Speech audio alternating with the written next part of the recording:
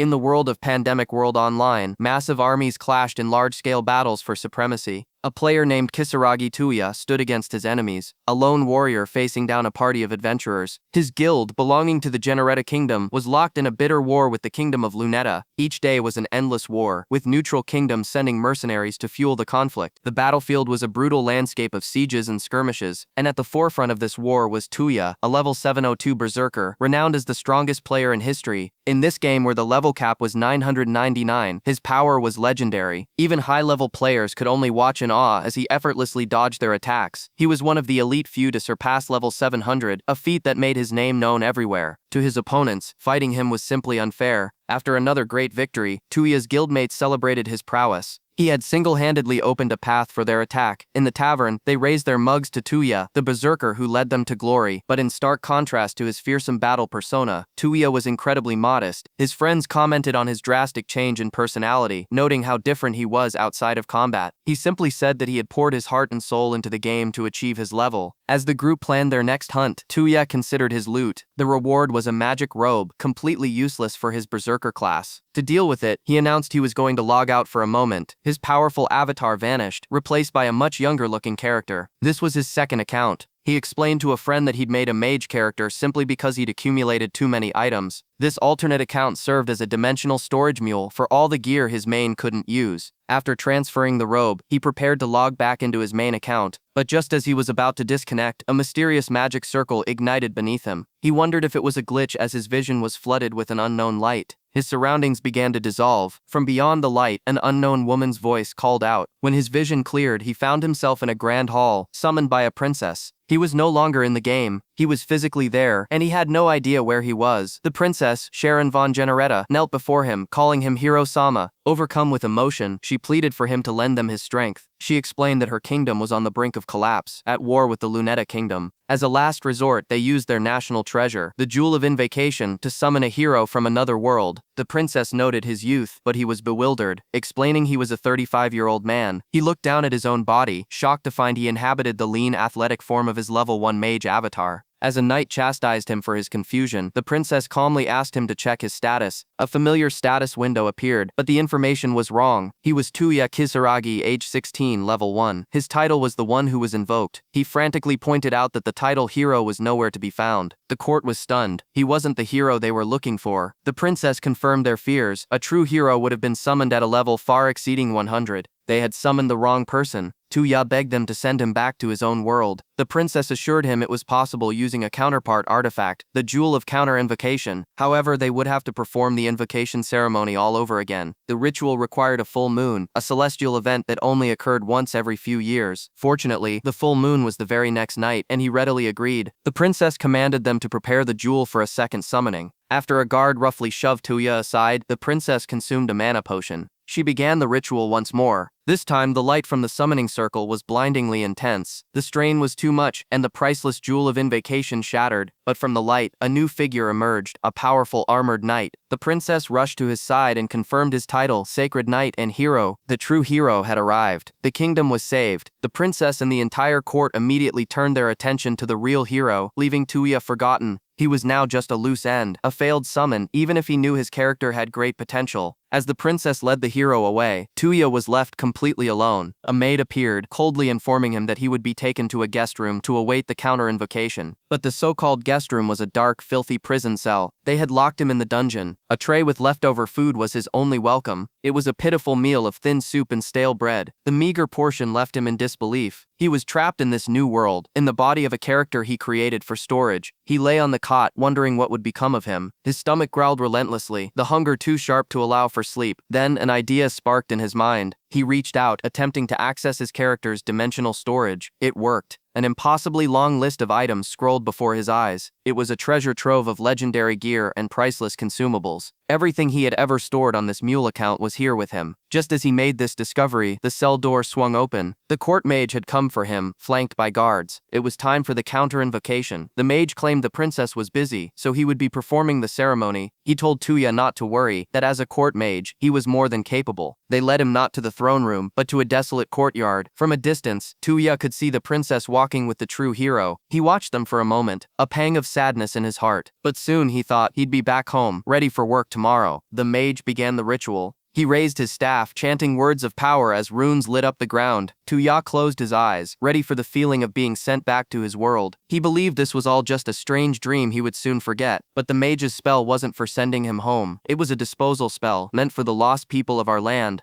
Two immense columns of light descended from the sky. When the light faded, the entire castle and kingdom had vanished. Tuya stood alone in a barren wasteland, horrified that he was still in this world. The terrifying truth crashed down on him. He was never going home. He collapsed to his knees, betrayed and abandoned in a hostile, unknown land. He contemplates his new reality, realizing he can likely never return to his original world. Taking stock of himself, he notes his longer hair and unfamiliar clothing. He is utterly alone in a vast, unknown wilderness. Sitting on a rock, he ponders how he will survive from this day forward. He recalls that with his parents gone and no siblings, no one in his old world will worry about him. His thoughts are interrupted by a rumbling stomach, reminding him of his inventory. Reaching into the void, he successfully materializes a loaf of bread. He eats, confirming that using an item from his storage depletes the count. Accepting his circumstances, he realizes he must figure out what to do now. First, he decides to assess what weapons and items he has available. His storage is filled with nostalgic and expensive equipment from his gaming days. He materializes the first buster sword he ever used. To his surprise, he can wield the impossibly large weapon. He practices with the blade, quickly growing accustomed to its formidable weight. Now armed, his next objective is to find a town or a village. He remembers a horse in his storage, a mount he used before reaching level 100. A brilliant flash of light erupts from his hands as he summons the creature. An intimidating eye with a mane of thick dreadlocks stares back at him. A colossal warhorse appears, its presence shaking the very ground. The protagonist is stunned by its immense size. Despite its fearsome appearance, the beast seems strangely docile. It then playfully nibbles on his head, showing a gentle nature. He asks the massive steed if it would carry him to a place with people. As he mounts the horse, he understands this is the true start of his new life. The creature explodes forward with terrifying speed. He clings on for dear life, certain he's about to die, when he spots a wagon under attack. A group of travelers is being swarmed by a horde of goblins. He doubts his ability to help as a mere level 1 priest. He turns to his horse, asking for its assistance in the fight. Without waiting for a command, the horse charges directly into the fray, crushing a goblin under its hooves. The beleaguered travelers watch in shock and awe. The warhorse becomes a whirlwind of destruction, scattering the monsters with pure force. The remaining goblins screech in terror at the unstoppable equine behemoth. One by one, the monsters are trampled into the dirt. In a matter of seconds, the entire goblin horde is annihilated. The protagonist covers his mouth, shaken by the brutal efficiency of his mount. The rescued adventurers approach him cautiously, wary of his power. Their leader thanks him for the rescue. He praises the protagonist's control over such a powerful battle horse. The protagonist explains the horse acted on its own, seemingly attached to him for some reason. He learns the adventurers were escorting merchants on behalf of their guild. The merchants emerge from the carriage, overjoyed and grateful to be alive. The adventurers offer to escort him to town as thanks for his help. They also offer to assist him in collecting the subjugation proofs from the fallen monsters. The protagonist is unfamiliar with the term subjugation proof. The adventurer explains that it's proof of a kill, which can be exchanged at the guild for money. For goblins, the proof of subjugation is their right ear. The party gets to work, thanking him for the unexpected bounty. Later, around their campfire, they suggest he become an adventurer, so he feigns memory loss to hide his origins. He quietly considers the idea of living as an adventurer in this new world. The adventurer then suggests he form a subordination contract with his horse at the guild. He explains it's a magical pact that formally binds a monster to a master. The adventurer notes how rare it is for anyone, even high-ranking adventurers, to own a battle horse. While the others rest, the protagonist takes a moment alone with the horse. He asks the creature if it would truly acknowledge him as its master before they finally arrive at a fortified town. They have reached the bustling town of Fendi. He is amazed by the lively streets and vibrant market stalls. He is even more surprised to see beastmen walking among the humans. After parting ways with the grateful merchants, he feels he's truly in another world. The adventurers invite him to a pub later, and he agrees. With his mind made up, he heads straight for the Adventurers Guild. His overeager horse tries to follow him inside, getting its head stuck in the doorway. He manages to get the massive beast stabled nearby, telling it to behave. The guild hall is a rowdy tavern filled with warriors and mages. He watches other adventurers milling about, checking the quest board for work. He nervously approaches the counter and asks to register as an adventurer. He also requests to perform a subordination contract with his horse. The receptionist is stunned, identifying his mount as a B-rank battle horse. She hands him the registration form, and he is relieved to find he can read the local language. The final step is to place a drop of blood onto a crystal orb. The orb glows, absorbing his magical energy and producing a guild card. His official tag identifies him as Tuya, a level 1 human priest, and now an E-ranked adventurer. For the contract, the receptionist presents a bangle for the master and a necklace for the servant. Tuya then asks if she knows any inns that can accommodate his battle horse. The receptionist stammers, realizing such high-class inns would be far beyond his apparent means. She quickly regains her composure and introduces herself as Milia. Just as he introduces himself, a sudden crash and shouting comes from outside. A man bursts in, screaming that people are being sent flying. Tuya and Milia look on in horror as they see his horse on a rampage. He rushes outside to find his mount causing chaos in the street. Locals yell at him to control his beast as men from the guild try to restrain it.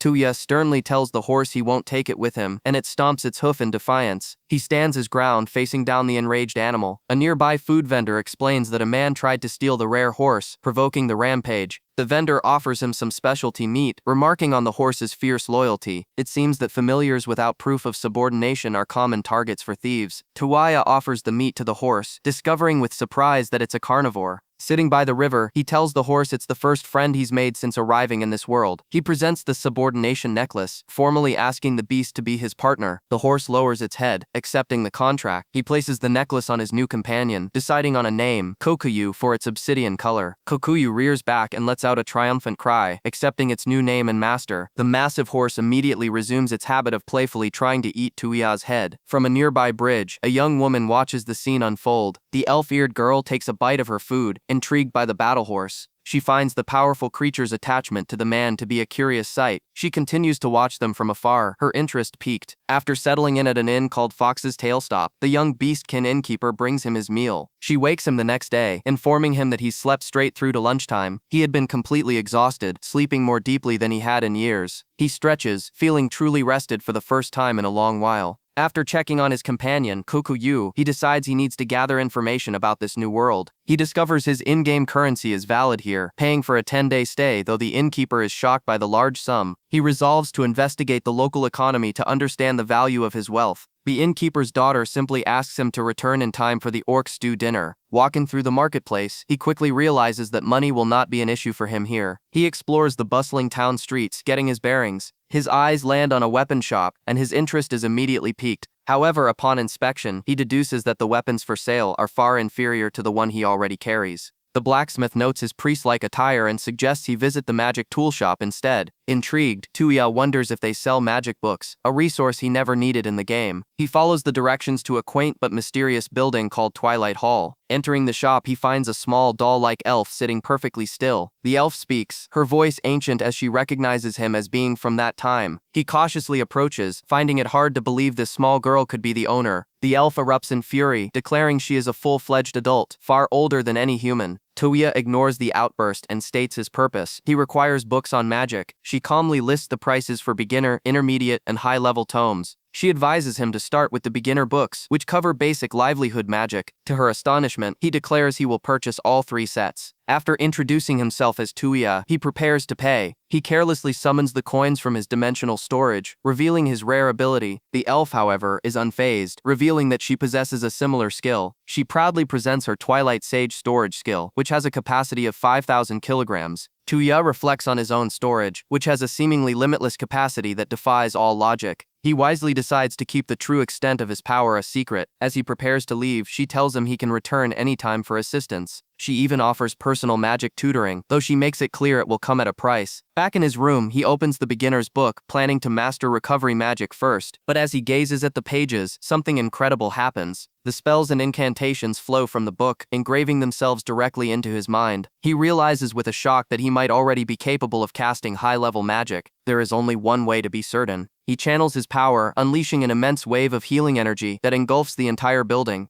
Downstairs, the innkeepers notice a strange, brilliant light emanating from above. Suddenly one of them feels a surge of vitality, his body brimming with newfound strength. The next morning, Tuya descends the stairs, feeling refreshed. The innkeeper's daughter greets him, mentioning she was worried when he missed dinner. She quickly serves him a hearty breakfast to make up for the missed meal. He finds the orc stew delicious and feels his fatigue melting away. He gives thanks for the meal with a prayer gesture, a custom unfamiliar to the girl. He simply brushes it off as a force of habit from his homeland. Alone again, he contemplates his uncertain future, holding an item from his past life. He is in a land he doesn't recognize, a world not from his game. Staring at the two suns in the sky, he questions the very nature of his new reality. His gaze falls upon his ring, a support item that multiplies all experience gained by 100. His path forward is clear. He must become stronger. He heads toward the forest, determined to test if the ring's power still functions. After using basic magic to prepare a comfortable spot for Kokuyu, he ventures into the woods. He draws his blade, knowing that unlike the game, this is a matter of life and death. He doesn't have to wait long before he encounters his first enemies. He identifies the small, grotesque creatures as goblins. Without hesitation, he lunges into the fray. He cuts down the first monster in a single fluid strike. He pivots instantly, facing the remaining two goblins head-on. His movements are brutally efficient, ending the fight in seconds. This world is no game, and he fights with the grim finality it demands. A brilliant light envelops him as he levels up 6 times from the single encounter. The ring works perfectly.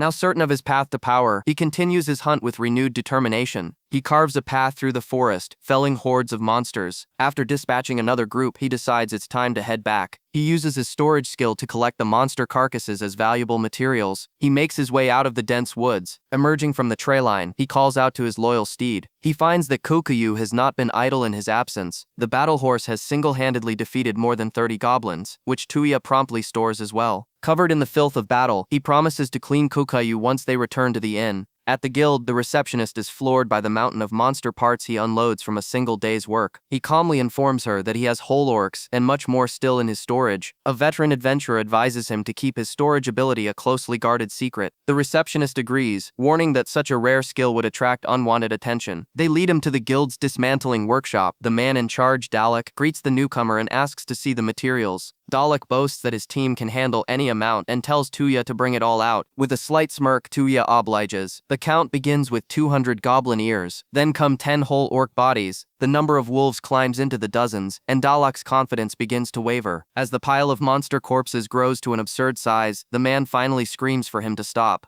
The workshop floor is completely buried under the results of Tuya's hunt. Overwhelmed, Dalek says they'll process this batch for now, relieved the rest won't spoil in storage. He asks if Tuya is a high ranker, only to learn he just achieved E rank. The dismantler realizes an unbelievably powerful adventurer has just arrived in their town. The receptionist confirms his rank will surely rise again after the materials are assessed tomorrow. She then admits she finds it impossible to believe he's a priest, speculating he must be a berserker. She describes the Berserker class as an invincible warrior of legend. It's a legendary job class said to be attainable only by those who surpass level 100. Tuya is struck by a thought. Can one change jobs in this world, just like in a game? With the power of his ring, he pulls up his status. He is already level 35. Reaching level 100 and becoming a warrior is no longer just a dream. He sets a new ambitious goal. He will become a berserker. His loyal steed seems to understand, and Tuya reaffirms his commitment to growing stronger. Filled with a new sense of purpose, he rides back toward the inn. The innkeepers greet him at the entrance, their expressions grim. To his utter shock, it is his own horse, Kokuyu, who speaks, delivering a devastating request. The protagonist's colossal battle horse draws stares from everyone in the bustling town square. He soon finds himself in a predicament, having been kicked out of his inn. The innkeeper's daughter explains that his steed, Kokuyu, is terrifying the other horses. A glance into the stables confirms it. The other animals are panicked by Kokuyu's overwhelming presence, causing the inn to lose customers. She suggests finding new lodging, but Tuya asks if there's a cheap property available instead. The girl knows of a mansion, but it comes with a strange condition and an eccentric owner. Upon arriving, she greets an elf named Nathalia. Nathalia, the guild lady, seems exasperated, asking what kind of troublesome tenant has been brought to her this time. Her demeanor shifts to shock as she recognizes Tuya from a previous encounter. She introduces herself and formally asks his name, her gaze fixed on his imposing companion. The townsfolk are in awe of the massive battle horse, a rare and powerful sight. Nathalia leads them through a high-class residential area toward her property. Before them stands a magnificent mansion. Its architecture is grand and imposing. Tuya worries about the cost, but Nathalia assures him the rent isn't the issue. The real question, she states ominously, is whether he can live there at all. Inside, she summons a being named Ferris, and a whirlwind of energy appears in the foyer. Tuya watches in shock as a figure materializes from the vortex. Nathalia reveals that only a person acknowledged by this entity is permitted to reside here. She introduces the being as Ferris, the house spirit. The spirit stands silently before them. She has the appearance of a beautiful girl, but her expression is as blank and lifeless as a doll's. The innkeeper's daughter explains that a house spirit is a guardian that protects a home and brings good fortune. Nathalia admits that even as the owner, she is barred from living here, for the spirit does not acknowledge her. She turns to the spirit and asks for her judgment on the man before her. Ferris's emotionless eyes reflect Tuya's image. She gives a subtle, almost imperceptible nod. Nathalia erupts in laughter, declaring that Tuya has been accepted and can live in the mansion. Tuya is baffled, having done nothing to earn the spirit's acknowledgement. Nathalia muses that both the legendary battle horse and the selective house spirit have taken a liking to him. They settle on an incredibly low price for the rent, and Tuya agrees on the spot. As a celebration, Tuya offers Nathalia a strange confection. He explains that it's a shortcake, a dessert from his world. Nathalia takes a tentative bite. Her eyes instantly light up with pure bliss. She devours the rest in seconds, demanding more of the incredible sweet. Tuya explains he has no more, as his storage isn't an infinite pantry. Desperate, Nathalia makes an unbelievable offer. She will trade the entire mansion for more of his confections. Tuya is floored by the proposition. She argues that it's a perfect deal, as she can't live there anyway and sees no demerit for him. He agrees and presents another dessert, a chocolate parfait, which has an equally powerful effect. Nathalia guards her new prize jealously, completely captivated by the flavor. With the deal struck, they head to the Commerce Guild to make the transfer official. Leaving satisfied, Tuya can hardly believe he just traded a few desserts for a massive estate. Even his horse seems to be enjoying its new, spacious home. At the Commerce Guild, the final procedure is completed. Then comes the bombshell. The annual property tax is a staggering 2 million gil. Tuya realizes Nathalia was desperate to offload the mansion and its crushing debt. The guild official explains that since only a spirit-acknowledged person can buy the property, his situation is a rare exception. Standing before his new home, Tuya feels like he's been masterfully swindled. He idly wonders if he can store cuckoo, and gestures toward the horse. To his utter shock, the horse vanishes into thin air. He realizes his storage can hold living things, a fact he was previously unaware of. This means he never needed to buy the massive mansion in the first place. Fearing the horse is angry, he quickly summons Kokuyu back from storage. Entering the mansion, he calls out to Ferris, who materializes to greet him. He formally introduces himself, stating that he'll be in her care from now on. For a fleeting moment, a faint smile seems to grace her lips. He dismisses it as his imagination, remembering that house spirits are said to be expressionless. A house protected by a spirit is perfectly maintained, never deteriorating over time. For decades, countless wealthy individuals tried to acquire the mansion, but Ferris rejected them all. Exploring his new home, Tuya discovers a luxurious bath. He asks Ferris for permission to use it, and she nods. He soaks in the hot water, a luxury he hasn't had in a long time. With his lifestyle foundation secured, he resolves to focus on leveling up and organizing his inventory. When he steps out of the bath, he finds Ferris standing there, waiting for him. He is startled by her silent presence. Embarrassed, he quickly asks her to leave the room. He then realizes she is simply trying to take care of him as the new master of the house. A basket with a fresh set of clothes has been laid out for him. He appreciates the blessing of having such a diligent house spirit. Later, relaxing, he wonders why she chose to acknowledge him. As if sensing his chill, Ferris quietly drapes a blanket over him. Her silent, devoted care continues throughout the day. The next morning, he prepares to depart. He informs Ferris he'll be gone for 3 days to level up and complete guild quests. Noticing her worried expression, he reassures her that he will be fine. He channels a small amount of power into his hand to demonstrate his strength. With a final goodbye, he heads out on his mission. In the Western Forest, he begins an orc subjugation quest. Thanks to his ring's experience multiplying effect, his level skyrockets after defeating a horde of monsters. He decides to extend his hunt to earn more money to cover the mansion's taxes. Back at the estate, Ferris waits alone for her master's return. She stares out the window as rain begins to fall, her vigil unbroken. Tuya continues his grind, defeating monsters and storing their bodies for later sale. His inventory skill negates all weight, making him a brutally efficient hunter. He also discovers his storage cleanse and repairs any item placed within it, a powerful secondary effect. After days of non-stop combat, he finally checks his status, thankful for his cheat ring. He has reached level 100, unlocking the path to the powerful Berserker class. A prompt appears asking if he wishes to change his job.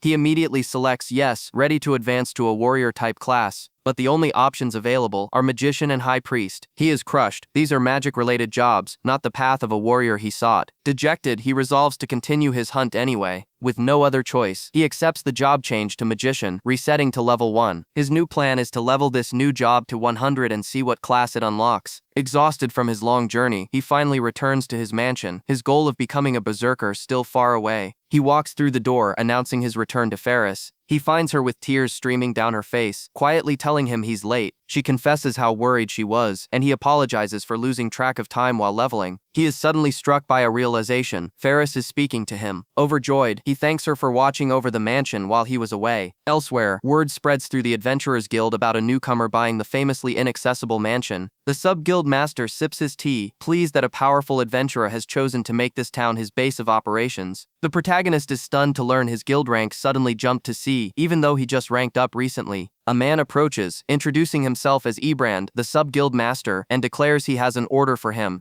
Ebrand addresses the assembled adventurers in the guild hall. He rallies them to take on requests and earn money, igniting a cheer from the crowd. The sub-guild master then pulls the protagonist aside, asking for a moment of his time. They arrive at the guild's material dismantling station. A worker named Dalok shouts in surprise at their arrival. The other dismantlers are completely overwhelmed by the massive pile of monster corpses, begging for the protagonist to be banned from bringing more. Ebrand notes this haul is more than enough for a C-rank adventurer, while the protagonist worries about the even larger stash in his private storage. The sub-guild master reveals he was expecting him, as he has a specific request to fulfill. He offers an escort mission for a group of merchants, but the protagonist instantly refuses the job. He explains that the request sounds far too troublesome to accept. Furthermore, he is not taking any long-term missions that would require leaving his companion, Ferris, alone at home. Suddenly, a guild receptionist rushes towards them, calling out Ebrand's name. The protagonist examines his guild card, confirming his level is 57, but his job is still listed as magician, not his new class. It's explained that the guild cards are mysterious artifacts, and their information must be rewritten by hand, as their mechanics are not fully understood. This oversight means he doesn't have to worry about anyone discovering his secret job change. Ebrand reveals the town's strongest adventurer took 20 years to reach level 42, making the protagonist's growth rate terrifyingly abnormal. He calculates that based on level alone, the young man's rank should be S rank. The protagonist realizes this world's inhabitants have no concept of items that multiply experience points. Ebrand warns him that if such talent were to be discovered, the royal family would undoubtedly try to recruit him. This would spell the end of his freedom as an adventurer. The thought of being shackled to the government fills him with dread. He cannot believe the potential consequences of his power being exposed. Seeing his reaction, Ebrand correctly assumes he has no desire to work for the state. He sternly instructs the receptionist to keep this entire conversation a secret. The sub-guild master then remembers the protagonist wanted to investigate something. He offers to help, leading him into the guild's private archives. Ebrand presents the material room, a vast library the guild takes great pride in. He explains it contains valuable information on history and neighboring countries that might aid his search. However, access to such a precious collection requires a reasonable fee. Ebrand then makes a special offer. He can use it for free if he accepts a request. Realizing he's been cornered, the protagonist reconsiders the escort mission. He agrees to the deal, and Ebrand grants him access, reminding him nothing can be taken from the room. As he leaves, the sub-guild master tells him not to be late, as the mission departs in 10 days. The receptionist stays behind to process the paperwork for his access. She then reveals the standard usage fee is a mere 1 copper coin. The so-called precious books are just old manuscripts that very few people ever bother to read. She sincerely hopes that he won't decide to quit being an adventurer. Outside, the protagonist realizes he has been completely outmaneuvered. Suddenly, a young elf girl runs toward him, complaining that she got tired of waiting. She seems nervous as he asks what she needs from him. Nathalia admits she couldn't forget the incredible taste of the sweets he had given her. He tries to get her attention, stating he has questions about Ferris. Arriving at his mansion, he is warmly welcomed home by Ferris. He asks if anything of note happened while he was away. Nathalia is completely stunned, shouting in disbelief that the house spirit can talk. In all her long life, she has never heard of such a thing. The protagonist waves her off, but Nathalia is left to ponder how many things she still doesn't know. He proposes a trade, a special grade magic book, and a research book in exchange for some of those sweets. Nathalia wonders if the special grade magic in the book is as powerful as it was in the game. She agrees to the trade, deciding it's not a bad deal at all. Since she is already visiting, Ferris invites Nathalia to stay for dinner. A large, sizzling platter of mixed grill is served. He encourages her to try the different kinds of meat. She takes a careful bite, her eyes widening in surprise. The elf exclaims that she's never tasted meat so incredibly soft before. She finds it absolutely delicious, as Ferris watches on with a serene expression. Ferris explains that as a spirit, she gains nourishment by absorbing magic from the land.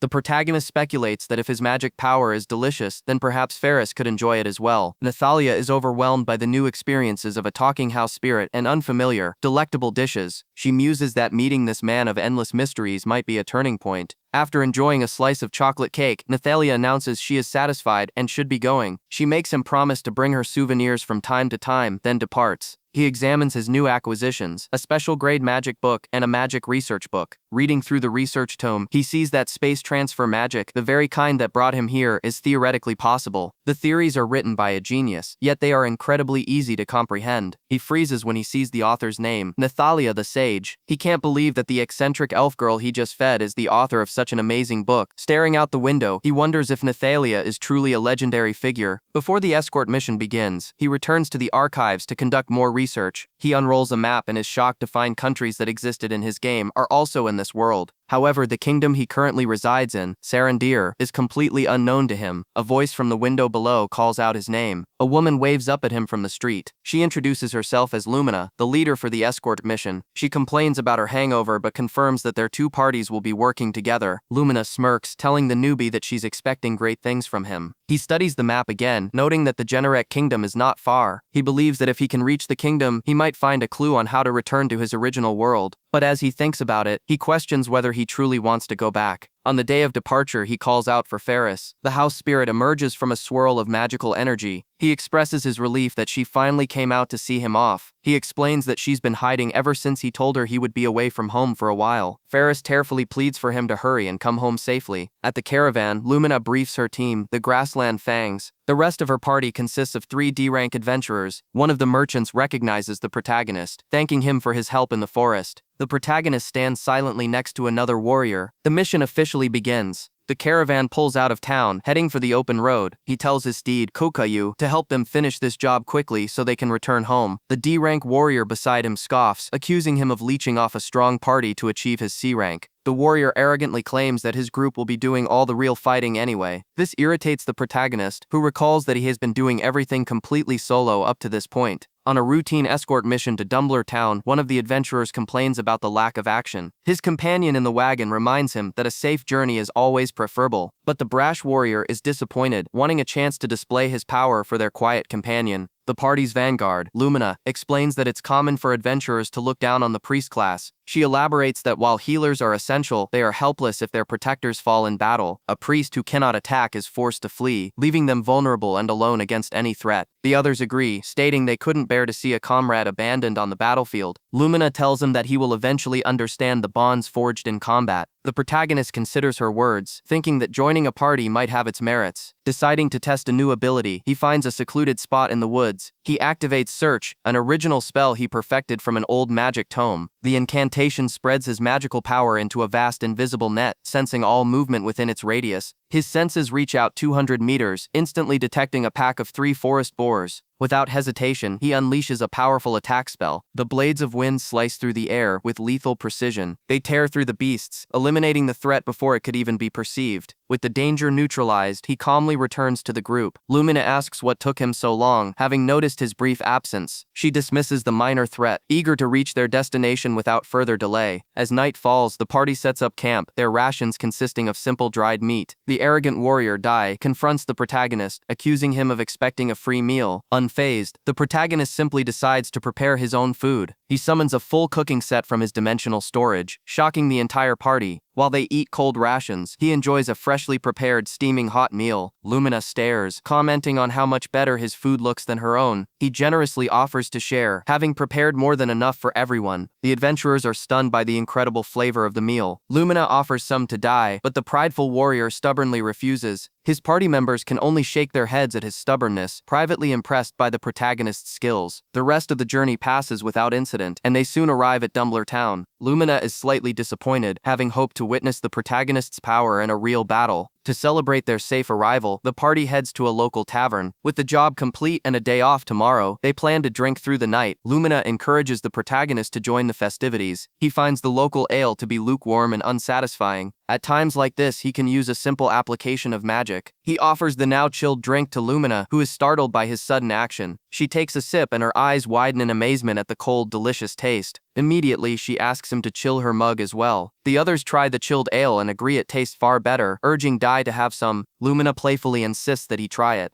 Even Dai is forced to admit that the chilled drink is surprisingly good. The protagonist smiles, having proven once again how useful a priest can be. Dai and Lumina's perception of him begins to change. Suddenly, Lumina grabs him, declaring they need to have a serious talk. Her primary motivation, however, is simply to have him chill her ale. The next morning, he rises early while the others sleep off the previous night's celebration. He decides to spend his free day by visiting the local adventurers guild. The trading town of Dumbler is bustling with activity. He quickly spots the large guild hall in the center of town. As he approaches, a young boy asks if he can use healing magic. The boy, Lael, offers his entire life savings of 3 copper coins for a desperate request. He needs someone to heal his gravely ill older sister, but no one would help for such a small fee. Their conversation is cut short by the arrival of several brutish men. They sneer at the slum kid, telling him to get lost. The thugs mock the boy's plea, claiming no adventurer would ever accept his worthless request. One of them grabs the boy, sneering that he can't possibly pay for a healer's services. The protagonist intervenes, catching the thug's wrist with a grip of steel. Enraged, the men prepare to draw their weapons on him. Just then, a guild receptionist emerges, demanding to know the cause of the commotion. Knowing that fighting is forbidden here, the thugs back down, but not before issuing a threat. The protagonist learns the boy's name is Leal. He accepts the 3 copper coins, taking on the boy's quest. Leal leads him away from the main square and into the city's slums. Despite the grim surroundings, the boy points out his home with a glimmer of hope. They arrive at a large but run-down building, clearly an orphanage. Other children run out to greet Leal, asking if his trip was a success. They see the protagonist and realize Leal has brought back a priest. A small girl asks if he can truly heal, and he reassures her that he can. He's told there are no adults, only their older sister Saya, who has been doing her best to care for them. He is led inside to a dimly lit room. He finds a young woman lying in bed, feverish and struggling to breathe. He's shocked to see she's his age, yet carries the burden of caring for all these children alone. They tell him she's been sick for a week and her condition is only getting worse. He places a hand on her forehead, confirming she has a dangerously high fever. Sensing the severity of the situation, the children begin to weep in fear. He comforts them, promising to do everything in his power to save her. He channels all of his magical energy, unleashing every healing spell he knows upon the house. Under the gentle light of his magic, the young woman's fever breaks. Saya awakens, feeling weak but completely cured, calling out for the children. She finds them gathered at a table laden with food. The protagonist greets her, explaining he made a meal for everyone while she was recovering. The children joyfully explain that he used his incredible magic to heal her. Embarrassed by her state of dress, Saya quickly excuses herself to change. Leal thanks him with all his heart for not only healing Saya, but also providing food. Saya returns, marveling at the pot of stew that seemed to appear from thin air. The protagonist mentions that he doesn't have a family of his own. Overwhelmed by his generosity, Saya insists she must find a way to repay him. She's invited to join the meal, and she reluctantly accepts. The soup is delicious, and she explains that she's been managing the orphanage alone since her mother's death. Most of the residents here are war orphans, their families lost in an invasion by the Generet kingdom. With tears in her eyes, she vows that she is the only one who can protect them. The protagonist thinks of the coming war and tells her that she doesn't have to bear this burden alone. He encourages her to rely on the others, who all want to help her. His kind words bring her to tears, and she realizes he is right. The children see the emotional moment and begin to playfully tease them. As night falls, the protagonist prepares to leave. He announces his departure for the next morning, but leaves behind a massive pot of stew from his storage. He promises to visit again someday. Saya and all the children wave goodbye, making him swear to return. Walking alone through the dark streets, he ponders the impending war and the fate of the orphans. An old man from the tavern spots him and tries to pull him back for another drink. Suddenly, another figure shoves the old man aside. The thugs from the guild have returned, armed and cornering him in the empty street. The adventurer sneered, claiming the old man he'd struck was just exaggerating the pain. His companions began to mock the protagonist, sizing up his expensive gear and assuming he was some wealthy noble.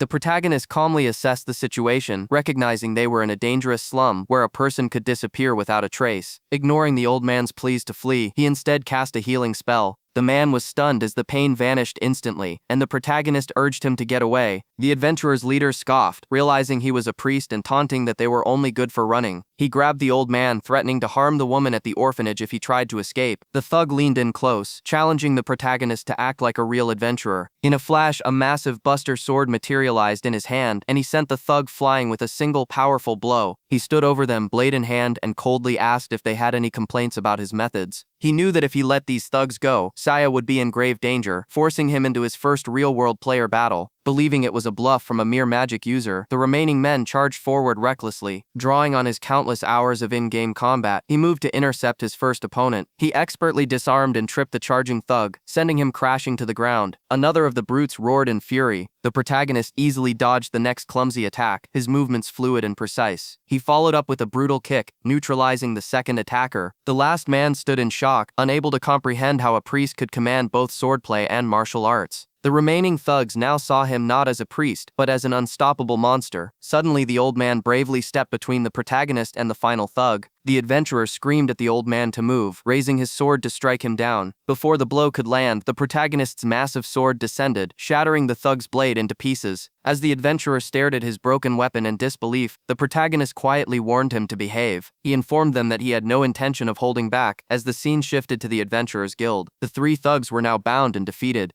As the guards led them to the underground cells, he admitted to himself that the fight had felt exhilarating. The guild receptionist explained that the men were already under suspicion for other crimes. With the old man's testimony, they finally had the proof needed to ensure their prosecution. The protagonist apologized for involving an outsider in their town's troubles. The receptionist mentioned Saya, the manager of the slum orphanage, prompting him to offer his help. Later that night, Saya gazed out the window of the orphanage. Her greatest wish was to provide a safe home for the children under her care. The guild promised to take responsibility for the orphanage's protection, a great relief to all involved. He was impressed by the virtuous adventurers in the city of Fend. With Saya and the children now safe, he felt a sense of peace, though he still had an early morning departure. Under the moonlit sky, he decided he should pick up a souvenir for Nathalia. Back at his mansion, news arrived that Tuya would not be returning for some time. The elf Nathalia was dismayed, realizing this meant 2 more days without his excellent cooking. 2 onlookers commented on the small elf, making a commotion. This was Nathalia, the proprietor of the magic tool shop and a self-proclaimed sage. The guild receptionist from earlier approached her, apologizing for the intrusion. She had come to ask Nathalia a question. The receptionist was curious about the circumstances of Tuya becoming her personal attendant. She asked if it was unusual for him to have been acknowledged by the mansion's house spirit. Nathalia admitted she didn't know the specifics, but explained that some people are born with an innate love from the spirits. She then revealed a stunning secret. She was formerly the magician of the Eternal Shrine. She had lived in a country where all races coexisted peacefully, a stark contrast to the human-centric Generate Kingdom. Her immense talent led her to become the head magician, a post she held for many years.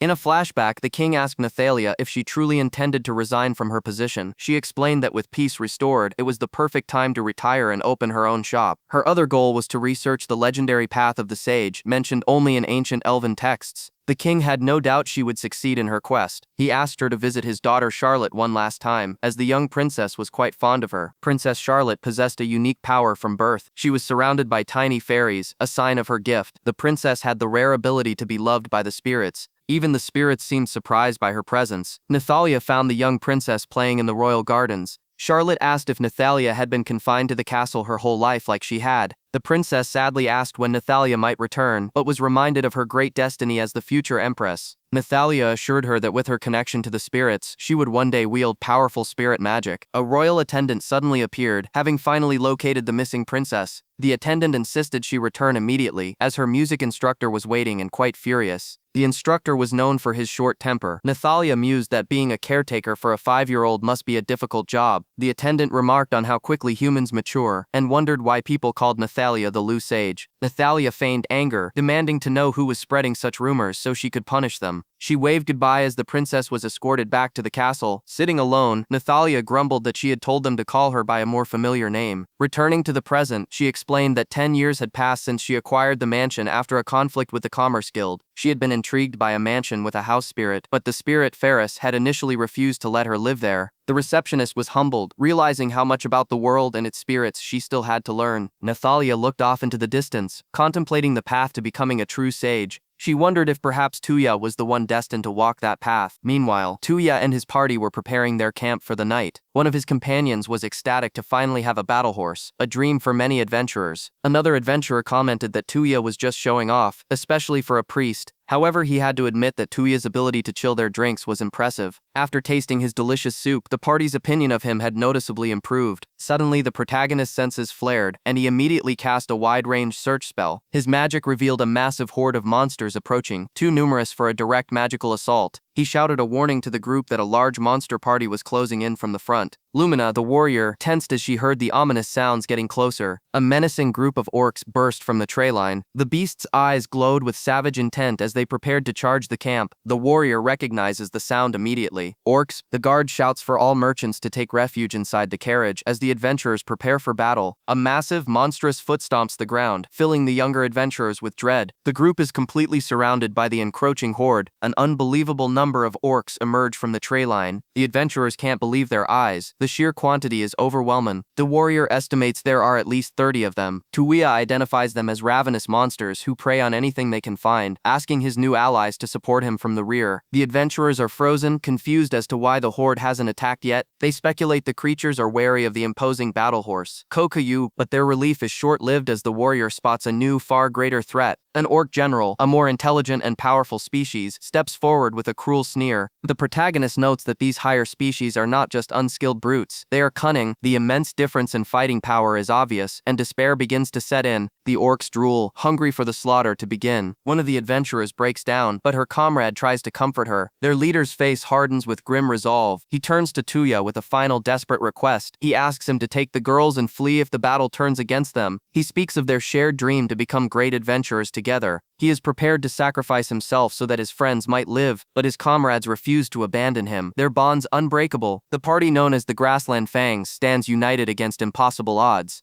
Tuya watches them, moved by their bravery in the face of certain death. They know that even a B-rank warrior would be overwhelmed by these numbers. Their only hope seems to be Tuya and his powerful steed. The orc general gazes at them, seeing only a quick and easy victory. The red-haired warrior grips her sword, knowing her friends are counting on her. With a guttural roar, the general orders the attack. She yells at her comrades to put everything they have into this fight. Corolena. Suddenly an orc's head is sliced clean from its shoulders. Kukayu rears back, a whirlwind of destructive force. Tuya moves like a phantom, his blade a blur of silver light. He is impossibly fast, a specter of death on the battlefield. He cuts a bloody swath through the charging orcs. Tuya then unleashes a fire bullet, incinerating one of the monsters instantly. He and his battle horse fight in perfect sync, a terrifying engine of destruction. They tear through the horde, leaving nothing but carnage in their wake. The adventurers can only stare, their minds unable to process the massacre. The warrior watches in awe, feeling as if she's witnessing a living legend. Covered in the filth of battle, Tuya turns to them and simply asks if they're coming. He stands atop a pile of his victims, having hunted them down with ruthless efficiency. His companions are left utterly speechless by the display of power. Their leader rallies them, shouting for everyone to follow Tuya's lead. Standing over the last of the fallen, they celebrate their impossible survival. They praise his peerless swordsmanship and devastating magic. Tuya simply says that he and Kokuyu fought as they always do. The leader, Dai, tries to speak but is overcome with emotion. He tearfully thanks Tuya for ensuring none of his comrades had to die. Tuya deflects the praise, acknowledging that they all fought bravely. The adventurers realize the mountain of corpses would fetch a fortune. As one begins to collect proof of subjugation, Tuya tells him to stop. He calmly announces he can simply store the bodies himself. The group is once again stunned into silence by his ability. In a flash of light, every single orc corpse vanishes without a trace. The merchants hiding in the carriage peek out, equally bewildered. With the threat eliminated, they finally arrive safely back at the town of Fendi. At the guild, the receptionist congratulates Tuya on his success. She presents him with a new plate, officially promoting him to B rank. He learns that completing a single escort mission was the only condition for the promotion.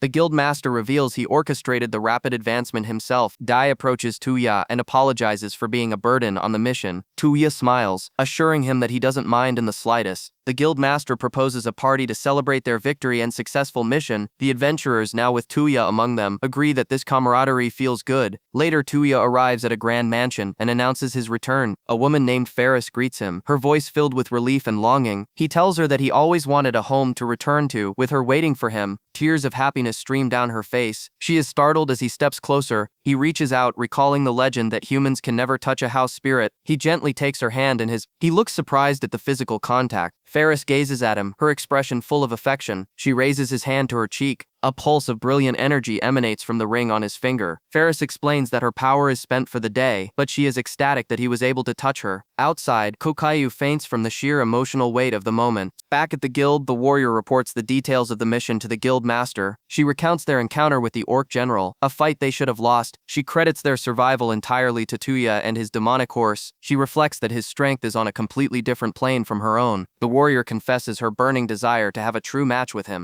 even if it meant her death. The guildmaster tells her to rest, but she insists she has one more urgent report. The tide of the war between two major kingdoms has suddenly and inexplicably changed. Far away, two figures flee through a darkened forest. A young girl with horns runs for her life. Her companion, a girl wearing royal clothes, urges her onward. They agree that stopping in a place like this is not an option. They must reach the sage, no matter the cost. The two huddle together, their desperate mission shrouded in shadow. 3 months after the escort mission, Tuya is approached by another adventurer. His party members complain, assuming Tuya is only interested in the reward of chilled ale after all the trouble he went through. Back in the audience hall, he recognizes the so-called hero who is summoned with him. The world is embroiled in conflict, with the Generate Kingdom fighting a losing war against the Lunette Empire. The hero is described as a monster in human form, having single-handedly obliterated several towns. His companions worry that if the balance of power shifts, their neutral kingdom will be drawn into the fray. Another adventurer tries to calm their fears, boasting about the Lunette Empire's legendary knight commander. However, his next words cause the catgirl waitress to freeze in terror. He reveals that if the Generate Kingdom wins, they plan to enslave every beastman in the region. The princess had mentioned her kingdom was at war, yet the hero remains here. The waitress nervously asks who they think is more powerful, Tuya or the hero. His party members confidently praise his skills, saying he is surprisingly formidable. Tuya quietly reflects on his fate, cast aside simply because he lacked the title of hero. A young woman named Ferris finds him, chiding him for drinking too much. Back at the mansion, she informs him that his bath is ready, her expression slowly becoming more varied. He learns that Nathalia had stopped by for a meal earlier that day. He notes that since the escort mission, Ferris has become his constant shadow. She even offered to sleep with him, a proposal he had to carefully navigate. He couldn't touch Ferris, sensing she didn't even understand the reason for her own actions. Soaking in the bath, he muses that his teleportation landed him conveniently close to this town. He looks over the city, thinking of all the people he has met since arriving. He considers forgoing his old life entirely, as staying here seems far easier, unaware that Ferris is listening. He suddenly notices her in the doorway and realizes she overheard his thoughts. A few days pass. He is suddenly summoned to the guild for an urgent matter. The guildmaster greets him while carving a small statue, confirming the request is time-sensitive. His assistant Milia explains the details. A village in the northern forest has gone silent. They've had no contact for weeks, and the C-ranked party sent to investigate has also vanished. With monster activity on the rise due to the war, they ask Tuya to conduct the investigation. He accepts the mission, and the guildmaster offers to purchase any materials he hunts along the way. Tuya agrees, mentioning there's something new he's been wanting to test. The guildmaster offers him the newly finished orc carving as a gift, but he refuses it. Meanwhile, in that same northern forest, a battle has already concluded. A battered knight stands over the slain monsters as a young noblewoman checks on her. The knight insists she is fine, stating that protecting her charge is her duty, but her strength gives out and she collapses, relying on the princess for support. As an empress, she cannot allow this to stop her, and she pushes onward. A month prior, the king received grim news of the Generate Kingdom's sudden invasion. Every dispatch from the front lines reported nothing but defeat for their forces. The mighty General Garrett demanded to be sent to the front with his knight order. His daughter, the knight Artheria, watched with confidence, sure they could not lose. The general proudly patted his daughter's head, telling her not to worry. The legendary Garrett Knights marched to war, the citizens fully believing in their victory. But the news that returned was catastrophic. General Garrett had been slain by the enemy's hero. With their main force shattered, the enemy advanced unopposed, set to cut off all escape routes. The king begged his daughter Artheria to flee with Princess Charlotte. An advisor argued they should seek the aid of Nathalia the sage instead of escaping. The king entrusted the mission to Artheria, knowing she was close with the sage. He watched them depart, praying that the tide of battle might still turn. The escape was a bloodbath. Their knight escorts sacrificed themselves to allow Artheria and the princess to flee. Back in the present, Artheria awakens, and the princess expresses her relief. The knight apologizes, and the princess offers her the last of their water. They wonder how they can possibly find Nathalia in this vast, unfamiliar kingdom. They reminisce about their childhood, playing jokes on the sage they now desperately seek. Holding hands, they find a sliver of hope in their shared past. They pray to their goddess for guidance through the dark. Artheria holds the princess, steeling her resolve for the sake of all who have died.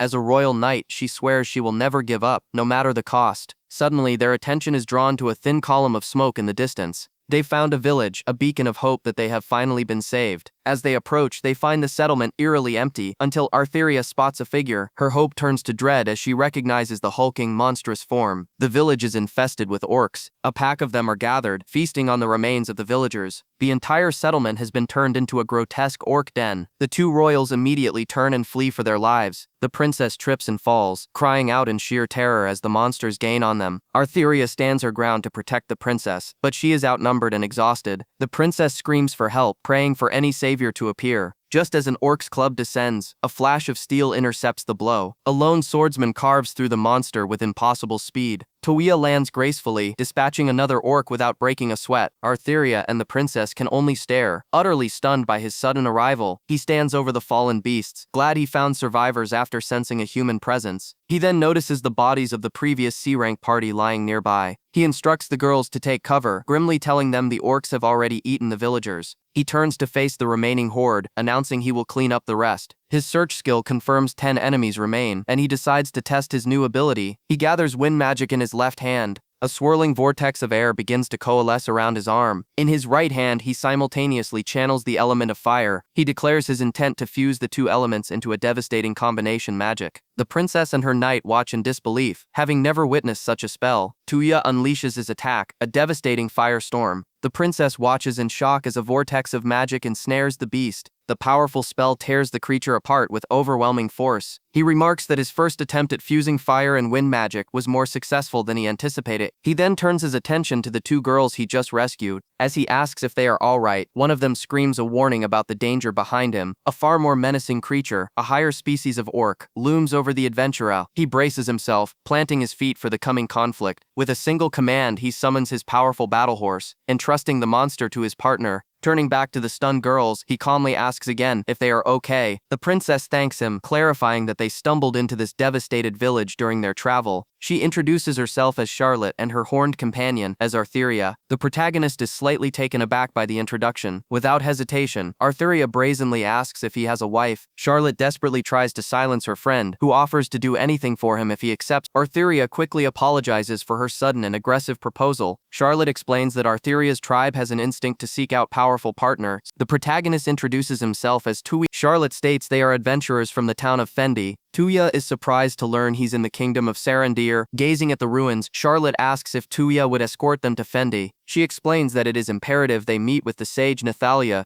Touya's casual mention of the lowly sage leaves Charlotte completely stunned. Taking it as a sign of divine guidance, she begs him to take them there immediately. Touya looks over the silent, ruined village. Before they leave, he asks for their help with one final task. They hand over the guild cards they collected from the fallen, saving him the trouble. He plans to use his storage skill to transport the bodies of the deceased back to the town. Artheria remarks that they are fortunate, as most bodies are never returned to their families. Touya quietly reflects that he is slowly becoming desensitized to death. After asking his horse to wait, he discusses their next move upon reaching the town. He finds a suitable spot and prepares to summon transportation. He activates the icon for a carriage, a function he has never used before. The two women watch in disbelief as a large object materializes from thin air. They can only gasp at how gorgeous it is. An incredibly ornate and luxurious carriage now stands before them. Touya admits it's more ostentatious than he expected, especially being pulled by his battle horse. Artheria exclaims that not even the royal guards possess such a magnificent vehicle. Her comment about royal guards confirms Touya's suspicion that Charlotte is a noble. He decides it's best not to pry, though Charlotte now wonders if he too is of high birth. Inside, the girls continue to marvel at the carriage's unparalleled craftsmanship. Touya proposes a truce. He won't ask about their circumstances if they don't ask about his. With the agreement made, he takes the reins and sets them on their way. They are amazed by the vehicle's silent, smooth ride. They comment on his calm demeanor, which reminds them of his battle with the orcs. He privately muses that his composure comes from being mentally over 30 years old. His companions debate his true identity, unable to classify him as a simple warrior or magician. They guess he must be a priest, or perhaps Nathalia's disciple, and he gives a non-committal answer. They know Nathalia as a great magician who is researching the path to becoming a sage. Touya now understands the origin of the advanced magic research books he possesses. He knows he can't reveal his true job, but decides it's fine as long as they don't press the issue. He recalls his recent past, leveling up as a magician to unlock the Berserker class. he faces down another orc in his grinding area. With a single clean strike, the monster is dispatched. After 7 long days of constant fighting, the grind was becoming tiresome. He checks his status, confirming he has finally reached level 100 as a magician. To become a berserker in the game required mastering multiple warrior-type jobs first, but when the job change option appears, it's for another magic class, not a warrior one. He is confused, having found no path to becoming a berserker despite his research. He reflects that he must grow stronger, just as something plummets from the sky. Whatever it was lands squarely on his head. He sits alone, surrounded by the vast open wilderness, staring at the endless landscape. He feels a sense of awe. His partner notes the sheer size of the world, and Tuya finds his anxiety melting away. He realizes he is not alone and that there is no longer any reason for him to hesitate. He vows to push past his limits and move forward with his companion. He accepts the new job, a class that exists beyond both priest and magician. The system announces his job change. Tuya Kisaragi is now a sage. His attire transforms to match his new powerful class. His status screen updates, showing him as a level 1 sage. His skill list reveals an immense arsenal of magic he can now access.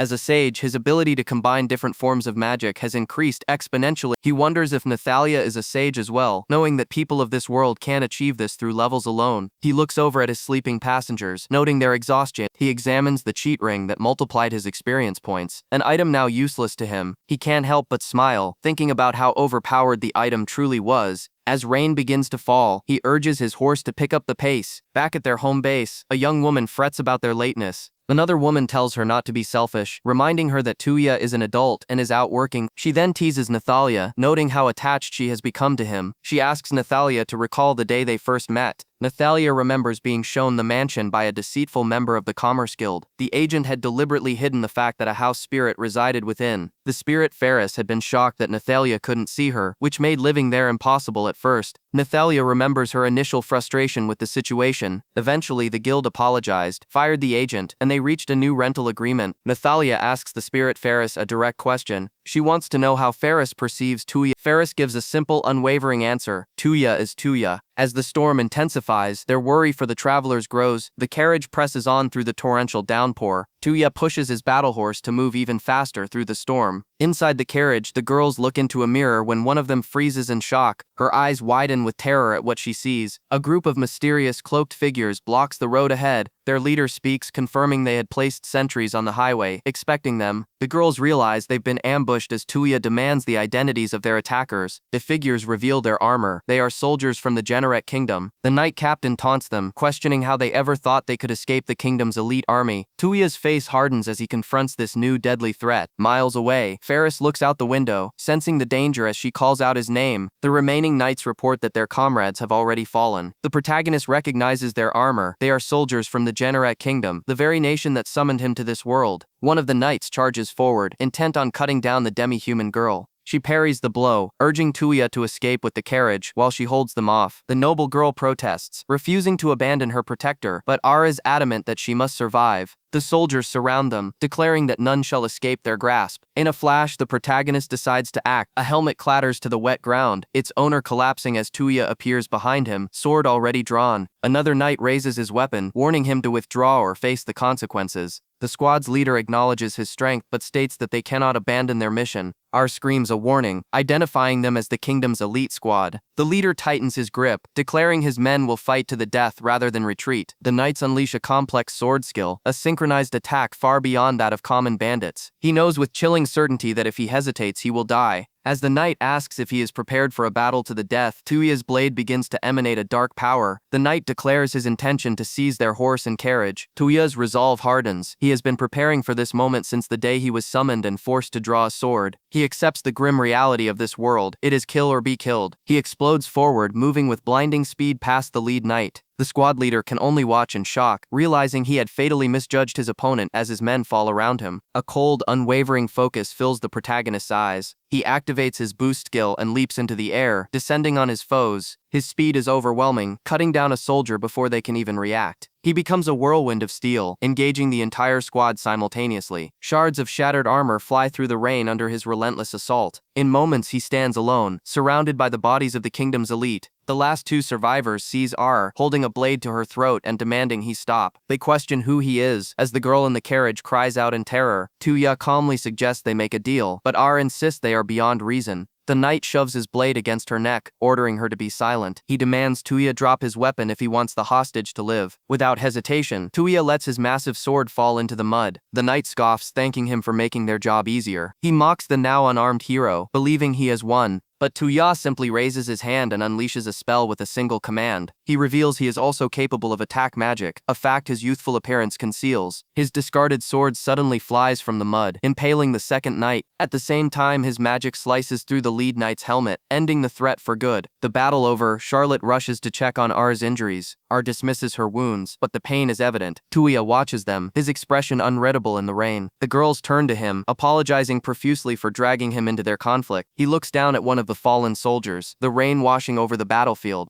He reflects on his bizarre summoning, a stark contrast to the stories where a god typically appears to guide the hero. Putting his thoughts aside, he approaches R and offers to examine her wound. He casts high heal, and a warm light envelops her arm, instantly mending the injury to the girl's astonishment. He asks if she can stand, stating that they cannot leave the corpses like this. He tells them he will need their assistance to clean up the aftermath. With their grim task completed, they travel onward as the rain finally begins to subside. Their spirits lift as they approach a nearby town, eager to finally meet someone named Nathalia. They reach the town gates, but find they close at nightfall, forcing them to make camp. The girls agree with his assessment, trusting his judgment. He finds a suitable clearing in the woods to set up for the night. Sighing, he asks them to promise him one thing before they proceed. He requests they keep his powerful storage skill an absolute secret. He then summons a large tent from thin air. The girls are amazed, but he tells them to look inside before they judge. The tent's interior is revealed to be a magically expanded, luxurious living space. As they marvel at the magical item, Tuya offers to provide even more. He reveals a fully prepared campsite and suggests they have dinner. He starts a fire with a snap of his fingers, preparing a simple but warm meal. He even provides them with fresh, dry clothes from his inventory. They enjoy their first proper meal in days, immensely grateful for his overwhelming generosity. He informs them the tent repels monsters, and that they should rest inside while he keeps watch. He silently admits he would be too uncomfortable to sleep near two girls he just met. Inside, the girls discuss how kind and powerful their mysterious savior is.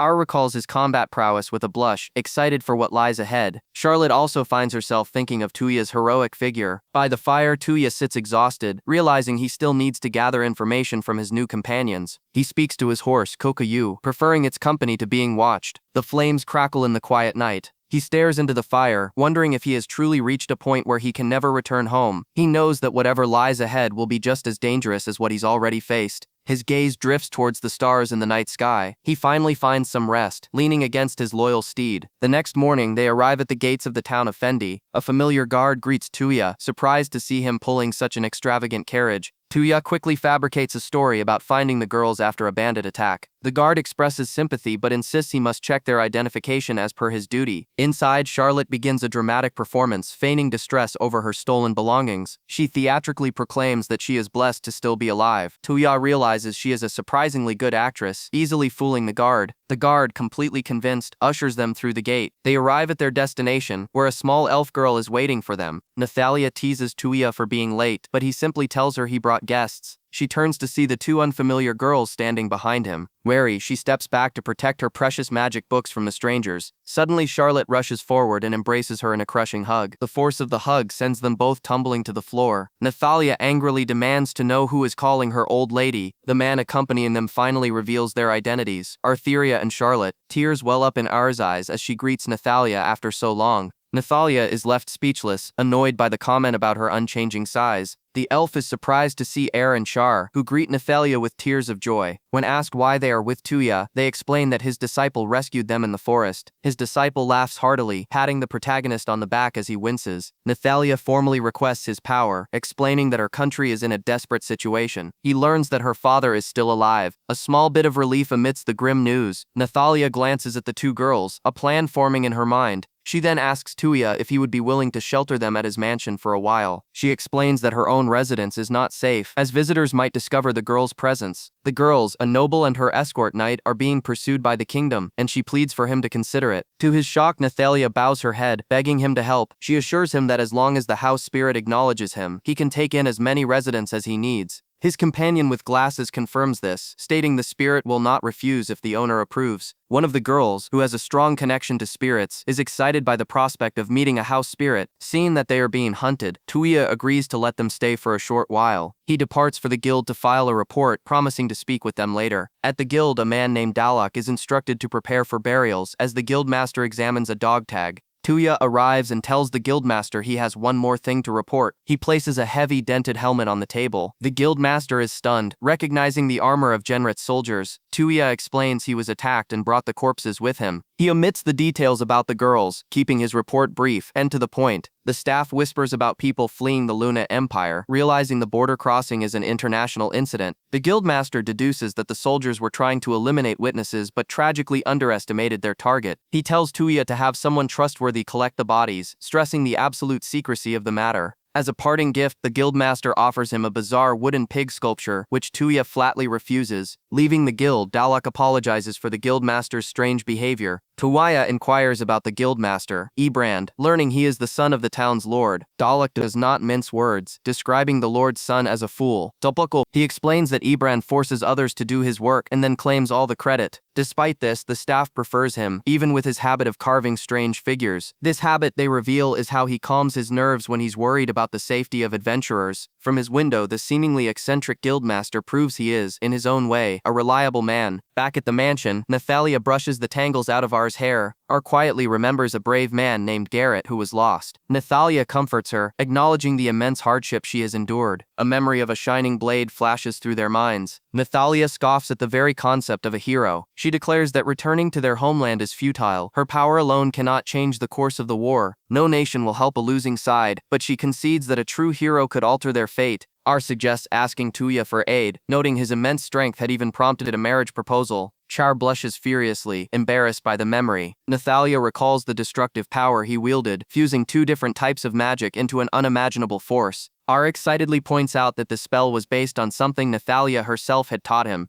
The group comes to a chilling realization. This means Tuya will inevitably be drawn into their war. The noon bell rings, signaling it's time for their meeting. Tuya meets the girls, who question him about the unknown magic he used. Upon arriving at his home, they are left speechless by the scale and beauty of the mansion. He denies stealing it and prepares to introduce them to the house spirit. In a gust of wind, the house spirit Ferris appears before them. She apologizes for her tardiness, but Tuya remains silent, his hand clenched into a fist. Ferris senses his tension and asks if he is alright. He reassures her that he is fine, leaving the others bewildered. The new residents are stunned that a house spirit can speak. Even Nathalia is baffled by the endless mysteries of this world. Char expresses her wonder at being able to converse with such a being. She formally introduces herself and Er, explaining that Tuya has kindly allowed them to stay. Her words hang in the air, heavy with unspoken meaning. Tuya understands immediately what she is implying. Ferris glares at him with frustration, calling him a dummy. The others are confused by the spirit's sudden anger. Nathalia explains that Ferris is special to Tuya and is possessive, a fact she cannot voice openly. She begins to explain the true nature of house spirits. While scholars define them as simple caretakers, that is only a fraction of the truth. A house spirit's true power is far more formidable. It is the ability to perceive and track every substance and person within the building's walls. Tuya realizes with a jolt that such a power makes the mansion an invaluable strategic asset, one the military would seize without hesitation. The revelation leaves him utterly shocked. He thinks back on how crucial Ferris has been to him since his arrival. Later, Ferris sits quietly in the stables with the warhorse. The two of them share a moment of silence. She regrets her harsh words, confused by feelings she'd never had before. For so long she had been content merely observing the lives within the mansion. She watched generations come and go, always as a silent guardian, but something was different now. Tuya finds her and asks what she truly thinks of him, admitting he felt a desperate need to speak with her. He confesses he was worried when her voice vanished, feeling lonely in her absence.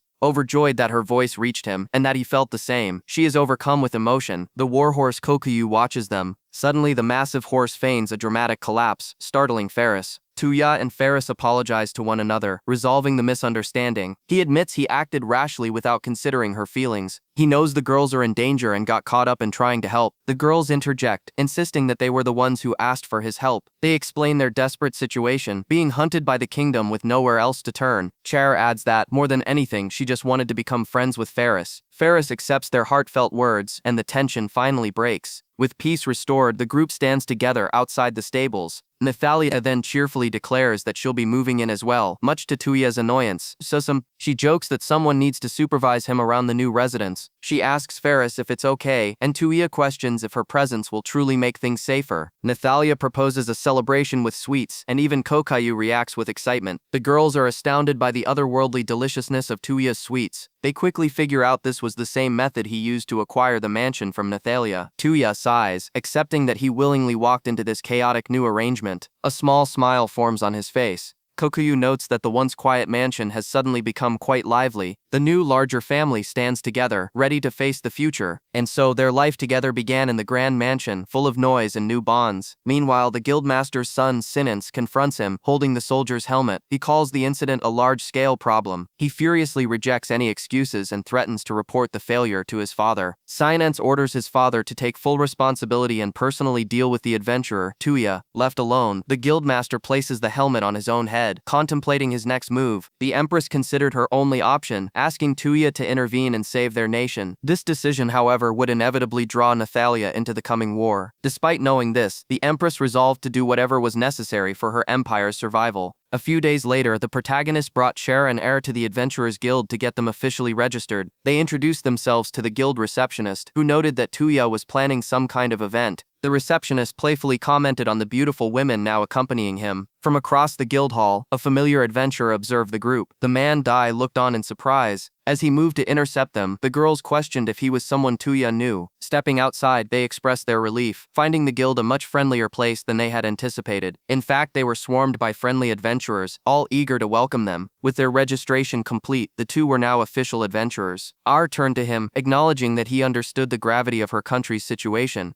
She declared her plan to return to her nation alongside Nathalia to face the threat. Tuya immediately raised a concern. What would they do if they faced the kingdom's military? He reminded them that the kingdom possessed its own powerful hero, and facing him would mean certain death. Nathalia appeared, interrupting their discussion to inquire about their current power levels. R announced she had reached level 37 through training, while Char was a mere level 5. Aghast, Nathalia demanded to know what Char had been doing, who admitted to only practicing proper ladylike etiquette. Nathalia reminded her that she was a spirit magician, a class with immense potential that her father had spoiled. This meant she possessed the rare talent to command the power of the great spirits. Back at the guild, the receptionist had also been shocked to learn of Char's rare job class. Those loved by the spirits could become one, wielding power that was said to be limitless. The protagonist noted that this job class never existed in the game he knew, a strange anomaly of this new world. He brought Char back to reality, stating that her powers were useless if she couldn't wield them in combat. Desperate, both R and Char begged him to train them for the coming fight. R admitted her own powerlessness in the face of their enemies. She was terrified that her current strength was insufficient to protect the one she served. She couldn't stand being the protected one any longer, a sentiment that Nathalia found perplexing. Char also stepped forward, declaring her own desire to help, and asked if he could teach them in Nathalia's place. Nathalia lamented how difficult it was to teach others, frustrated by their inability to grasp even simple concepts.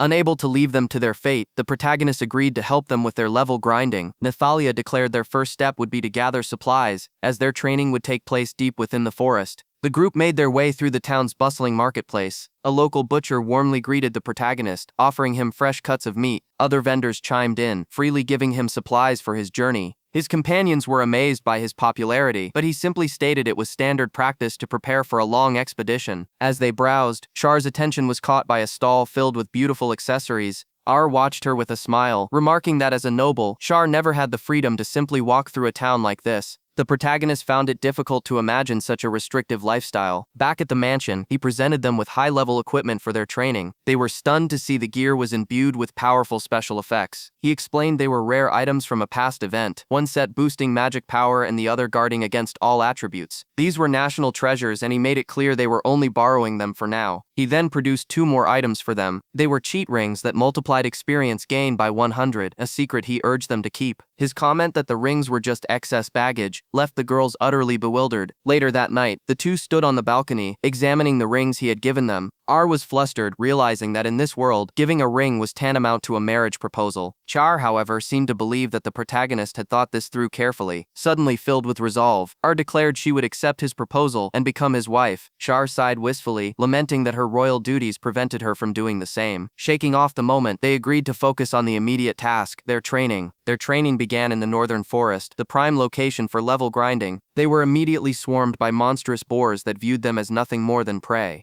As they struggled, the protagonist yelled that this was the harsh reality of level grinding, not a game. He then cast a powerful healing spell, promising to keep them alive through anything short of instant death. After a brutal session, he called a halt for the day, and they began to set up camp. He then warned them not to be surprised by the item he was about to produce from his storage. It was a portable guild house, a magical structure that recovered stamina and repelled monsters. He casually placed the item on the ground, and it instantly materialized into a full-size building. As rain began to fall, the house stood as a perfect shelter in the wilderness. His companions could only stare in utter disbelief. Even his horse seemed to question his sanity as he fed it a snack. He explained it was a guild house he had acquired long ago and kept in his storage. He admitted that he had forgotten about it, realizing he could have saved the money he spent on his mansion. To lift their spirits, he offered to prepare dinner for everyone. Looking at the ring on her finger, Char resolved to work as hard as she could. She was filled with a new and powerful determination. For the next several weeks, the two trained relentlessly in the forest, dedicating every moment to increasing their power. Though their levels had risen significantly, the grueling process left R vowing never to repeat it. Their final test appeared, a massive ogre they needed to defeat. R charged in without hesitation, her sword meeting the monster's crude weapon in a shower of sparks. She skillfully deflected the creature's powerful strike, creating an opening. Behind her, Char began to cast, calling upon the wind spirit to lend her its strength. She remembered a past lesson on how to borrow power from the higher spirits. The spirits could not lend their power if the vessel intended to receive it was too small. But now her own vessel had grown, allowing her to channel their immense energy. She unleashed her spell, Windblade. The attack tore through the ogre, obliterating it in a single, devastating blast. The protagonist was amazed by her power, and Char dreamed of one day wielding the power of a great spirit. She knew this incredible growth rate was thanks to the ring he had given her, calling it a miracle. Blushing, she corrected herself, claiming it was not a miracle, but a product of the love he had shown her. R was taken aback by this comment, demanding to know what she meant. The protagonist quickly intervened, explaining that the ring was simply an item that increased experience gain. Char became flustered, quickly claiming she knew that and was only joking. He played along, though he was clearly skeptical, and suggested they collect the subjugation proof from the monster. Days later, back in the town of Fendi, Char was still mortified by her earlier outburst. R reassured her, focusing on the fact that they had undeniably grown much stronger. Char once again suggested that perhaps it truly was the power of love. R could only laugh at her friend's persistent romanticism. Just then, they encountered Dai from the guild again. He shyly asked them to pass on his regards to the protagonist. His own companion was relieved, noting that Tuya was always a loner and was finally making some comrades. The girls were happy to see that he was surrounded by such kind people in this town. While it was certainly a blessing, Char couldn't shake a feeling of unease. Her premonition proved true as a man nearby suddenly dropped a flag that erupted in black flames. The protagonist was immediately summoned by the town's lord, who had heard about his new party. The lord explained that a messenger from the Generate Kingdom had arrived with a dire message. Their soldiers had already crossed the border, demanding the surrender of the royal family members who had fled the empire. The protagonist immediately asked what the consequences would be for refusing their demand. The lord delivered a grim ultimatum. Refusal would mean facing all the adventurers in town as an enemy. Inside the Fendi town lord's mansion, an envoy makes his accusation. The town lord, Glan Fonsenance, is pressured to take responsibility for the so-called illegal immigrants.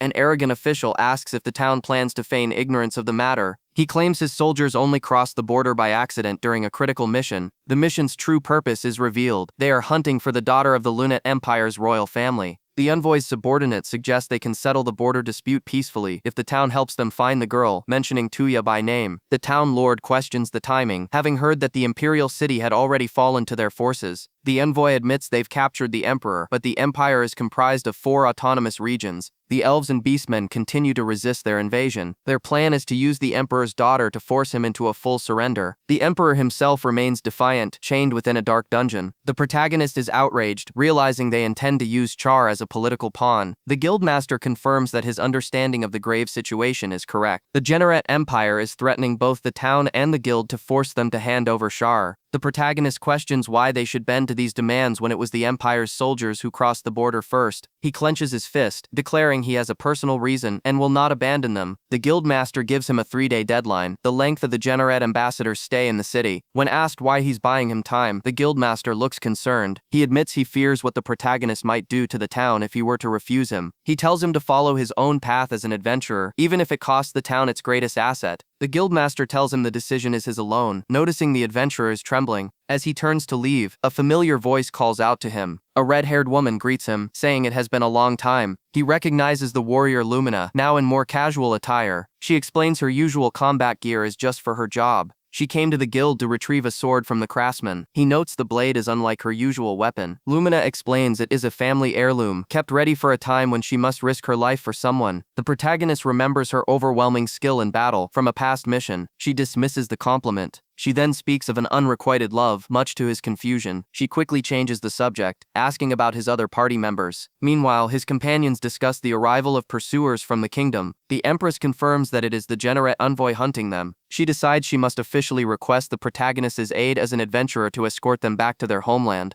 While she doesn't know the full extent of his power, she knows they need it desperately. When the topic of payment arises, she vows to give whatever it takes to save her people. However, as an empress in exile, she has nothing of material value to offer. Desperate, she offers herself as payment for his services. The elf Nathalia scoffs, claiming Char couldn't possibly attract him. She boasts that her own charms, however, would be another story entirely. Nathalia reveals a bottle of potent aphrodisiac, a liquor designed to make any man fall in love. Char is horrified, questioning why she possesses such a thing. Nathalia admits her usual charms are ineffective on humans, so she resorted to other means. As a sage, she is an expert in various drugs and believed this would secure her position. But Char refuses to use such dishonest means against someone who has been so kind to them, vowing to confess everything. She resolves to be completely honest with him about her feelings and situation. Nathalia agrees and asks for help with luggage while she goes shopping. Char agrees and heads out. The Beast Girl returns from an errand, unable to find the wine she was sent for. She then spots the bottle of aphrodisiac, mistaking it for a local vintage. The protagonist walks through the streets, pondering his next move. He knows that one wrong step could plunge the entire town into a devastating conflict. His thoughts then turn to Ferris, the spirit of his home. When he returns, Ferris greets him at the door. Inside, his companions announce they have something important to tell him, and he says the same. Nathalia declares she's starving, and the group heads to the kitchen. The protagonist begins preparing a meal with practiced skill. He can now perfectly recreate complex dishes from his former world. He finishes the meal and presents it to the group. They are thrilled to see he's made his signature hamburger steak. Nathalia comments that he put a flag on her meal again. During the meal, the protagonist sips the wine and is impressed by its quality. He notes that it's a different brand than usual. The Beast Girl happily explains that she found it in Nathalia's room. Nathalia pales, realizing they are all drinking the aphrodisiac she had prepared. The protagonist suddenly feels his head grow fuzzy, as an odd smile spreads across Char's face. All three women stare at him with an unnerving intensity. The next morning, he awakens in a daze. His head is pounding, and he feels a strange presence in his bed. He discovers all three of his companions sleeping beside him. He bolts upright in utter shock. They recount how after he passed out, they brought him to his room, where their bodies began to burn with fever. When they regained their senses, they found themselves in this compromising situation. They apologize profusely, blaming themselves for taking the wine without permission. Nathalia then adds that the potion was only supposed to work on men, placing the blame squarely on him. Shifting focus, he asks about the important matter they needed to discuss. Char reveals her true identity as Princess Charlotte of the Lunan Empire, and Artheria as her personal knight. She formally requests his aid but admits she cannot pay him until her country is reclaimed. He is hesitant to trust royalty, but she insists he is different. He informs them of the Generate Empire's demand and his refusal to comply. He clarifies his mission. He will escort them safely to the Empire, but he will not fight their war. His primary goal is to find a way to live with Ferris, and Charlotte proposes a solution. She reveals that a house spirit can be moved using a rare spirit crystal stone. The stone is a national treasure, and she offers one as his reward. The protagonist suddenly recalls an item he possesses, a spirit stone necklace. The others are stunned that he has such a legendary artifact. He explains he found it in a dungeon and never thought it would have a practical use. He presents the necklace to Ferris. On Charlotte's advice, he decides to wear it himself to facilitate the bond. As his hand touches Ferris, the stones on the necklace erupt with brilliant light. The transfer is successful, and Ferris's body becomes translucent. He calls to her, and she materializes from the stone. He asks her how it feels to be inside the artifact. She smiles, saying the magic power flowing from the stone is incredibly comforting.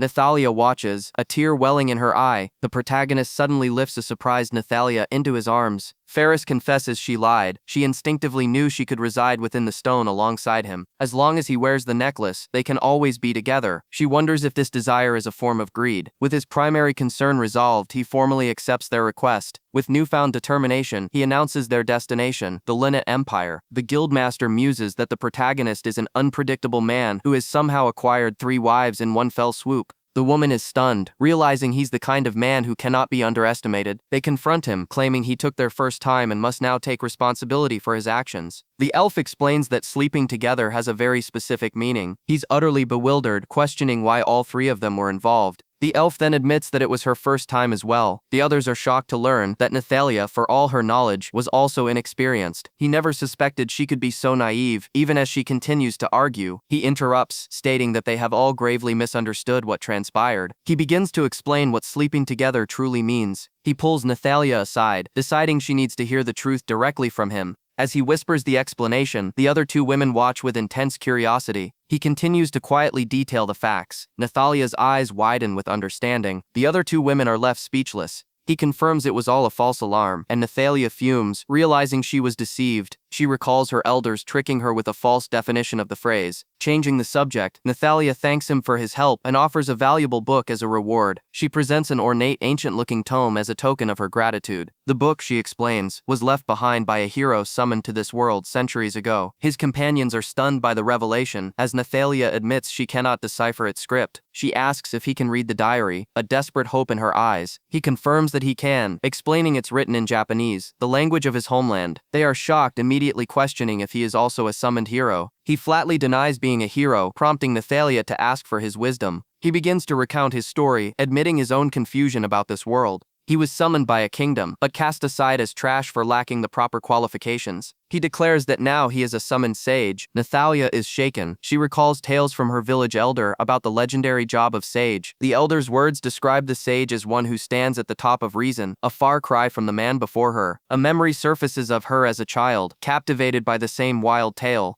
Her entire life had become a singular quest, to find the path to becoming a sage. Though mocked as a fool, she never gave up, leaving her home to find the path she so desperately sought. In the present, she strides toward him with newfound determination. She is overwhelmed, realizing the very thing she's been searching for is standing right before her. She drops to her knees, begging him to teach her the way of the sage. He looks down at her, a profound request laid at his feet. Later, he explains this world's job change system and its connection to one's lineage. He adds that one can also change jobs at level 100, a milestone she has already passed twice. Nathalia is floored. Even with her long elven lifespan, she has only reached level 72. As the protagonist looks on, the other women remark on Nathalia's already impressive level. It's then revealed that Artheria and Charlotte have reached levels 76 and 74, surpassing the elf. Nathalia is completely aghast at how they managed to grow so powerful in such a short time. She notices the rings on their fingers, mistaking them for proof of a proposal, but he quickly clarifies it's a complicated matter. The question lingers: could an item that multiplies experience points actually exist? He acknowledges his own world's power, but admits his unfamiliarity with her country. He tells Nathalia that while he has no way to return home, his wisdom might still be of use to her. She is overjoyed, feeling the path to her dream is finally within reach. She declares her renewed resolve, vowing not to be outdone by her companions. As they prepare to leave, he quietly notes he still has untapped power in his other accounts. A young woman rushes toward them, bearing an urgent message from Ebrand. She warns that the guild master and enemy soldiers will arrive at noon, demanding to know his plan. As she departs, she promises to return for a wood carving someday, before asking for one last favor. He instructs her to terminate his contract with the Commerce Guild, telling them to take the store's contents as payment. Nathalia reminds him his storage can hold up to 5,000 kilograms, more than enough for their journey. Milia thanks him profusely for all he's done, and makes one final nervous request. She quietly asks if it would be okay to hug him. To everyone's shock, she bypasses him entirely and embraces his horse, her dream fulfilled. She gives him a sharp salute, promising they will meet again. With time running out, he instructs Ferris to hide within his necklace.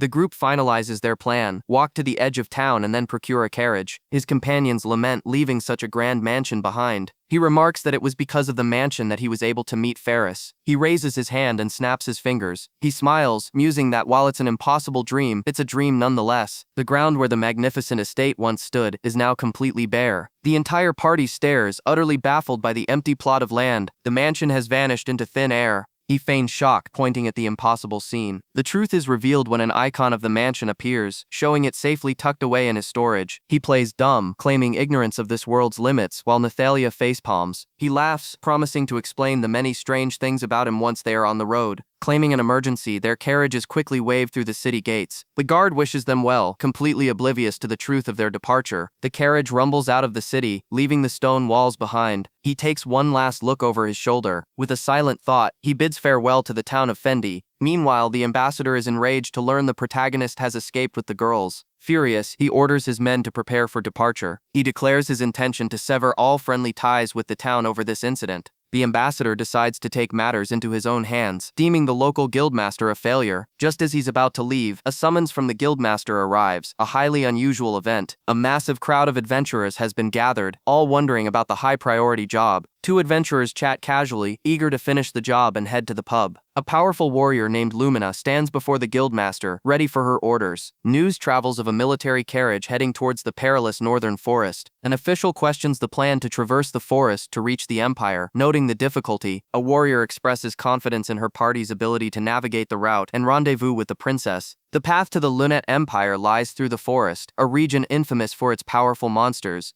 As they journey, the young elf complains about the trek. She is quickly reminded by her companion that they are on an urgent mission. Another party member comments on Princess Charlotte's newfound sense of duty, a stark contrast to her past reputation. The protagonist simply offers an awkward smile in response. Suddenly he notices his steed, Kokuyu, has become agitated. He senses the presence of others hidden within the trees. His companion speculates they might be reckless adventurers who have overestimated their abilities. He reflects on the harsh reality of this world, a place where he has already been forced to kill. An arrow suddenly flies from the woods, but a barrier materializes just in time to deflect it. A group of armed men appears, having found them sooner than anticipated. The pursuers demand Princess Charlotte surrender. Their leader expresses his desire to meet her, much to the party's disgust. The princess vehemently refuses, declaring she wants nothing to do with the Generec kingdom. Enraged by her defiance, the official insults her and again demands she surrender. His crude words provoke a furious reaction from the princess's guardian. Sensing the escalating danger, the protagonist tells his companion to get behind him. Among the soldiers are familiar faces. Adventurers from the town of Fendi. An entire contingent of adventurers stands with the enemy forces. The elf asks for a plan, and the protagonist offers to take the lead. The enemy commander identifies him as Tuya, while one of the adventurers seems to recognize the elf with him. The official rallies his troops, dismissing Tuya as a mere B-rank adventurer, though rumors of his power have clearly spread. The order is given to eliminate everyone but the princess, forcing the protagonist's hand. He moves in a flash, his blade easily parrying the first soldier's strike. With a swift counter, he cuts down his opponent. The watching adventurers are stunned by his skill, realizing his weapon is no ordinary sword. He disarms another attacker who cries out in fear. The elf criticizes his hesitation, scolding him for not delivering lethal blows to the adventurers. Kokuyu intervenes, kicking away an enemy that got too close. The official watches in disbelief as his elite troops are systematically dismantled by a single combatant. The hired adventurers begin to panic, but are reminded that retreat is not an option if they value their town. Their guildmaster pleads for reason, but the official is unmoved. He declares it a compulsory order, forcing the adventurers to attack on pain of severe punishment. Seeing the stalemate, a powerful warrior named Lumina sighs, realizing she has no choice but to intervene. She steps forward from the rear, abandoning her plan to stay out of the fight. The protagonist understands that none of the other adventurers will dare challenge her, leaving him as the only one who can. Lumina accepts her fate, noting that if her true power were known, no one would dare pursue her. She unsheathes her blade, a weapon she only draws when her life is on the line. One of the younger adventurers, Dai, questions the order, expressing a desire to fight alongside the protagonist. The protagonist acknowledges his sentiment with a slight smile, but he reaffirms his own path, the one he has chosen as an adventurer. The sudden intensity of the moment leaves Dai flustered. With blinding speed, Lumina lunges forward, her blade meeting his in a shower of sparks. The two warriors engage in a high-speed duel, their movements almost too fast to follow. He analyzes her formidable skill, noting that the dense forest should be a disadvantage for her large sword.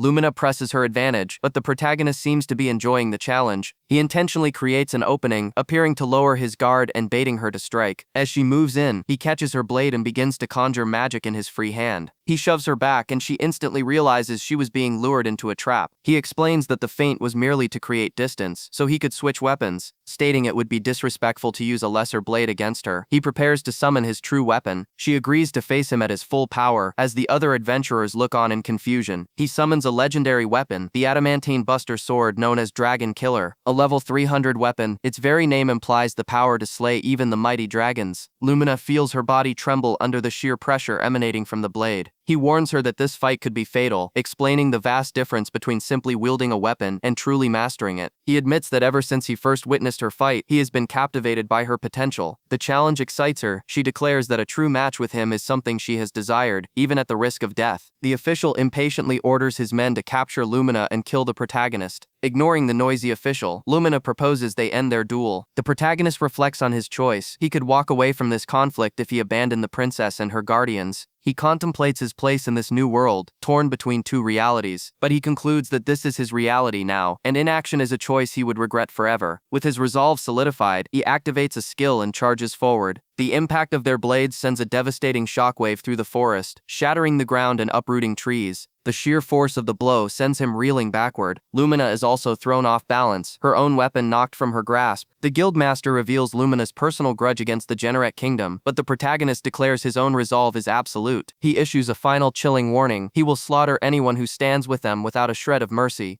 The young adventurer Dai questions his actions, unable to comprehend why he would strike down a comrade. The boy's face is a mask of horror and disbelief. Even the Guildmaster questions the morality of forcing comrades to fight, revealing his own motivations were born of desperation. Witnessing his terrifying power, the soldiers break ranks and flee, deciding the reward isn't worth facing such a monster. As the official tries to stop them, the protagonist seizes him, his hand wreathed in flames. He glances at the unconscious Lumina, a flicker of regret on his face. The princess asks if he truly had to defeat a comrade. His companion confirms that Lumina is merely unconscious, not dead. He admits that holding back is not his strength. Without the threat of annihilation, he might have wiped them all out. She understands his resolve comes from his compassion, the very reason he can no longer return to his old world. He has decided to live in this world on his own terms, choosing who to protect and who to fight. The elf confirms his compassion is his greatest strength and prepares to heal the injured warrior. As he checks on Lumina, she begins to stir. Just then, another contingent of soldiers appears in the distance. The elf reminds the princess that these are not monsters, but people, and the protagonist has sacrificed much for their sake. The princess clenches her fist, her resolve hardening as she vows to reclaim her country. The arriving soldiers recognize the elf, calling her the Witch of Linnet. The two sides prepare for another confrontation, with the enemy commander giving the order to kill them all. A commanding voice rings out, ordering her soldiers to annihilate everyone in their path. Responding instantly, two mages unleash their devastating spells upon the charging knights. A torrent of fire and slicing wind tears through the armored ranks. The enemy officer watches in utter disbelief as his entire unit is decimated in a single, overwhelming assault. One of the women checks on her elven companion, who confirms she is unharmed. The few remaining soldiers are commanded to press the attack before the casters can strike again, but before they can move, a new warrior stands in their way, sword at the ready. Suddenly a figure on horseback cuts through the remaining hostiles, ending the battle in an instant. The protagonist approaches a fallen adventurer, Lumina, and confirms that she is still alive. She expresses relief that her comrades followed their guildmaster's orders and fled the unwinnable fight. She recalls his final command: if the situation turned dire, they were to retreat immediately. Even their cowardly guildmaster was to be evacuated, a burden they were forced to accept. One of the younger adventurers was left feeling powerless. Watching his defeated boss, he lamented his failure to forge a bond with the protagonist. Back in the present, Lumina agrees that retreating was the only logical choice. Had they stayed, they would have shared the same grim fate as the fallen soldiers littering the forest floor. The enemy commander, now bound and helpless, trembles before his captors. The protagonist calmly asks his party how they should deal with the prisoner. The officer attempts to threaten them, boasting of his station and warning of dire consequences. The protagonist turns to his young companion, commending her performance in the battle. She stands over the bodies of their enemies, the grim reality of combat setting, and he offers a comforting hand, and she acknowledges it. Tuya begins his interrogation, but the noble captive tries to bargain, promising safety in exchange for his release. He boasts that his nation has a summoned hero, a being of immense power. This hero's growth rate defies all logic, allowing him to single-handedly conquer entire dungeons. The protagonist's party listens with concern as the tale of the hero's strength continue. The captive then cruelly mocks a defeated general, claiming the hero executed him as he begged for mercy. The horned warrior,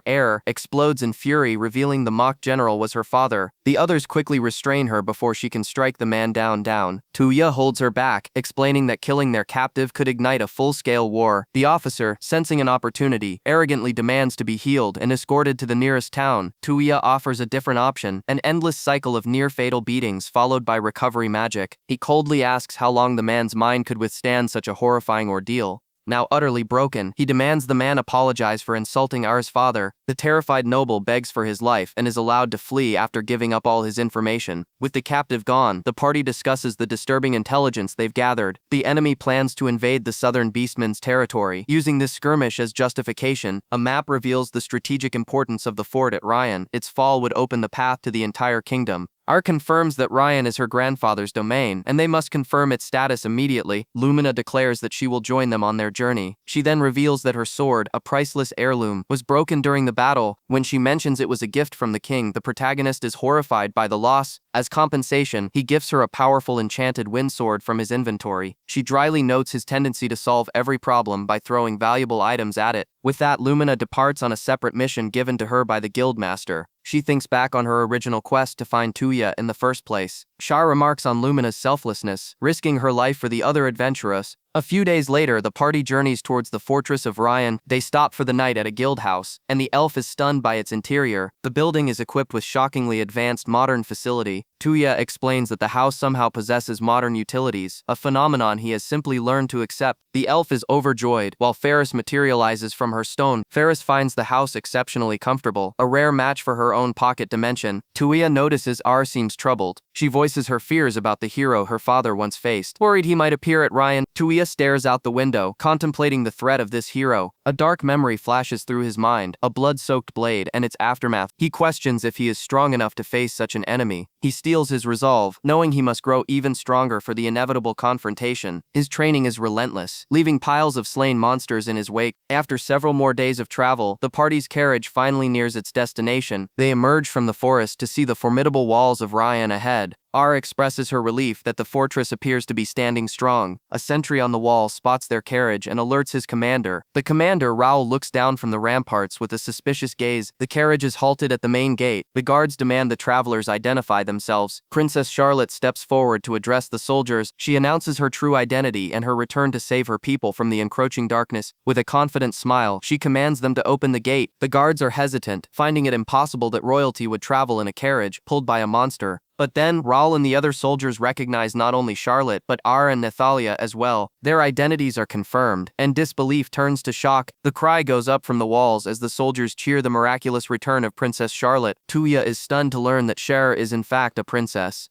Charlotte graciously accepts the commander's apology for their initial hostility. She leads the party into the main keep, explaining that her grandfather, the governor, awaits. Governor Goris greets them with immense relief, overjoyed to see his granddaughter and the princess are safe. He praises their courage, despite his worry over their wounds. Goris asks for news of the imperial capital, and they sadly report their failure to stop the invasion. The governor's expression darkens as he reveals the nearest fort has already fallen, and his own forces are on the brink of collapse. With the situation so dire, they wonder what course of action is even possible. Nathalia states that their greatest weakness is a crippling lack of information from behind enemy lines. Just as hope seems lost, a hand raises in the air. Tuya calmly volunteers to infiltrate the capital himself. The governor is stunned, questioning who this unknown adventurer is. He refuses the offer, unable to trust an outsider with a mission of such importance. R and Charlotte immediately leap to Tuya's defense, declaring that he is the sole reason they survive. Goris is taken aback by the absolute faith both his granddaughter and the princess place in this man. His gaze hardens as he scrutinizes the young adventurer who has earned such loyalty. He confronts Tuya, his suspicion palpable as the boy insists it's all a misunderstanding. The group ascends the stone steps of the fortress. Inside, the old warrior Goris confronts Tuya, asking if he's sleeping with his granddaughter. Tuya notices Artheria looks troubled and asks what's wrong. She explains that this fortress is her birthplace, a place filled with memories of her family. The thought that her father will never return to this place now haunts her. Goris turns his attention from Artheria back to Tuya, mentioning the hero. He formally thanks the young man for bringing his granddaughter and her majesty to safety. Tuya reveals his plan to infiltrate the imperial capital alone to gather intelligence. Goris questions why a citizen of another country would risk entering such a dangerous place. Tuya explains he has accepted a request to escort the others to the capital. However, he clarifies that he has no intention of joining the war on the front lines. He reveals his true motive. If the hero is in the capital, he is the only one who can face him. The old warrior erupts in fury, warning Tuya that his overconfidence will get him killed against a foe who defeated his son. Nathalia interjects, calling Garrus inflexible and stating he's underestimating Tuya's true power. She declares to the room that Tuya is a genuine sage. The title stuns Garrus and the others into silence. Nathalia explains this is why she trusts him, as Tuya has reached the pinnacle of power she's been striving for her entire life. Still in disbelief, Garrus asks if Tuya knows of the Berserker, a legendary warrior said to rival a sage. He explains that while the title is passed down through the imperial family, the details are known only to the emperors. Tuya realizes the emperor may hold the key to understanding the Berserker's power. Despite Nathalia's testimony, Garrus remains unconvinced and demands proof of Tuya's strength. He issues a challenge: cross swords with him, or leave now and save his life. Artheria immediately steps between them, axe in hand, vowing to protect Tuya even from her own grandfather. Goris asks his granddaughter if she has fallen for this man. He worries that she, like others in their family, is instinctively drawn to a strong man, even her father's enemy. Artheria confesses that while she was first drawn to his strength, her feelings are now for something more. She declares with unwavering resolve that her feelings for Tuya will not change, slamming her axe into the ground for emphasis. Her conviction startles her grandfather. Finally relenting, Garrus embraces his granddaughter, acknowledging that a worthy partner has finally appeared for her. He formally apologizes to Tuya for his rudeness, accepting his granddaughter's word as sufficient proof. As part of a formal request, Garrus presents him with an ornate box. Inside lies a ceremonial dagger, an heirloom of the Imperial Knight leaders. He explains that showing its crest will compel His Majesty to listen. The mission is laid bare: rescue the Imperial family, imprisoned within their own castle, a task only a sage could accomplish. With the Emperor captured, the entire Lunet Empire is on the brink of collapse. The people will lose their homes, and the demi-humans will be forced into slavery.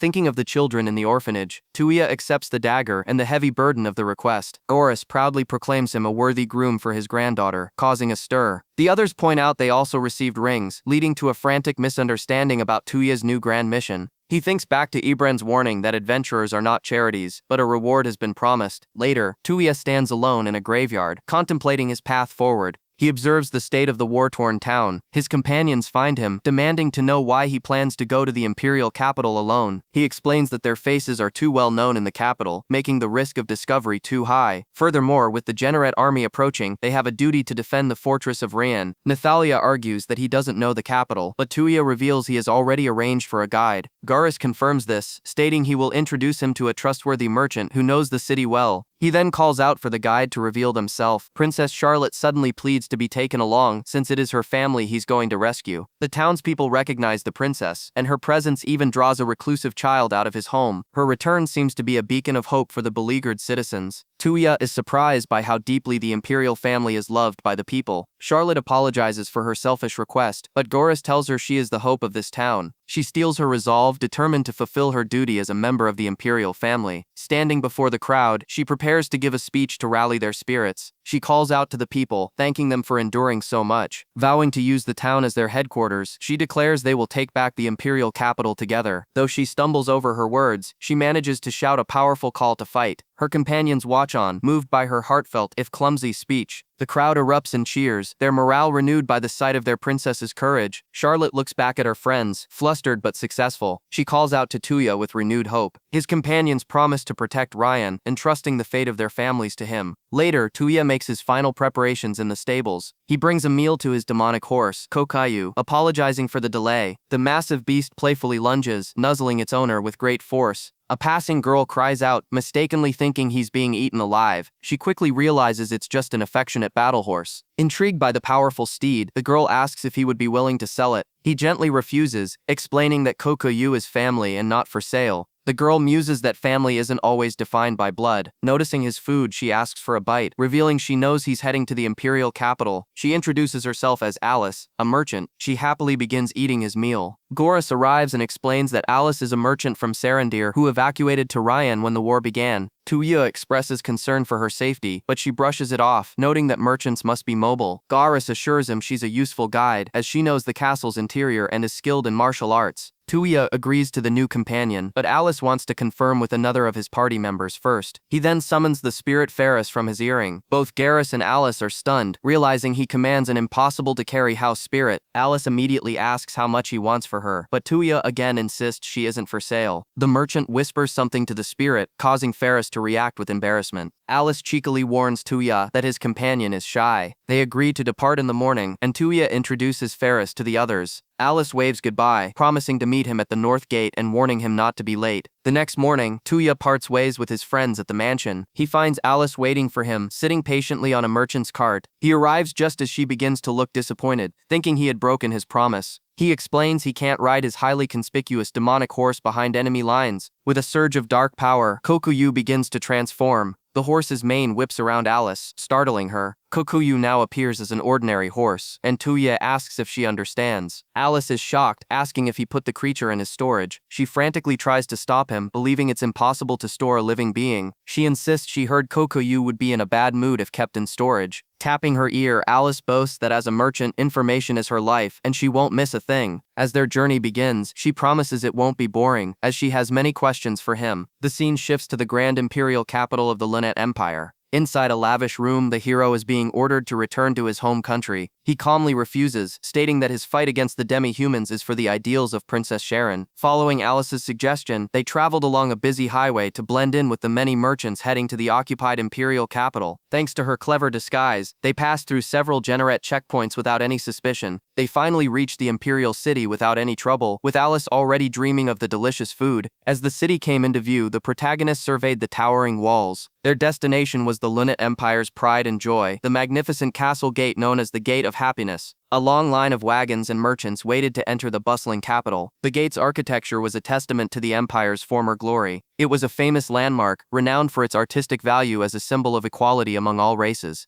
A Generette soldier demanded their purpose, but Alice quickly presented a merchant guild registration form. The city was teeming with soldiers inspecting everyone entering, anticipating a supply shortage. Alice explained that Goris had her pose as a merchant to bypass the heightened security. The protagonist bluntly asks if she is a spy, and she deftly dodges the question. She demonstrates her erratic movements, a skill designed to frustrate any pursuer. It is revealed that Alice is one of many who work in the shadows to serve the Empire. She boasts about her skills, but he remains unimpressed by her display. Upon entering, they're hit with an exorbitant entrance tax, a clear sign of the occupier's greed. Despite the foreign occupation, the city streets seemed unexpectedly normal. Alice explained that the city surrendered immediately after General Garrett was defeated, preventing any urban warfare. However, she quietly noted that this was no longer the city she once knew. The horrifying truth was revealed as they saw a line of demi-humans being marched through the streets in chains. He realized with dawning horror that to the Generette kingdom, demi-humans were merely slaves. One of the captives defiantly called out to his people, urging them to stand up and fight. A human onlooker questioned if it was right for only humans to be safe, betraying their old alliances. A guard brutally struck the defiant demi-human for speaking out. The protagonist moved to intervene, but Alice held him back, reminding him of their mission. With his last breath, the captive urged his people to combine their strength and take back their empire. A soldier's spear silenced his rebellion permanently. The guards made it clear that any form of rebellion would be met with death. He watched grimly, understanding the brutal methods of the Generette kingdom. Before finding lodging, Alice announced they had one last job to finish. They arrived at a shop where Alice delivered provisions to a nervous-looking man. The man noted her inflated prices, and she cheekily replied that she was taking advantage of the situation. The shopkeeper's eyes locked onto the protagonist, or more specifically, the dagger he carried. Alice introduced the man as their guide and an accomplice in their mission. The guide revealed that his family had guarded secret underground passages for generations. He led them to a basement that concealed an emergency evacuation passage leading directly to the castle. Alice explained that several families have been secretly supporting the imperial family from the shadows. The guide admitted that a direct counterattack is impossible, but the king is too noble to flee. This is why they have been waiting for someone bearing the Dagger of Commandments. The protagonist understood. Goris had entrusted him with the power to command the king himself. The guide demanded to know who he was to be given such a monumental responsibility. Alice vouched for his trustworthiness, stating that Princess Charlotte, Milda, and even Nathalia believed in him. The mention of Nathalia's name left the guide completely stunned. He warns that they must act quickly, but their supporters need at least 10 days to prepare the groundwork for a rescue.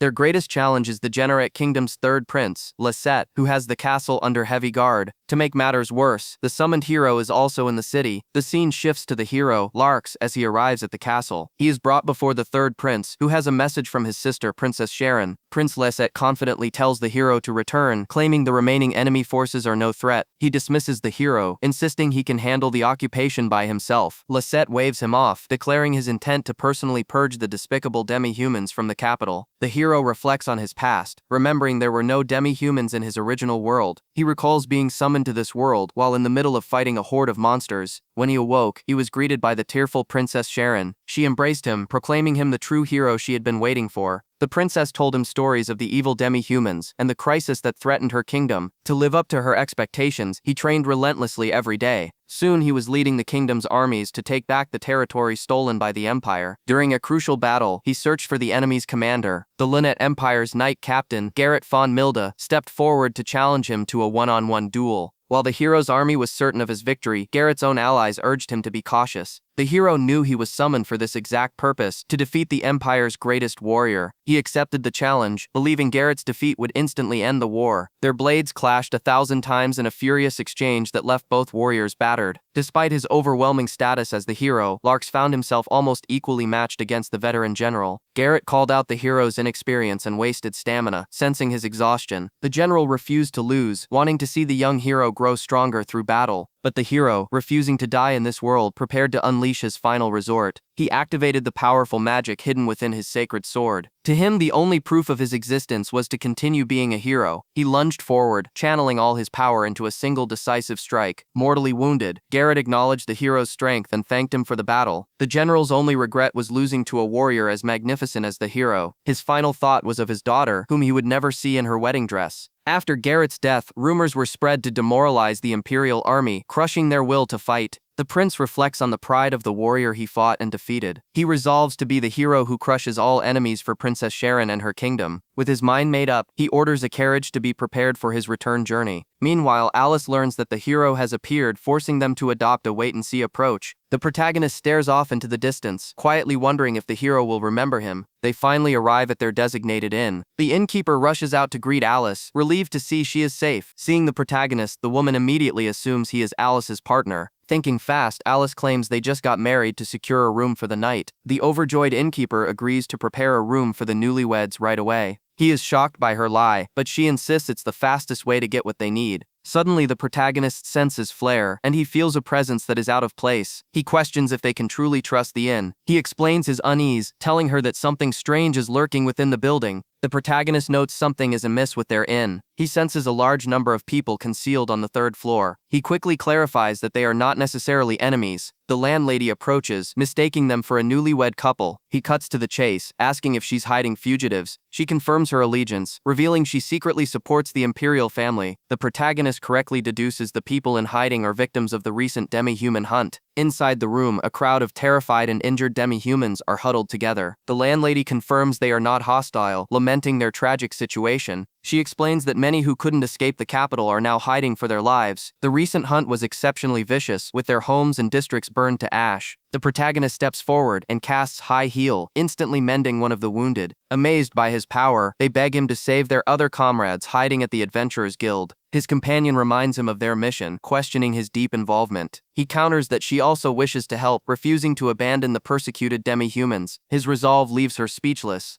A tense moment hangs in the air. She tries to hide her emotions, claiming it's merely a cute expression. She then admits she understands the fear of losing family more than anyone. He agrees to help, deciding it's a risk worth taking. The demi-humans offer their profound gratitude, vowing to repay his kindness one day. His companion realizes that her own feelings are far too easy for him to read. As they walk through the city, they find the streets are bustling despite the occupation. Even the enemy soldiers must procure supplies, creating a strange sense of normalcy. They discuss the Generate Kingdom's foundational hatred for demi-humans. They ponder if the summoned hero is even aware of the country's dark policies. Soon they arrive at the massive Adventurers Guild of the Imperial capital. The receptionist informs them that the guild is not accepting any new requests. The request board is barren, as all high-ranking adventurers have been deployed for the war. He presents the guild cards of the demi-humans, stating he's here on a special request to heal the injured. The guild staff quickly leads them away from the main hall. They descend into the guild's basement, which is normally used for training. The sight that greets them is one of utter devastation. The entire basement is packed with hundreds of wounded individuals. The makeshift infirmary is overflowing with the victims of the purge. The receptionist confirms there are over 200 people in critical condition. Their own healer is completely overwhelmed, unable to treat such a vast number of casualties. His companion now fully understands the weight of the situation. The protagonist declares he can handle it, but healing them individually is inefficient. He begins to channel an immense amount of magical energy. He prepares to unleash a spell of unprecedented scale. A wave of healing energy washes over the entire crowd. He casts the powerful spell 6 consecutive times. His companions watch in disbelief, stunned by his ability to cast Area High Heal repeatedly. The pain vanishes and wounds close as the demi-humans are restored to health, mystified by his staggering magic reserves. Despite his efforts, one life was too far gone to be saved. They realize the demi-human they met earlier, Thor, will be heartbroken by the loss. A survivor weeps, unable to accept the finality of death. The protagonist then offers a surplus of supplies from his personal inventory. He materializes a mountain of food and resources, enough to last them for days. His companion is once again astounded by the capacity of his storage magic. Leaving the guild, the staff promises they will find a way to repay his aid. His companion clings to his arm, impressed by his power and vast resources. She supports him, knowing he must be exhausted after expending so much magical energy. She laments her own lack of talent, believing her family would not have abandoned her if she possessed such power. She reveals she was disowned by her magically gifted family for being born with no aptitude. Though she claims not to resent them, she admits to a deep-seated loneliness. He watches her go, realizing there's more to her than the simple girl he first met. The magical exertion takes its toll, and he can barely stand. He wonders if he could even face the hero in his current weakened state. Suddenly his senses alert him to a presence. A cloaked man is watching them from the street.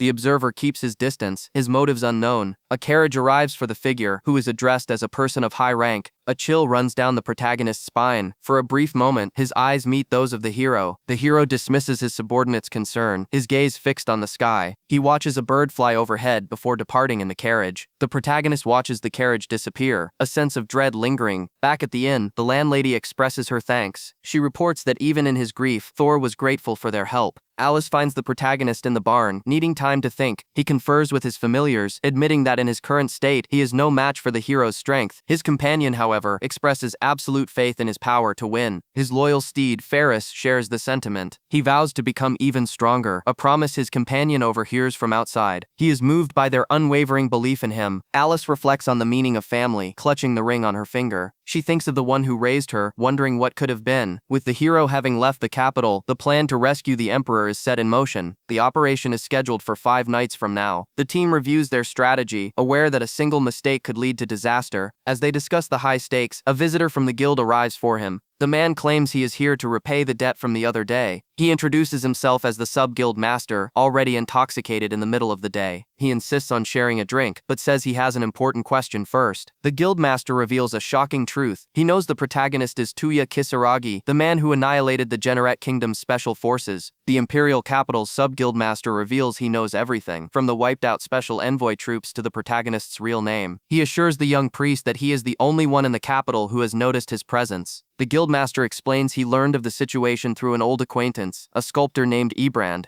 He admits that the letters he received from his friend had him deeply concerned for the boy's safety. He confronts the priest about attacking a VIP, becoming a wanted criminal, and escaping with the Imperial Princess. The man asks about Princess Charlotte's whereabouts, confirming she is currently in the city of Ryan. Stunned, the protagonist demands to know how he has this information, and the guildmaster reveals his source was a noble the boy had let go. The priest realizes with horror that the third prince's soldiers are marching on Ryan, putting the princess in grave danger. He clenches his fist in regret, wishing he had eliminated the noble when he had the chance. Elsewhere, a local guild faces its own crisis, knowing the kingdom will show them no mercy. A receptionist announces that the guild card they had prepared for Tuya is finally ready. The man, Georgia, insists on a celebratory drink, stating it's the least they can do for now. He is presented with a golden A-ranked adventurer's guild card, a monumental promotion. The new guild master explains that since he is in charge, he can upgrade Tuya's rank as he sees fit. Toya stares with a troubled expression, processing the sudden turn of events. Later, his companion worries that reinforcement troops are already heading to attack Ryan, but Tuya is confident, trusting in the companions he personally trained to defend the city. His ally remains skeptical, warning that the third prince's forces are formidable. A flashback reveals the absurdly high levels of his party members, a result of his intense power grinding. With Ryan secured, Tuya declares their new focus, rescuing His Highness from the capital. Inside a heavily guarded dungeon, a voice rings out, demanding the prisoner's surrender. The third prince, Lasset, issues a chilling ultimatum to the demi-human autonomous region. He taunts a shadowed figure in a cell, claiming the war is already won and resistance is futile. The prince stoops to threats, warning the prisoner that his wife and son's safety is not guaranteed. He adds that Princess Charlotte's location has been confirmed, and she will soon join him in this very prison. Lasset smirks at the shackled man, expressing a twisted hope that she arrives unharmed.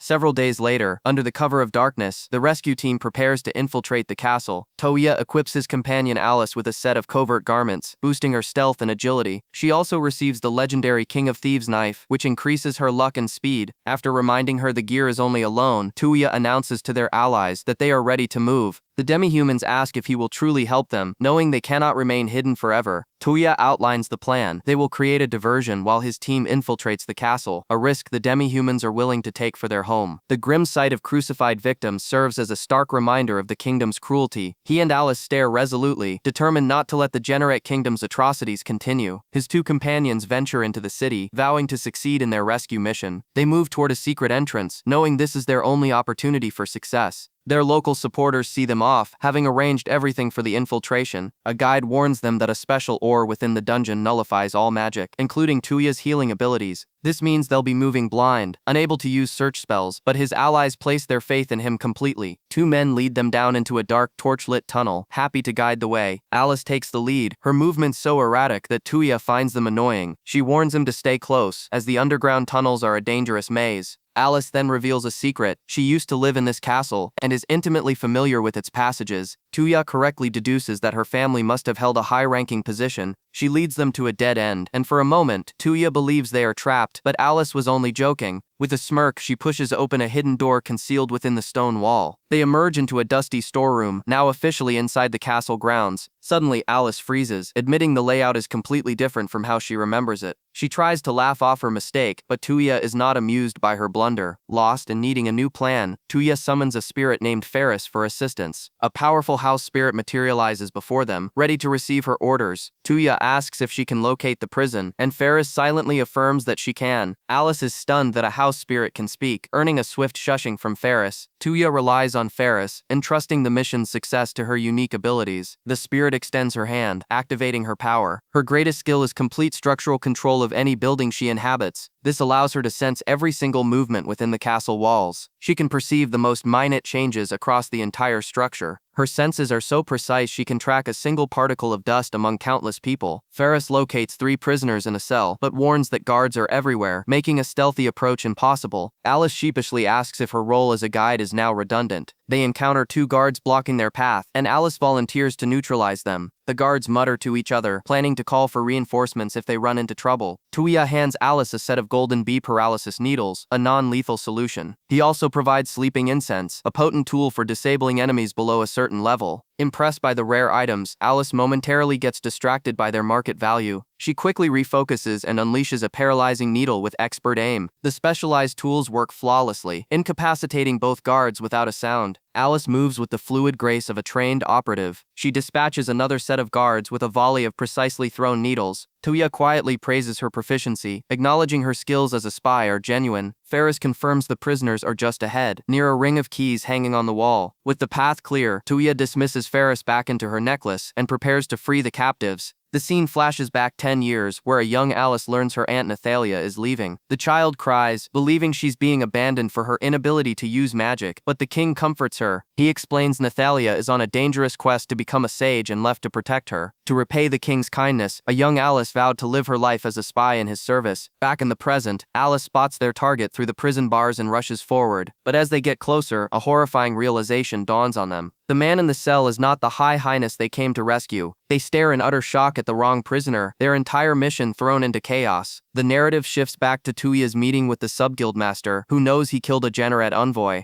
Tuya is consumed by guilt, as his actions led to the massacre of an entire town, including its adventurers. The Luna Empire's Gate of Happiness was built as a testament to its founding principle that all races are equal. The Emperor, however, doubts his ability to lead the country toward that ideal. His vassals offer their support, with one reminding him he's always been a snot-nosed brat. The young woman vows to create a country of equality and freedom, with or without his help, but he dismisses it as a naive dream. In the present, the battered emperor awakens in a dark cell. He finds himself being tended to by two youths, one of whom remarks on the potion's effectiveness. He stares in disbelief, thinking they are spirits from the afterlife come to rescue him, mistaking the girl for someone named Nathalia. He reaches out, still dazed, asking if she is truly Alice. Finally coming to his senses, he accepts her presence, noting the resemblance between Alice and Nathalia. The young man introduces himself as Tuya, an adventurer from Sarandir. Tuya explains that Imperial Princess Charlotte hired him for this rescue mission. The Emperor expresses his profound gratitude, relieved to hear that his daughter is safe. Seeing the man's injuries, Tuya asks if he was tortured by his captors. Alice seethes with rage, learning that the third Prince of Generet tortured an emperor to force his surrender. The Emperor pleads for them to leave him and save his wife and son from the other cells. He refuses to abandon his people, declaring he made a promise to lead his country to happiness. Tuya sees an honorable man with a strong will, but recognizes that this stubbornness is causing more suffering. He cuts off the Emperor's protests, insisting he has seen the people suffering with his own eyes. He describes the terrible plight of the demi-humans since the Empire lost the war. As long as the Emperor is a hostage, his allies cannot move against the occupying kingdom. Tuya draws a dagger, threatening to take the Emperor's life if he will not come willingly. The Emperor recognizes the Dagger of Commandment and realizes his pride is harming his people. He concedes, agreeing to follow the orders of the one who holds the dagger. Tuya is internally shaken, knowing Garrus only gave him the dagger because he anticipated this exact scenario. Alice pats his back, calling him a strange one. Elsewhere, Prince Lasset stews in his chambers. Unable to sleep, he fumes over the Emperor's defiance and the fact that other forces are moving on Ryan, threatening to steal his glory. He vows to bring the Empire to its knees himself, no matter the cost. An attendant bursts in, reporting chaos and fires erupting across the city. Outside, demi-humans are rioting throughout the capital. This is all part of a plan, a diversion orchestrated by loyalists. The riots are meant to keep the Generet soldiers completely occupied. While the guards are distracted, the Emperor will be taken to a hidden boat and smuggled out of the city. Their supporters can only wait and put their faith in the rescue team. They know the risks, but agree that a life under Generet's rule is not worth living. For the sake of equality in their peace-loving empire, they resolve to see this through to the end. The rescue party arrives at a hidden cellar, relieved they've made it this far. Tuya simply touches the Emperor's shackles, using magic to instantly unlock them. The others are stunned, having never seen or heard of such magic before. Alice knows the spell is from the hero's diary, a book only she can read, containing magic that shouldn't exist in this world. They are greeted by the Empress and the Crown Prince, who thank them profusely for the rescue. The Empress remarks on how much Alice has grown into a beautiful young woman in the last 10 years. She then flusters Alice by saying she's starting to look more and more like her aunt, Nathalia. The revelation surprises the others, but Alice says she will explain everything once they are safe. Their immediate priority is escape. The group makes their way through a dark, underground passage. As they reach a ladder to the surface, Tuya volunteers to go up first and alert their supporter. An anxious man with glasses greets him, asking if the royal family is safe. Tuya confirms their safety, and the relieved man tells him to bring them up. With this, Tuya thinks Princess Char can finally be reunited with her family. In a flash of light, the spirit Ferris appears before him. She's glad she made it, but immediately senses that something is terribly wrong. She warns Tuya to listen, pointing toward the house they've just entered. She gestures toward the darkness inside. Two menacing figures stand inside, commenting on the overwhelming stench of blood. The room is a slaughterhouse, littered with the bodies of their murdered allies. The man with glasses lies dead among them. Tuya is paralyzed with shock as he quickly orders Ferris back into the necklace. The traitorous supporter opens the door with a welcoming smile, inviting the Emperor inside. Behind him, armed thugs emerge from the shadows, eager to capture the imperial family for a reward. Tuya unleashes his fury, cutting down the mercenaries in an instant. The traitor barely dodges a lethal strike. Stunned by the sudden violence, Tuya confronts the man, demanding to know why he betrayed them. The traitor sneers that capturing the family will assure his position under Generet's occupation. Alice arrives to witness the carnage, horrified by the betrayal. The traitor scoffs at the idea of equality for demi-humans, confident the Emperor will decide his fate. Believing the benevolent ruler will surely forgive him, he raises a crossbow at Tuya. A dagger suddenly flies through the air. It strikes the traitor squarely between the eyes, killing him instantly. He collapses to the floor as Alice stares in disbelief at their fallen hopes. She screams in anguish, crying out at the injustice of it all. The imperial family looks on at the gruesome scene of their last hope being extinguished. The emperor blames himself, believing his capture led to this tragedy. Alice apologizes for failing, but the emperor states they can no longer trust any of the escape routes. But Tuya has another idea to get them out of the capital. He thanks the emperor, telling him he never once questioned his guidance. A view of the imperial capital reveals a city on high alert. In the Adventurers Guild, the guild master receives a request from Generat to help quell the riots. His associate watches him, curious to see what his next move will be. Generat's soldiers move to completely seal the city, determined to prevent the imperial family's escape. Suddenly they hear the thunderous approach of a battle horse. A massive steed pulling a royal carriage charges through the streets. It gallops directly toward the main gate, where a massive crowd is gathered. The royal family realizes Tuya's insane plan. A frontal assault on the main gate. Tuya stands ready, knowing a direct fight will be a bloodbath. The soldiers are distracted by a brilliant light forming in the night sky. They realize it is not the moon, but an immense sphere of pure magical energy. Tuya raises his hands to the heavens, channeling his most powerful spell. He gives the order. They are breaking through. He unleashes the full might of his power, chanting the name of the ultimate destruction spell. Dragon Slave, a massive sphere of destruction magic hurtles towards the imperial guards. From his carriage, the emperor recognizes the devastating spell immediately. The protagonist unleashes his ultimate attack, Meteor. The magical projectile tears through the air with unstoppable force. Inside the carriage, Alice watches in stunned silence as the capital's main gate is obliterated. The emperor can only stare in horror at the utter annihilation before him. Stone and steel vaporize under the spell's overwhelming power. With the path cleared, the protagonist commands his steed to charge forward. The carriage surges through the smoldering wreckage of the gate. The survivors are left paralyzed with disbelief at the impossible scene. The magical horse Kokuyu then leaps, pulling the carriage into the sky. They soar effortlessly over the newly formed chasm. Leaving the ruined capital behind, they make their daring escape. The protagonist urges his steed onward as the emperor contemplates the terrifying power this young man possesses. Alice wonders if Tuya is a legendary figure from the myths of old. He informs the princess that with the gate destroyed, their pursuers should be delayed for now. She reassures him that its destruction was necessary for their eventual counterattack on the capital. However, Tuya knows their ordeal is far from over, warning that more checkpoints and soldiers lie ahead.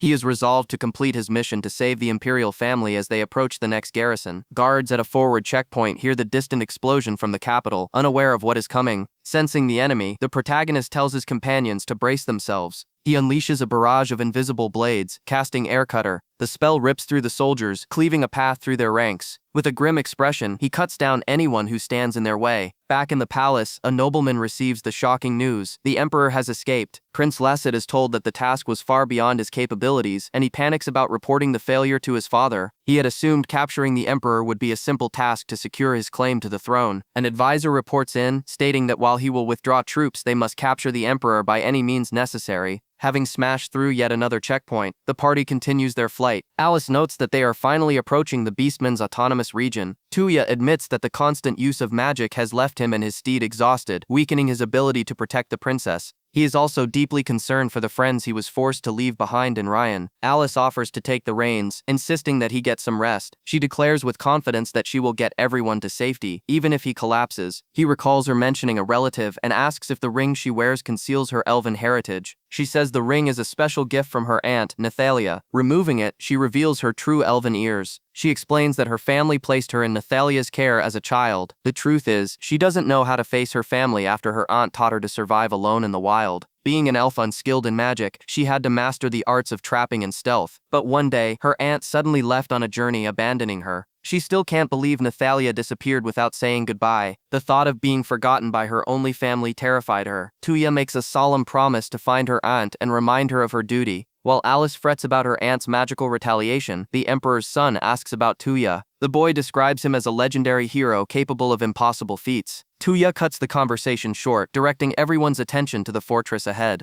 A massive stronghold, their final obstacle, looms before them. He notes the heavy security, knowing he must use his dwindling mana reserves to break through. Vowing to reach Ryan no matter the cost, he suddenly spots a familiar flag atop the fortress walls. A beastman guard spots the approaching carriage and orders his men to hold their fire. The protagonist and his companion rush toward the now open gates. They are immediately met by their friends, who rush forward to greet them. The reunion is filled with relief and emotion. Char's family is overjoyed to see that she has returned safely. Her father embraces her, tears in his eyes. The Beastmen leader, Garrus, greets them, asking why Ryan's army is stationed so far from home. Alice explains that the kingdom's elite forces launched a full-scale assault on their city. In a flashback, Char is seen fighting valiantly against the invaders. Garrus himself had entered the fray, cutting down swaths of enemy soldiers. Their allies, including Nathalia, fought fiercely to defend their home. The battle was a brutal and desperate struggle. Ultimately, the kingdom's forces were broken and ordered to retreat to the imperial capital. The battlefield was left littered with the bodies of their defeated foes. Garrus remarks that the so-called elite troops were weaker than expected, giving them a prime opportunity to counterattack. They declare a total victory, planning to pursue the fleeing army to weaken the capital's defenses. The strategists knew that pressing their advantage depended on Tuya's success. Nathalia expresses her absolute faith, certain that he would not fail. Back in the present, Tuya learns that his friends have already begun liberating territory. He sees the captured enemy soldiers, their spirits completely broken. With the rescue complete, his quest is officially over, and his companions celebrate the victory. Garrus expresses his profound gratitude for what Tuya has accomplished. The protagonist declares his mission is finished. This is not his war to fight. His only goal now is to find a safe place for his companions, as he is a wanted criminal. But Garrus insists they still need his power, presenting a direct request from the Emperor himself. The Emperor kneels, begging Tuya, the sage, to become the hero of their nation. The princess formally requests that Sage Tuya become their nation's hero. Garrus insists there's no hiding it any longer, reminding the princess of Tuya's overwhelming power. The Beastman leader confirms a long-held suspicion, recalling an old saying from his country. Legends speak of 3 great titles, prophesying that an alliance with such a person brings prosperity, while enmity brings ruin. The Generac kingdom, their enemy, already possesses a hero, making this request a desperate plea for aid. The king reveals their strategy, to march on the imperial capital, rallying the people to their cause. While his companions discuss the rewards of such a quest, Tuya seems entirely uninterested in cities or statues. He reflects on the weight of the request, admitting he has never seen himself as a hero. Back at their lodgings, the group tends to their daily chores. An elf girl grooms Kokuyu, praising the battle horse for its hard work. She marvels at Kokuyu's incredible abilities, comparing its movement to flying through the sky. Tuya agrees that the steed is priceless, prompting an unusual offer from his companion. Alice appears, much to the other elf's annoyance, and addresses her informally. The two bicker over familial titles, revealing a surprising family connection. Nathalia remarks on how much Alice has grown, though her comment seems to downplay the time that has passed. Alice is stunned, clarifying that a full decade has passed since they last met. For an elf, Nathalia explains, such a span of time can easily slip one's mind. The reunion remains tense, with Nathalia's eccentric personality on full display. Tuya simply observes, his patience wearing thin as the annoyance doubles. He tells Alice that Nathalia is just as he remembers, but the younger elf seems disappointed. Alice confesses her difficulty with goodbyes, her expression somber. Nathalia reassures her, eager to see their other family members as well. Watching them, Tuya reflects on the complex but unbreakable nature of family. With their reunion concluded, Nathalia departs with Alice, leaving Tuya with a final cryptic promise. Tuya is left bewildered by her words as the two elves head off for some long-overdue magic practice. Later, Tuya and his companions watch from the castle walls. Below, a celebration is in full swing, with musicians playing and warriors dancing. A beast woman performs a ceremonial dance, her sword an extension of her own grace. Char explains this is a traditional celebration from her tribe, honoring her father's safe return. During the feast, the dancer gives credit for their victory directly to Tuya. As the people's smiles return, Tuya's thoughts drift to the impending battle for the imperial capital. Char voices her concern, certain that Prince Lisette will not surrender without a brutal fight. He weighs the consequences, knowing that defeating the prince will inevitably draw the wrath of the entire Generac kingdom. His advisor confirms the grim reality: there can be no truce, only the complete destruction of one side. Char therefore pleads with Tuya once more, asking for his power to reclaim their home. Though he is no hero, he admits he doesn't want to see anyone suffer in the conflict. He looks at the celebrating crowd, contemplating his role in the coming storm. Ultimately, he decides he has no intention of becoming a simple tool of war. Suddenly, a panicked soldier bursts into the command tent. He reports that Tuya has vanished from the camp without a trace. His tent is empty, with only a finely crafted sword left behind on the cot. The leaders conclude he has fled, accepting that they can no longer rely on his aid. Char is left heartbroken by his sudden departure. Miles away, by a quiet river, a fishing line hits the water. Tuya is not fleeing, but simply fishing, pulling a monstrous creature from the depths. He inspects his bizarre catch, wondering if it's even edible. He soon returns to the familiar safety of the guild house. Ferris welcomes him back, and he explains he was out hunting monsters to gain experience. For the first time in a while, he allows himself a moment of peace. But his thoughts inevitably return to the war and the lingering questions about the Berserker title. Seeking answers, he approaches Ferris and asks her a profound question about the gods of this world. He questions the purpose of his immense power, and Ferris reveals the name of a single goddess, Tertalia. He then poses a strange hypothetical, asking how she would feel if statues of him were erected across the land. After a moment of consideration, she stifles a laugh. The idea, she admits, is quite amusing. He concedes that if it makes her happy, perhaps it wouldn't be so bad after all. Meanwhile, at the imperial capital, a grim report reaches Prince Layset. The enemy army has breached their defenses. The prince is enraged, learning the capital gate is already destroyed and reinforcements are days away. He laments his tactical error, now fearing for his own life. In a fit of desperation, he orders his men to burn the entire capital to the ground. Before the order can be carried out, an aide announces a visitor, the submaster of the Adventurers Guild. The guild submaster, Georgia, presents himself before the prince with an air of confidence. He reveals that he has brought 50 captured rebels who were fighting against the kingdom. Without hesitation, Prince Layset orders every single one of them to be executed. Georgia, however, proposes a more sinister plan, using the prisoners as human shields to stall the approaching army. One of the prisoners realizes the depth of Georgia's betrayal, accusing him of treachery. The submaster smirks, revealing his true ambition to secure the prestigious position of the imperial capital's guildmaster. He knows that as a commoner without backing, such a rank is normally unattainable, but with a strong recommendation from the prince, and by leveraging these criminals, he can seize the power he craves.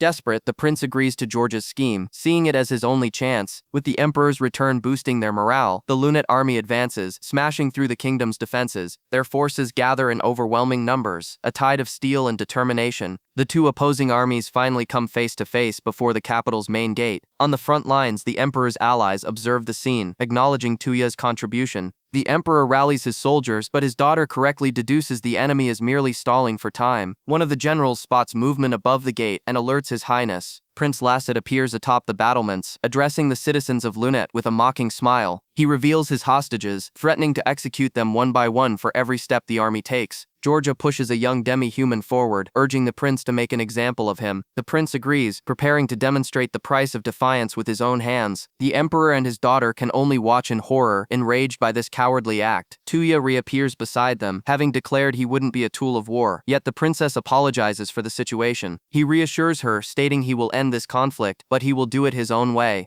Atop the wall, the bound hostage is forced to the edge, a final warning to the army below. But before the execution can proceed, the guards are suddenly and violently thrown from the battlements. The prince and the guildmaster stare in disbelief, unable to comprehend what just happened. The captive looks up to see a cloaked figure who has just saved him from certain death. It is Tuya, who now holds the prince himself captive, declaring checkmate. The war is over. With the war now over, he greets the captured royal with a smirk. From the ground below, his companions watch the scene unfold in disbelief. Tuya addresses the enemy soldiers, announcing that he has captured their commander. An officer curses him for taking the prince, while the captive demi-humans notice their restraints are loosening. The ropes suddenly snap. The hostages break free, urging Tuya not to worry about them and focus on the enemy. One of his allies thanks him for the assistance as another man notes the situation is escalating. The man, Georgia, admits he didn't expect the ropes he tied to fail, but Tuya simply offers his gratitude. Several days earlier, the plan was set in motion as the city's defenses were being rebuilt. Georgia complained about adventurers doing soldiers' work when he was suddenly struck by a small rock. He cried out in pain, looking around for the culprit. The flashback reveals Tuya being smuggled into the enemy-occupied capital. Concealed inside a sack, he was able to infiltrate the city undetected. The man who helped him suffered a severe nosebleed as a side effect of Tuya's power boost. Inside the Adventurers Guild, Georgia laments his blood loss, but Tuya tells him to just drink some wine. Georgia mentions hearing about Tuya's destructive entrance into the city. Tuya lays out his strategy, capture Prince Layset before the main battle even begins, a task for which he needs Georgia's help. Georgia hesitates, pointing out that his neutral guild would be at great risk for siding with him. He reminds Tuya that he is already harboring demi-humans, which is proof enough he isn't aligned with the Generek kingdom. Tuya simply points to a wooden carving on a shelf. A receptionist explains that the carving is a gift from a trusted guildmaster. Taya states that if that guildmaster trusts Georgia, then so can he. Convinced, Georgia agrees to the risky plan and asks for the details. The plan is to use the demi-humans as bait to lure the prince out. The demi-humans themselves willingly offer their lives for the success of the mission. Georgia questions Tuya's motives, asking if he's seeking fame or fortune. Tuya explains he was once an ordinary person and has no interest in the politics of war. However, now that he possesses the power to end the conflict, he cannot simply stand by and do nothing. Georgia calls his idealism naive. He accepts the dangerous guild request, declaring he'll be expecting a substantial reward for the risk. Back in the present, Georgia stands with the freed hostages, having done his part. The enemy commander panics at the sight of the captured prince. Prince Lasset furiously demands to know who this mere adventurer is. As he warns Tuya not to touch him, he is shoved off the high wall. The commander screams in horror as the prince plummets, but Tuya catches his cloak, stopping his fall. The prince seethes with humiliation and rage. He is left dangling precariously over the edge. Tuya issues his ultimatum to the troops below: drop their weapons, or he drops their prince. Lasset tells him to do it, but Tuya reveals a terrifying truth. He was the one who single-handedly destroyed the fortress gate with his magic. He explains his power is great enough to cut off their army's only escape route. This location was chosen specifically to trap the entire Generate army in a pincer attack, ensuring a total massacre. He looks down at the terrified royal holding him over the sea of his own soldiers. The fate of every soldier now rests entirely on the prince's decision. Defeated, Prince Lasset screams for his army to surrender. Though a commander tries to object, the soldiers drop their weapons, unwilling to die for the prince's pride. The general of the opposing army sees the enemy laying down their arms. He declares to his troops that the enemy has surrendered. The capital is reclaimed, and the soldiers erupt in a massive cheer. One of the soldiers can hardly believe what just happened. His companions celebrate the impossibly swift victory. The princess thanks Tuya from the bottom of her heart, knowing they were doomed without him. She sheds tears of relief as the battle ends. The disgraced prince is led away in chains, weeping over his defeat. His mission finally complete, Tuya collapses from exhaustion. News of the victory spreads quickly, and the city begins to rebuild. King Generate makes a difficult decision, agreeing to a full withdrawal and the release of all demi-human slaves in exchange for his son's safe return. The news of a temporary ceasefire reaches the Generate royal capital. One of the knights is furious, seeing the withdrawal as a total loss and questioning the king's judgment. A royal advisor explains that the king is crushed by the humiliation their family has suffered. The knight grits his teeth, swearing vengeance upon the empire and its demi-human allies. Several days later, Tuya visits Georgia at the Adventurers Guild. He thanks the guildmaster for his crucial assistance.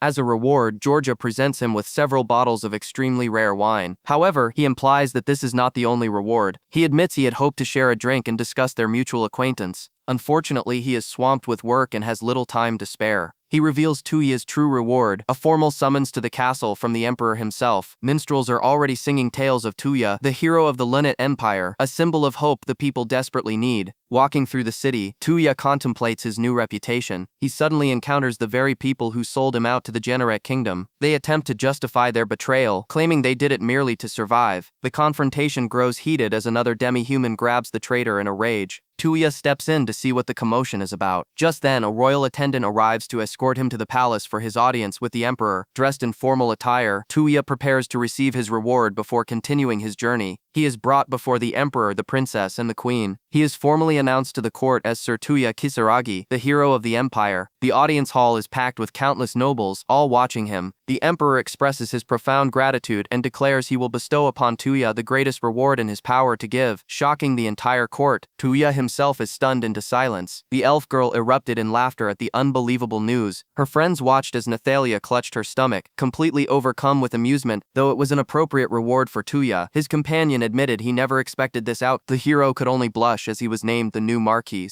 His friend added that on top of the title, there was something even more surprising. In a flashback, the king officially bestowed the title of Marquis upon Tuya for his distinguished service to the nation. He then announced an engagement to his beloved daughters. Tuya was to be wed to both the vice-commander of the royal guard, Artheria von Milda, and Princess Charlotte van Lunette. The nobles were outraged, but a hulking figure declared himself and the empress as Tuya's new legal guardians. He silenced their complaints with a single command. Back in the present, Nathalia furiously reminded him that she was already bound to be his legal wife. Tuya tried to explain that he never wanted to be a noble or get married, but he was left with no other choice. Nathalia explained the simple logic: it was a political move to protect him from other nobles. By marrying into the two most powerful families in the land, he would be untouchable. His friend reminded him that as the hero who saved the country, many would seek to control him. Suddenly, a hooded man appeared, questioning their one-sided explanation. He accused them of knowing exactly what they were doing. The man claimed they were essentially making Tuya a prisoner with these rewards and responsibility. He leveled a threatening gaze at Nathalia, demanding an answer. Tuya quickly intervened, asking to speak with the man alone. The two walked through the bustling capital, the hooded man complaining about the city. He found it awkward to be walking alone with the emperor in public. The emperor asked Tuya for his honest opinion of the country. Tuya replied that he thought it was a good place where all races could live in equality. The emperor somberly noted that this was only the surface appearance. A dark memory surfaced, showing a brutal massacre. The emperor confessed that his own incompetence alliance led to a rift between humans and other races, which their enemies exploited. He warned that the fragile peace could crumble in an instant. He then revealed a chilling piece of intelligence. A human supremacist faction was already planning to capture Tuya. The nation couldn't afford an internal conflict, so the emperor had to make the first move to secure him. Tuya finally understood. His very existence was a potential spark for war, and making him a high-ranking noble was the only way to defuse it. A commoner approached, recognizing the emperor and asking if he could help with the reconstruction. The emperor turned to Tuya, asking him to stay and make this his new home, to help him rebuild it with true ideals. A vision of all the people he had met flashed before Tuya's eyes. The emperor assured him that this is what they were all hoping for. Tuya felt the emperor's personal plea was a calculated, underhanded move. Yet the thought of making a new home here with everyone he'd met was not a bad idea. As he made his decision, the rubble around them vanished into thin air, shocking the workers. Prince Yulin arrived, excitedly declaring that he would take charge of the next project. He unveiled his plan to erect a giant heroic statue of Tuya in the public square as a symbol of their recovery. The emperor gave a thumbs up, calling it a new tourist attraction. Tuya was utterly horrified by the idea. He declared that if they built it, he would leave the country immediately, thus beginning his new life as Marquis Tuya. He was given a luxurious mansion in the noble quarter. The estate was staffed by dozens of servants who had lost their previous masters in the war. Soon other nobles began to visit, offering him tokens of closeness. One even tried to arrange a business dinner with a beautiful girl. The constant visits were exhausting, and Tuya lamented that he never wanted this life. Though he was appreciated as a hero, the endless political maneuvering was draining him. He spoke with Alice, who was preparing to resume her work as a traveling merchant. Tuya asked her to gather information on the Berserker class, a task she eagerly accepted as a new business opportunity. He had decided to ask her for help finding a way to change his job class to the powerful Berserker. Alice questioned his decision, but he explained he needed to visit the town of Arland, a place still suffering from the war. Although the enemy army had left, a new threat was emerging. A nearby dungeon was about to unleash a horde of monsters upon the town. Alice recognized the event as a monster raid, a high-difficulty quest from the game.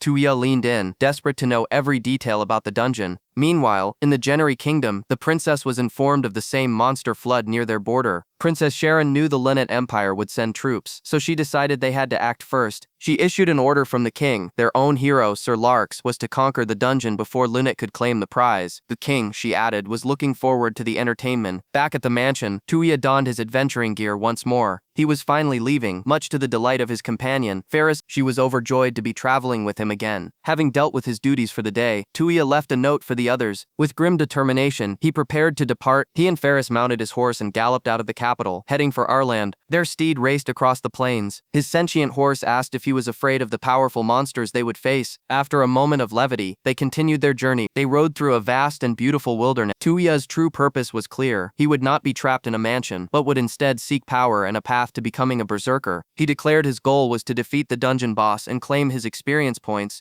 In the rival kingdom, Sir Larks was also ready to leave. He vowed to defeat the boss for his king and country before the Lunate Empire's hero could. The scene shifted to the forest near Arland. Tuya arrived, his eyes scanning the dense woods. He finally stood before the dungeon entrance, a dark, ancient structure consumed by the forest itself. The soldiers are in disbelief as a monstrous horde pours out from the deep woods. A skilled female warrior assesses the impossible odds before her. Meanwhile, the protagonist observes the situation with a composed gaze. He finds himself in the territory of the Lunate Empire, near the forest surrounding the town of Arland. A grotesque beast lets out a savage roar, but his companion Kokuyu swiftly dispatches it with a powerful kick. The protagonist chides his partner for rushing ahead in their monster-slaying competition. He tallies their kills, declaring himself the winner of their private contest. It has been 5 days since they left the imperial capital, using the journey to increase their power. Their destination is a set of ancient ruins, now rumored to be a monster-infested dungeon. He recognizes this phenomenon as the monster flooding he was warned about, a situation he must now confront. Suddenly, an unsettling premonition washes over him. He can't shake the feeling that something terrible is about to happen. Deciding to head into town, he begins to gather materials from the slain monsters. As he moves one of the corpses, he uncovers a shocking sight. Beneath the fallen beast is the gravely injured adventurer, barely clinging to life. The scene shifts to the nearby town of Arland. Inside the Adventurers Guild, a desperate mage pleads with the guildmaster to form a search party for her missing comrade, Lies. The guildmaster, Brytor, tries to reassure her, confident in the B-rank adventurer's skills. However, the guild is overwhelmed with casualties from the recent attacks, lacking the resources for a rescue mission. A flashback reveals Lies had sacrificed herself, holding back a swarm of monsters to allow her team to escape. She fought valiantly against overwhelming numbers. Her last act was to save her friend from a fatal blow. Surrounded by higher species monsters, she urged her comrades to flee while she bought them time. Her resolve was absolute: she would protect Arland at any cost. Back in the present, a survivor recounts their desperate escape and separation from Lies. Realizing the gravity of the situation, the guildmaster decides they must request military aid.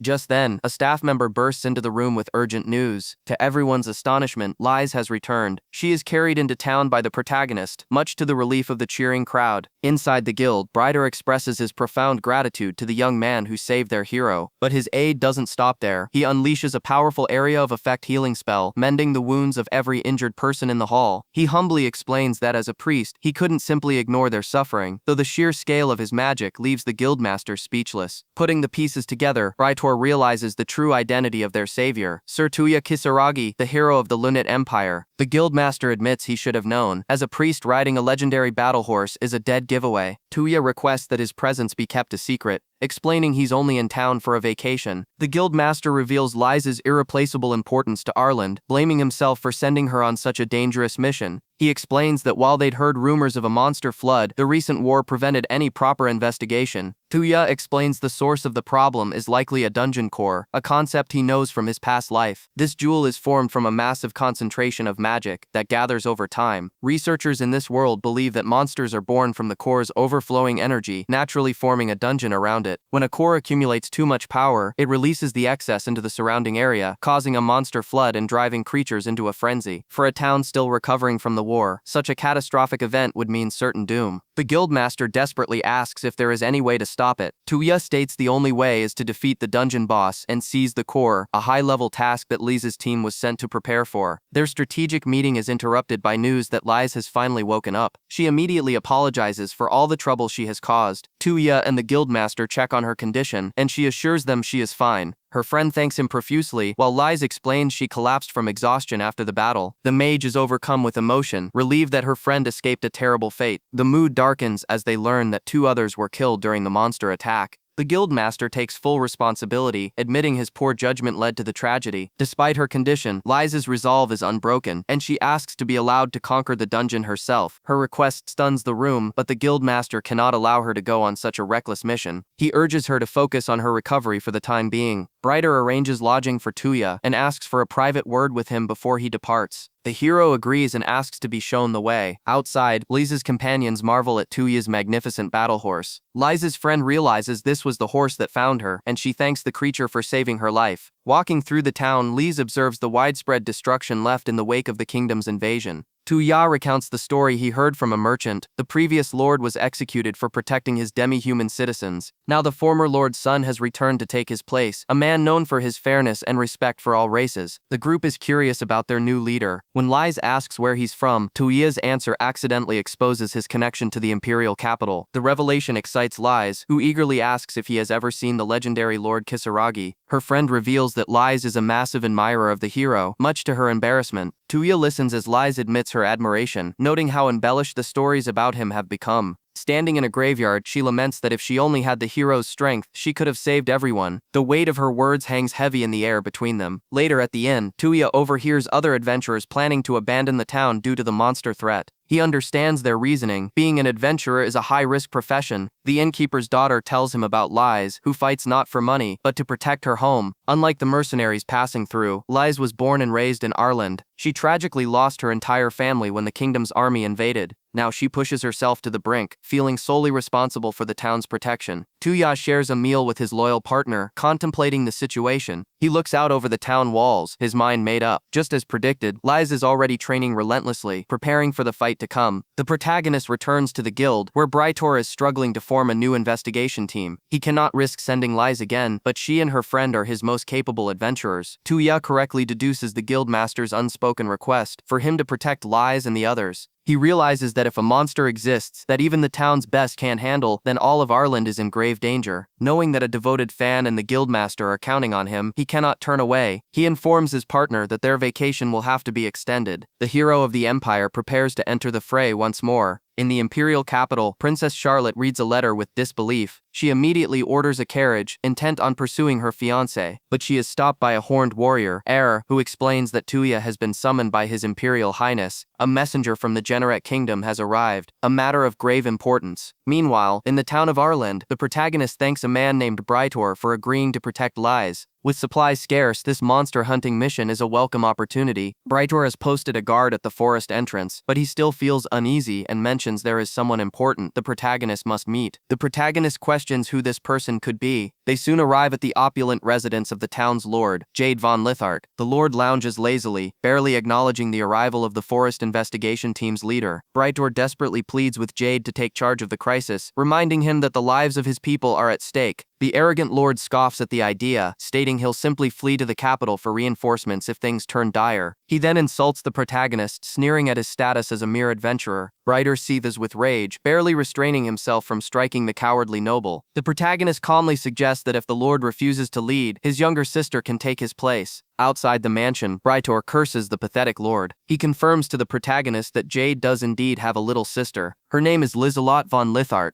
Brytor explains that though she is a noble, Lies secretly works as an adventurer, having been obsessed with swordsmanship since childhood. She was a tenacious student who refused to quit until she could land a single blow on her instructor. When the monster invasion began and her parents fled, she registered with the guild to support her family in secret. She carries the heavy burden of regret for not being present during the town's last major crisis. The protagonist listens intently, understanding her conviction and vowing to protect Lies at all costs. Suddenly, the piercing sound of the town's emergency bells shatters the air. A guild member runs towards them in a panic, screaming that monsters are attacking. Brytor suggests falling back to the lord's mansion for safety, but the woman cries out that there's no time, for the monsters are emerging from the forest. Deep within the woods, the aftermath of a slaughter is revealed. A pack of A-ranked earth dragons has descended upon the forest. The terrifying beasts feast upon the fallen. The surviving adventurers are frozen in absolute terror. Blood spatters across the ground. Lies and her party find themselves facing the horde, realizing these creatures are on an entirely different level from what they've ever fought. She knows with chilling certainty that Arland's forces stand no chance against such a threat. The town will be overrun. A memory of her brother's cowardice flashes through her mind as he dismisses her plea to protect their home. She is consumed by despair, believing her cause is lost. An earth dragon lunges, its massive jaws aimed directly at Lies. Clutching a pair of small bells, she prepares to sacrifice herself to save her friend. She braces for the final impact, but just as the dragon is about to strike, the entire pack freezes, its attention suddenly diverted. The protagonist arrives on horseback, revealing he used a bell of provocation to draw the monster's aggro. He orders the adventurers to retreat and tend to their wounded, declaring that he and his familiar will handle the beasts. Lies protests, warning him that his steed is no match for A-ranked earth dragons. He simply smiles, assuring her that he will protect the things she holds dear. He then commands his familiar Kokuyu to take care of two of the dragons. Power surges through the magnificent horse as it receives a powerful boost. It bolts away, leading the dragons on a high-speed chase through the trees. The remaining adventurers are stunned by his incredible speed, and Lies feels an urge to help him. She tries to follow, but Kokuyu gently stops her. The intelligent familiar gestures for Lies and her companion to climb onto its back. Meanwhile, the protagonist expertly kites the pack of dragons deeper into the woods. Deciding not to be stingy, he prepares a rare item, a thorny trap. He leaps over the deployed trap just as the dragons close in. The entire pack crashes into the device, becoming hopelessly entangled in its magical thorns. With the monsters gathered and held in place, he declares it's time to end it. He prepares to unleash an overwhelming area of effect spell. Firestorm, he incants, and a massive vortex of flame erupts, engulfing the trapped beasts. From a safe distance, the women on Kokuyu's back witness a blinding pillar of light shoot into the sky. Lee stares in silent awe at the sheer scale of the magical power on display. A charred dragon head thuds to the ground near the protagonist's sword. He stands unfazed amidst the smoldering corpses of the entire Earth Dragon pack. As Lies and the others arrive, he calmly remarks that the town is safe, noting only that the monster's tough hides gave him some trouble. Lies is speechless, unable to process how he could call such a feat not that difficult. She falls to her knees, crushed by the weight of her own helplessness during the crisis. She thanks him profusely, admitting the town would have been annihilated without his intervention. But her gratitude is mixed with the bitter frustration of her own powerlessness. Suddenly, more monstrous shrieks echo from the darkness of the woods. Kokuyu tells the protagonist not to worry, as reinforcements will take care of the rest. An army emerges from the trees, revealing the banners of the Lunette Empire. At the head of the column rides Princess Charlotte herself. R and Nathalia are with her, explaining they saw his incredible magic and rush to the source. The adventurers are shocked that he is acquainted with Her Imperial Highness. The princess explains that news of a monster-flooded dungeon prompted the emperor to dispatch a squad. Nathalia teases him about owing them a party, but is quickly silenced. Charlotte confronts him directly, demanding to know why he left so suddenly and who his new companions are.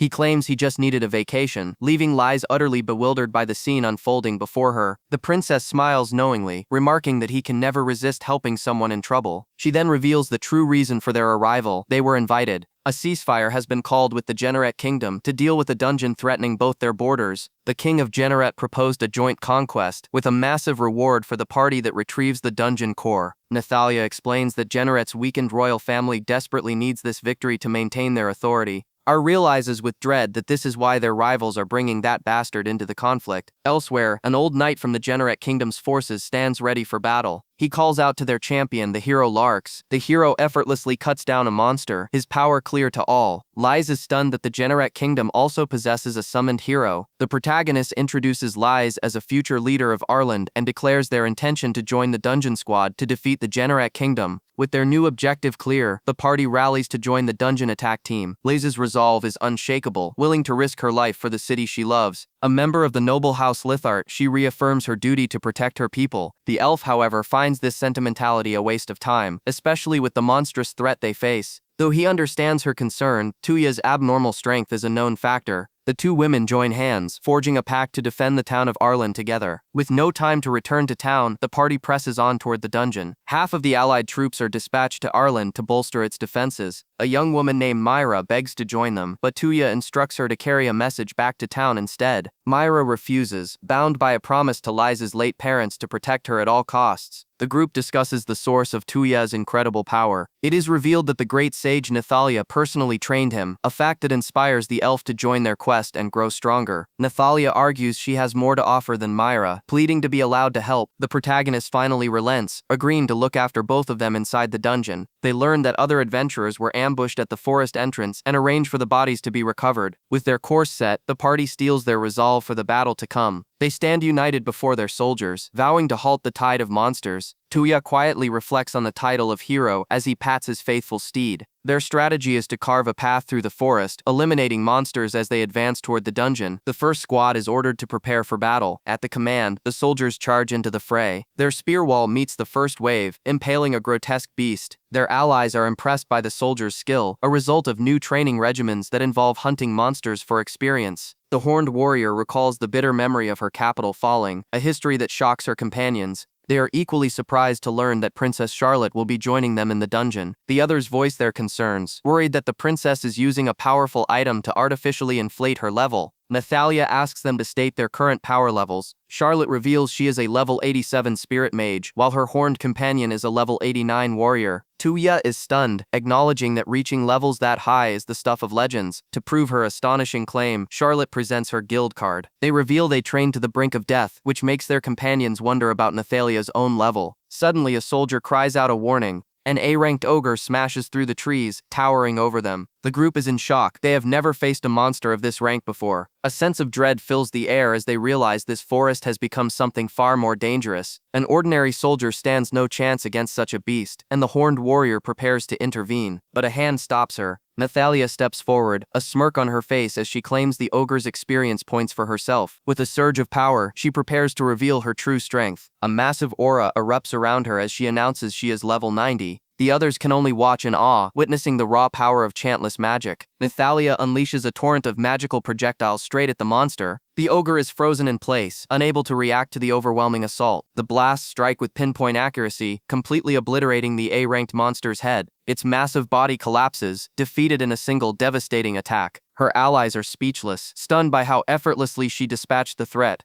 The elf boasts that such precise magic control is to be expected of the Twilight Sage. One of her friends remarks that she'd always assumed Nathalia did nothing but eat and sleep. Nathalia admits she trained in secret so she wouldn't be left behind, before turning the question to Tuya. He admits he is only level 52, a respectable number, but low compared to the others. But Nathalia reminds them that his level means nothing. As a hero, his true power is immeasurable. As they near the dungeon, the horned warrior reveals that her father was killed by the hero of the enemy kingdom. Her expression hardens, her quest for vengeance far from over. In a painful memory, she recalls her grandfather's words. Her father died begging for his life. Her grandfather vowed to restore their family's honor and one day fight the kingdom again. The face of his enemy, the hero, is seared into his memory. The hero stands confidently among his knights. Finally, the party arrives at a massive encampment set up outside the dungeon entrance. The soldiers immediately recognize their adversary, Hero Larks. Tuya's companions spot the infamous figure among the enemy troops. The horned warrior grips her weapon, trembling with fury at the sight of her father's killer. She contains her rage, reminding herself that as a royal guard, she cannot break the ceasefire. Hero Larks, the man who single-handedly turned the tide of the war, stands before them. Tuya wonders about the hero's origins and his motives for persecuting demi-humans. The thought crosses his mind, could Larks be a player from the game Pandemic World, just like him? He decides to remain cautious, unwilling to reveal his own nature without confirmation. The enemy's vice-captain looks upon their party with disdain, seeing only women and children. He directs a condescending remark at Nathalia, mocking her height. The man waves them off dismissively, telling them their quest is nothing more than child's play. Nathalia seethes, ready to destroy them all, but another knight quickly intercedes, warning his superior. He recognizes Nathalia as the legendary former First Court mage of the Lunate Empire. The man introduces himself as Benet von Galzina, the commander of the unit. Galzina is surprised to see Princess Charlotte, the daughter of the famed Garrett Dono, among them. He states his intention to conquer the dungeon immediately, citing the growing monster threat. When Charlotte confirms her party will participate, Galzina expresses concern over Tuya's battle horse. He warns that the dungeon core's magic could cause the beast to go berserk. To prevent any conflict, Tuya agrees to send his steed back to his storage dimension. His allies are perplexed, seeing no one among the kingdom's forces with any real dungeon expertise. The kingdom's soldiers boast of their A-ranked adventurers and question if the Linnet party is truly prepared for a disaster-class dungeon. The revelation that an SS-ranked monster lurks within sends a shockwave of fear through the group, but Nathalia grins, seeing the ultimate prize, a mountain of experience points. Princess Charlotte informs Galzina that they have brought their empire's strongest forces and will not be deterred. Understanding their resolve, Galzina agrees to proceed with the joint operation. He turns to his champion. Hero Larks draws his blade, dedicating his sword to his king and kingdom. He raises his weapon high, rallying his soldiers with a cry for victory and prosperity. Nathalia scoffs at the man's picture-perfect hero performance. Tuya reflects on his own time as a hero, a title he grew to despise. It was during that difficult period that he first met Ferris. With the two factions now allied, they prepare to enter the ancient dungeon. The entrance is a gaping maw within ruins, reclaimed by a colossal, gnarled tree. Taya suddenly freezes, an expression of disbelief on his face. His party urges him onward, but he is lost in thought. He recognizes the architecture immediately. This is the Karana ruins from his old game. Now certain that this world operates on the game's logic, he realizes he has a perfect method to confirm if Hero Larks is a player.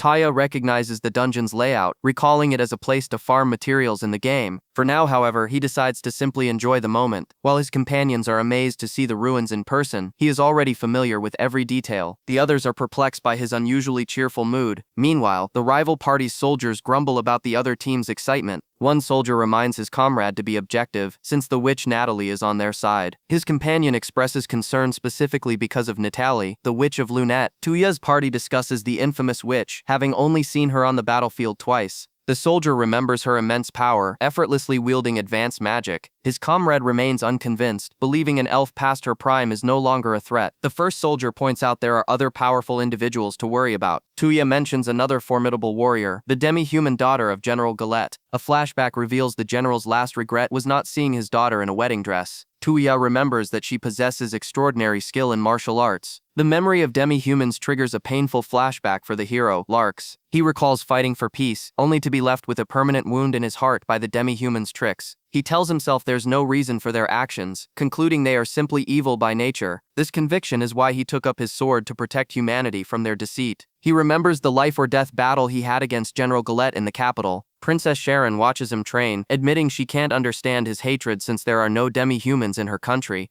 She asks if coexistence is truly impossible, questioning if they are really evil. She comforts him, embracing him in the rain. Crying, she begs him not to be confused by evil, insisting that as the hero, he must protect mankind. Larks denies being a hero, confessing that he was the one who slaughtered countless demi-humans. His talent for battle was the only reason he was hailed as a hero. Standing atop a mountain of corpses, He apologizes to Sharon for causing her worry, admitting he doesn't know the world's truth. His only certainty is his vow to fight to the end to protect her. Back in the present, Tuya watches as Larks' party ventures deeper into the dungeon. Suddenly, two of his companions feel that something is wrong. They've been here before, but the atmosphere feels completely different this time. It seems the dungeon itself is growing larger, and strangely, no magic beasts have appeared yet. Tuya calmly assesses the situation, the lack of monsters confirming his suspicions. The group halts in a massive open cavern. The soldiers stare in disbelief at the sight before them. Larks and the vice captain brace themselves for what lies ahead. A massive sleeping beast dominates the chamber. Natalie identifies the creature, a basilisk. The soldiers are shocked to see a rare S-rank magic beast, while the others are terrified. Tuya is thrilled by the appearance of a real basilisk. The vice captain suggests they slip by while the monster is sleeping. Tuya advises against provoking it, explaining that the basilisk is a neutral enemy unless attacked first. But the vice captain sees only opportunity, as the beast's materials are worth a fortune. He fixates on the dungeon's core, a jewel powerful enough to pay off the kingdom's entire war debt. He turns to Larks, asking if his blade can cut through the creature's hide. Larks declares that with the holy sword bestowed by the king, nothing is beyond his power to cut. Charlotte, the demi-human princess, protests, reminding the vice captain that she is the one in command. The vice captain dismisses her concerns, sneering that they have no choice but to fight. He tells her to stay out of it, claiming this is a chance for the army to prove its strength. Larks thanks a high-level priest for casting a strengthening spell on him. Tuya keenly observes the powerful support magic being used. The priest tells Larks to fight with all his might, promising to handle his recovery. As the soldiers charge, Tuya silently questions whether Larks is truly a hero or not. They surround the sleeping beast and unleash a coordinated assault. The basilisk awakens with a furious roar, its massive frill extending in aggression. The soldiers press their attack with a barrage of sword strikes and magic. The vice captain curses, realizing how tough the creature's scales are. However, their combined efforts are slowly beginning to wound the beast. With an opening created, he shouts for Larks to deliver the final blow. The hero surges forward, his holy sword glowing with immense energy. He unleashes a powerful strike against the basilisk's head. The onlooking girls are stunned by his incredible speed. Natalie smirks, unimpressed, but Tuya acknowledges his impressive velocity. But the battle is far from over. Larks drives his sword deeper into the beast's flesh. His companions realize he is attempting to channel swordsmanship magic directly inside the monster's body. He unleashes his ultimate technique, Sacred Howling. A brilliant explosion of holy energy erupts from within the basilisk. The creature collapses, a massive hole torn through its side. Towaya's party watches the display of overwhelming power in grim silence. Larks catches his breath, revealing he learned the skill during his duel with General Galette. He stands victorious, declaring it a swordsmanship style possessed only by the hero and holy knight. The vice captain mockingly addresses Tuya's party, asking if they're tired. He announces that they will move on, leaving the dissection to another team. He then taunts Princess Charlotte, reminding her of their 2 million Jill bet. Her retainers furiously accuse him of trying to steal their kill. Tuya remains calm, simply asking if that's the case. Frustrated, Charlotte agrees to leave, vowing to prove their strength later. Tuya approaches the defeated basilisk alone. His party calls out to him, telling him to stop pursuing the other group. The vice captain smirks, believing Tuya's team has given up. He laughs, assuming they retreated in fear after witnessing their strength. Another knight agrees, confident they've won the competition. The vice captain declares that they cannot allow the Lunette team to interfere with their plans. Larks watches the exchange without a word. Back with Tuya, his party despairs, as there's only one entrance to the lower floors. Nathalie asks Tuya if he has a secret plan, and he pulls out a mysterious item. It's an exorcising torch, designed to dispel illusion magic. He hurls the torch toward a seemingly solid rock wall. It erupts in a burst of light, revealing what was hidden. A secret entrance appears in the stone, and Tuya smiles, his plan working perfectly. His party stares in utter disbelief at the hidden passage. Tuya explains this is a shortcut to the 10th floor, allowing them to easily get ahead. In the game, this secret path was a reward for players strong enough to defeat the basilisk. His companions are baffled as to how he knew of a path unknown even to locals. One of them yells, refusing to believe it was mere intuition. Larks realizes that if Tuya were a player, he would have definitely known about this basic shortcut. This means Tuya is not a player, and Larks regrets letting someone with such deep knowledge of this world go. Tuya tells his party to prepare themselves to head to the 10th floor. The girls panic, certain that they are too weak and will die instantly. He reassures them, offering to lend them some of his own equipment. They are stunned by the incredible quality of the items he provides. They recognize the gear as national treasure-grade items with powerful special effects. Tuya lays out the new plan. They will level up as much as possible before facing the dungeon boss on the 15th floor. Rise and Myra are filled with new determination, vowing to grow stronger for their kingdom. Natalie dryly states that she never accepted Myra as a disciple, but lets her do as she pleases. Charlotte smiles, noticing Natalie's hidden happiness as the official battle begins. With renewed resolve, the party prepares to power level. One of the girls reminds Tuya that their primary mission is still to prevent the dungeon flood. A few months prior, at the Lord's Palace in Arlen City, Jade was reminded that her parents had been worried for her. They had hoped she and her brother would unite to rebuild their fallen city, a sentiment she could now only mourn. She lamented her own weakness, wishing she possessed the power of the hero Kisaragi, the savior of their country. In the present, on the 10th floor of the Lorana relic, her party battles a horde of monstrous orcs. A mage unleashes a fire arrow, engulfing one of the beasts in flames. The party celebrates their victory over the high-race orc. One of the warriors remarks that she feels 3 times stronger than usual, thanks to the items Tuya provided.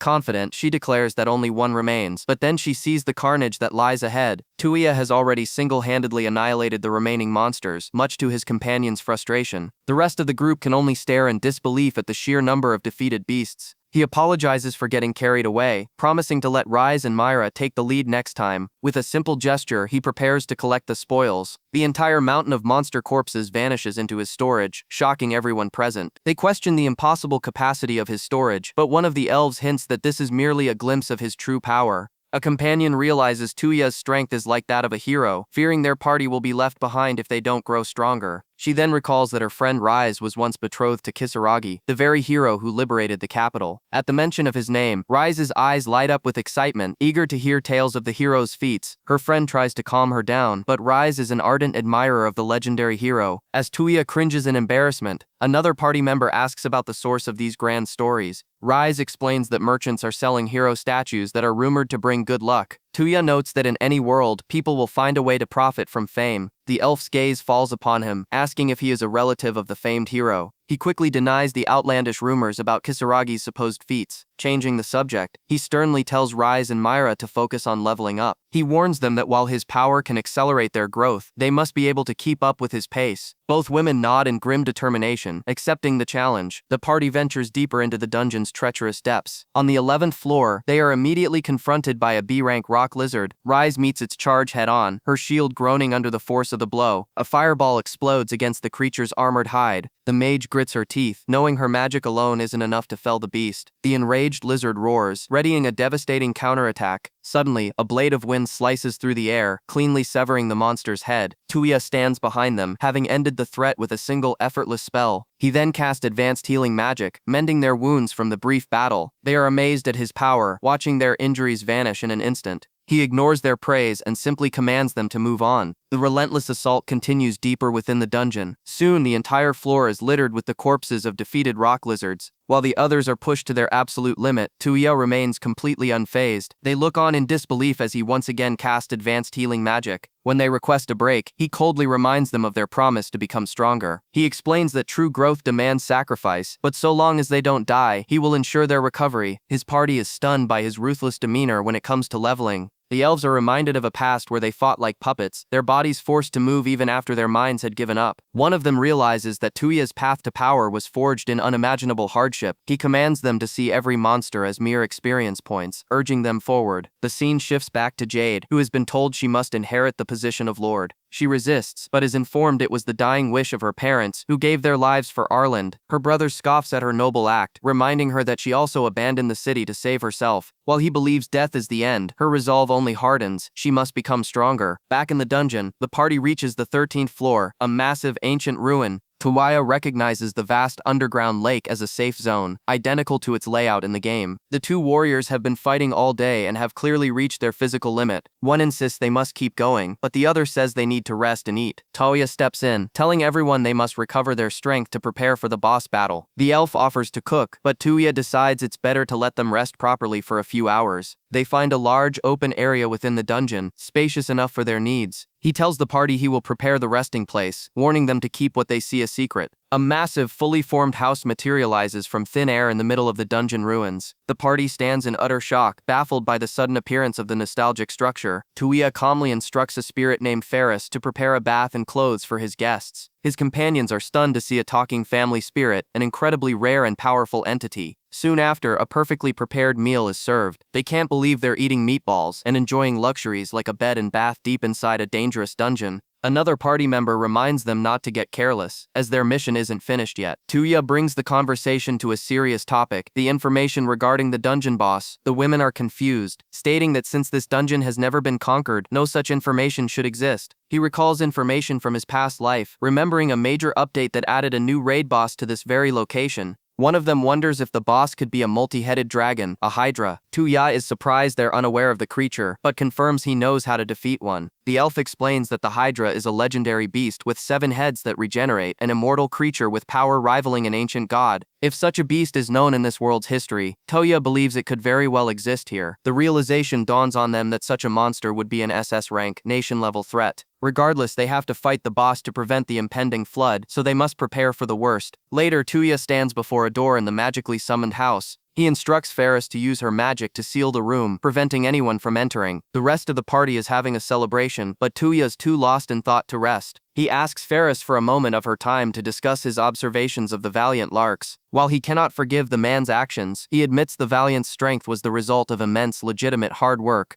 Tuya wonders if he might have become a venerated hero himself had he remained in the Generate Kingdom. He questions whether he would have used that power to slaughter the innocent people of the Lunette Empire. Apologizing for his strange thoughts, he admits that he doesn't fully understand himself. Ferris offers her unwavering belief that no matter what, he will always choose the right path. Tuya quietly hopes her words will hold true. Suddenly, he realizes his companions are trying to get into his locked room through the window. He looks outside to find them all training intensely in the courtyard. One warrior's attack is criticized for being too shallow by her sparring partner. The elf perfects a spell, thanking her instructor for the guidance. Tuya is moved, realizing that despite their exhaustion, they continue to push themselves harder. They ask him to join, but he states that his priority is to focus on preventing the flood. On the 15th floor's central hall, Rise charges forward to deliver the final blow. She and her companion bring down a massive earth dragon. Collapsing in disbelief, she can't believe they actually defeated the beast. A nearby party watches in awe, shocked that only 2 of them managed to defeat such a powerful monster. They credit the duo's incredible improvement to Tuya's inhumanly difficult training. With their newfound strength, equivalent to B-rank adventurers, they can now protect the city. Tuya congratulates them on their success, and the group prepares to advance. They proceed down a grand corridor, heading towards the deepest chamber where the final boss awaits. The entire party shouts in unison, their resolve hardened for the final battle. One of the warriors focuses her thoughts, determined to do whatever it takes to protect the city's people. Tuya's eyes are fixed on the colossal vine-choked doors that block their path. Meanwhile, another group's leader wonders why there were so many monsters on the 10th floor. Larks feels a growing sense of unease, realizing the other team may have given up as he urges his own men to hurry. The group stands before the Karana Relic, a dungeon from the game's early days, now repurposed as a guide area for new players. The protagonist muses that he lacks any information on the Hydra's attack patterns. A single misstep would mean his end. His companion, however, is ecstatic at the prospect of a real battle with the fabled monster. The others give him their thanks, admitting they could have never reached this point on their own. He explains that unlike a game, the people of this world cannot be revived, making them hesitant to risk their lives for strength. One of the warriors acknowledges the immense gap in power, realizing they would be helpless against the beast behind the doors. She clarifies that this isn't pessimism, but a harsh awakening to their own weaknesses. Determined, she vows to speak with the city's leadership upon their return to secure Arlen's future as they approach the final gate. As a pompous noble speaks, the protagonist remarks on his annoying personality, though he sees some good in it. The warrior agrees, stating that she despises her brother more than anyone in the world. Clutching a pendant, the hero puts aside his thoughts of family and orders the party forward. The massive gates swing open, revealing a colossal reptilian monstrosity. The party steels themselves, their unified goal to conquer the dungeon and ensure their safe return. A swirling vortex of energy appears in the ruined chamber as the beast lets out a victorious roar. The adventurers stare in shock at the true form of their opponent, a gigantic, heavily armored creature. They identify a swirling orb as the dungeon core, core, which is radiating an immense amount of magical power. One of the elves points out that this beast is not the Hydra they were expecting. It is identified as an S-rank magic beast, a rock dragon, its proximity to the city causing immediate panic. The protagonist explains that this raid boss had two potential forms, and this one nullifies 90% of all physical attacks with its impenetrable shell. The elf smirks, noting that such a powerful creature must grant a massive amount of experience points.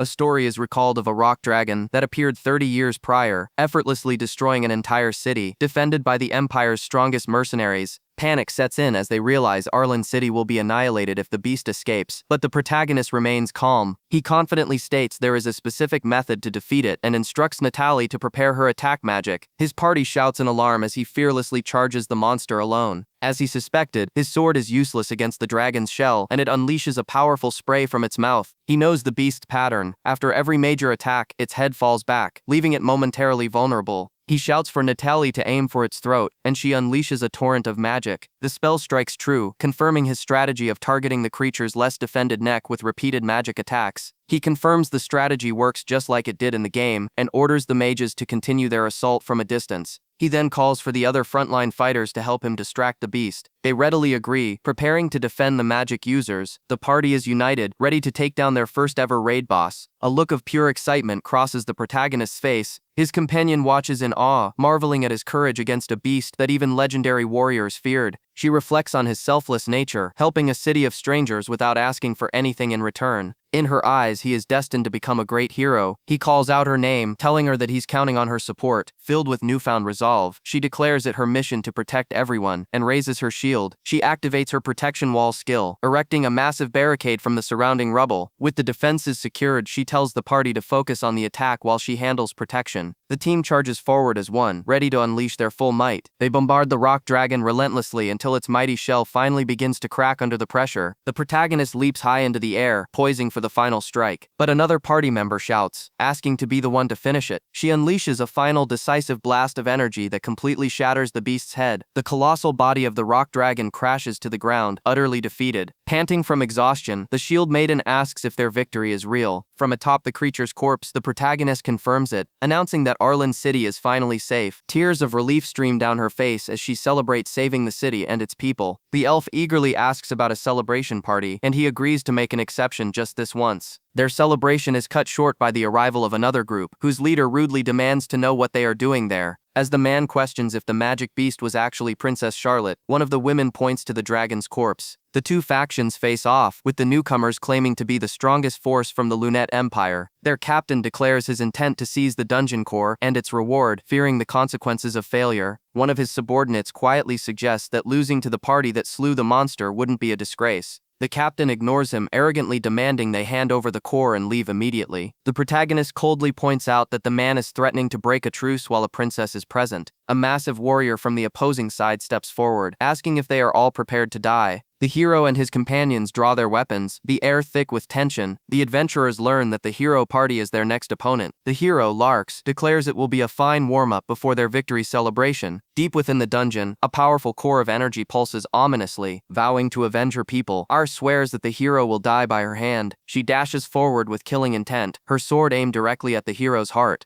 But her strike is intercepted as Tuya appears in a flash, blocking her blade. His allies watch in stunned silence, calling out his name. Ar is equally shocked, demanding to know why he would protect her sworn enemy. Tuya holds his ground, creating a stalemate between the two factions. One of the kingdom's nobles warns that killing the princess here would reignite a bloody, devastating war. Tuya asks her if she is truly prepared for the consequences of her actions. The hero's party scolds her, questioning why she would incite conflict when everyone is working so hard to rebuild. The princess recalls the horrors of the last war, knowing she must prevent another one at all costs. Ar falters, the weight of her decision crashing down on her. An older commander pushes his subordinate's sword down, admitting their side was hasty in drawing their weapons first. He asks the princess to sheath her sword, claiming they have no desire to start another war. But another knight scoffs at this, accusing his lord of having no noble pride. The mage from the hero's party taunts the knight, reminding him of their strategic failures. The knight retorts that the kingdom will punish them all if they return empty-handed. The commander states that while Tuya's party won the dungeon conquest, circumstances prevent them from from simply backing down. The princess sees through their intentions, accusing them of trying to seize the core and silence them permanently. The commander confirms her fears, declaring that with the hero on their side, Tuya's entire party will be eliminated. An adventurer with Tuya's group steps forward, declaring that the guild will not take part in a conflict between nations. Tuya warns the commander that the kingdom cannot afford to make an enemy of the powerful and independent adventurers guild. Seeing no other choice, the commander proposes a formal challenge for the core between two representatives, with the guild as witnesses. To sweeten the deal, he offers a staggering 250 million gil. This puts Tuya's party in a bind, as the sum is more than enough to rebuild the city they swore to protect. The Hero Larks steps forward, arrogantly claiming he will take them all on by himself. He warns Tuya not to use any cowardly tricks like he did in their previous encounter. Tuya simply recalls the moment he effortlessly tripped the hero's knights. The princess accepts the challenge, but Tuya interrupts, stating he has a condition. He leaps onto the massive turtle carcass to begin harvesting materials. The enemy soldiers are shocked by his casual display of power and storage magic. Tuya lays out his terms, a one-on-one duel, and if he wins, they pay double 500 million gil. The kingdom's knights are enraged by the audacious demand, calling it an unreasonable gamble against their strongest hero. Tuya simply smiles and accepts the terms. Larks claims Tuya isn't taking this seriously, then questions if he'll use his famed holy sword. The hero scoffs at the idea, saying it would stain his sacred blade to use it on such a lowly opponent. He then launches a sudden testing strike against Tuya. Larks immediately accuses Tuya of cowardice for the sudden attack he himself initiated. Tuya tells the hero to fight at full strength and avoid making excuses for his inevitable loss as his blade cracks the hero's sword. Larks seethes with rage, infuriated by the calm accusation. Tuya's party reaffirms their complete faith in his plan. He turns to R, asking her to trust him, as he is the only one who can handle the hero. She apologizes for nearly letting her emotions spark another war. With his party's full support, Tuya prepares for a battle they are certain he cannot lose. They cheer him on, eager to see him defeat the hero who interrupted their plans. The duel is formalized under guild supervision, with death as an acceptable outcome.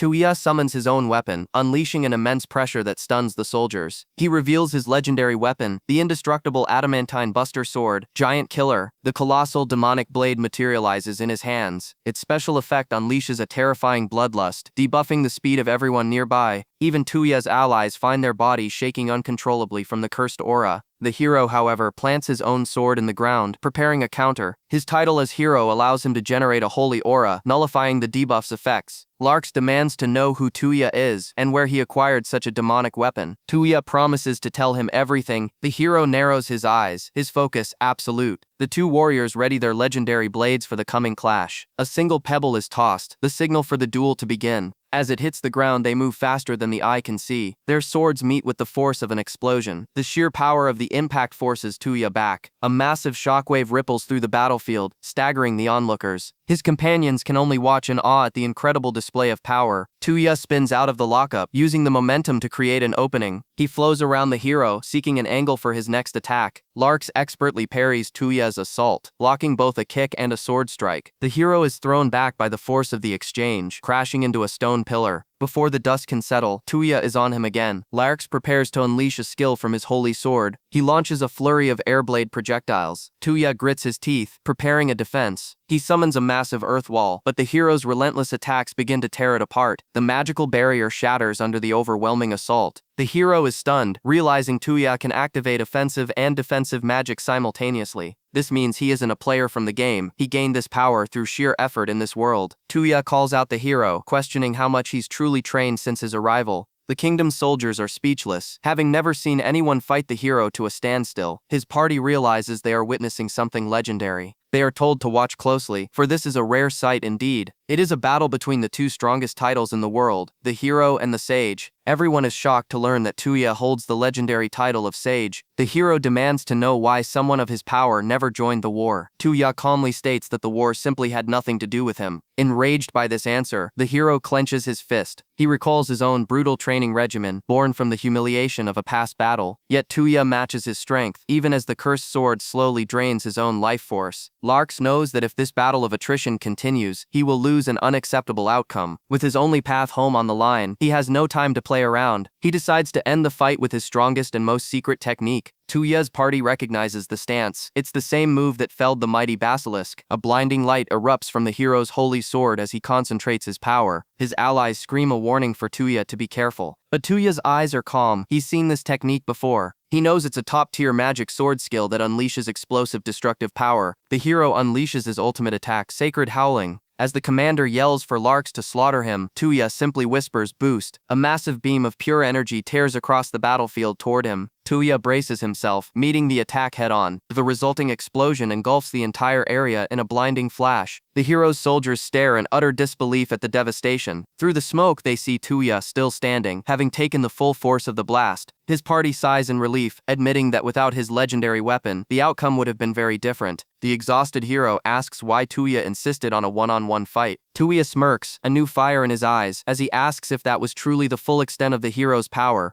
He clenches his fist, resolve hardening as a faint glow emanates from his body. He confesses his naivete to Ferris, admitting he'd hoped for a peaceful resolution. He understood during their clash that Larks' power, enhanced by the hero's Bible, would only continue to grow. Now determined to protect the people dear to him in this world, he knows he cannot allow the hero to become an even greater threat. The gravity of the situation is clear to everyone present. As Larks draws his blade, the atmosphere instantly shifts, becoming heavy and oppressive. The protagonist immediately identifies the overwhelming killing intent radiating from the hero. His own party feels the change as well. The air around him has grown dangerously cold. Larks recalls the moment he was bestowed the holy sword, a symbol of justice meant to vanquish evil. He was commanded to save the righteous human race from those who would stand in their way. With a roar, he charges forward, determined to eliminate the threat before him. But as he swings, he's stunned to find his holy sword has become impossibly heavy. The protagonist effortlessly parries the attack, sending the hero staggering backward. He follows up immediately, crashing into Larks with overwhelming force. The hero cries out in pain from his shattered ribs as his commanders berate him for his poor performance. They remind him that failure is not an option. His allies watch in disbelief as the supposedly invincible hero is completely overpowered. Yet the strain of the battle is also taking its toll on him, leaving him panting for air. The hero is confused, wondering why his stamina has vanished and what caused his sword to gain such weight. The protagonist knew the hero would notice the special effect of his weapon, Giant Killer. The legendary blade converts a percentage of damage dealt directly into weight, burdening the enemy's weapon. He recognizes that while his weapon is superior, he lacks the arm strength to wield it indefinitely, and must end the fight quickly. Larks can barely lift the holy sword, slowed not just by the weapon's weight but by the protagonist's bloodlust. He begins to question if his opponent is even immortal from this world. The protagonist finally asks the hero why he aids in the persecution of the demi-humans. Larks parrots the kingdom's propaganda, claiming he was summoned to save humanity from the evil that disrupts the world. The demi-human party members are infuriated by his blind accusation. Ferris realizes the hero has only been fed information that benefits the kingdom's agenda. His elven companion suggests that he has simply chosen to ignore any truth that contradicts his beliefs. The hero screams at him, unable to comprehend why a fellow human would side with such evil. The protagonist counters, stating that from his perspective, the hero is nothing more than a butcher. He then asks a piercing question: was General Garrett, the man he fought against, truly evil? The memory of that conflict clearly pains the hero's allies. Larks explodes with rage, insisting that someone with so much power couldn't possibly understand his struggle. He screams about the immense sacrifices he has made to be the hero and live in this world. He steals his resolve, declaring that he cannot lose, no matter who the enemy is. "I am the hero after all," he shouts, launching himself forward once more. The protagonist smirks, recognizing the skill Larks is activating. The hero channels energy into his attack, shouting that he hasn't even reached his full power yet. His party observes that the hero's skill has evolved, but the protagonist remains unbothered. Despite the agonizing pain from his broken ribs, Larks prepares to unleash his ultimate technique to end the fight. Don't turn your eyes away. She knows that this next clash will decide the outcome of the entire battle.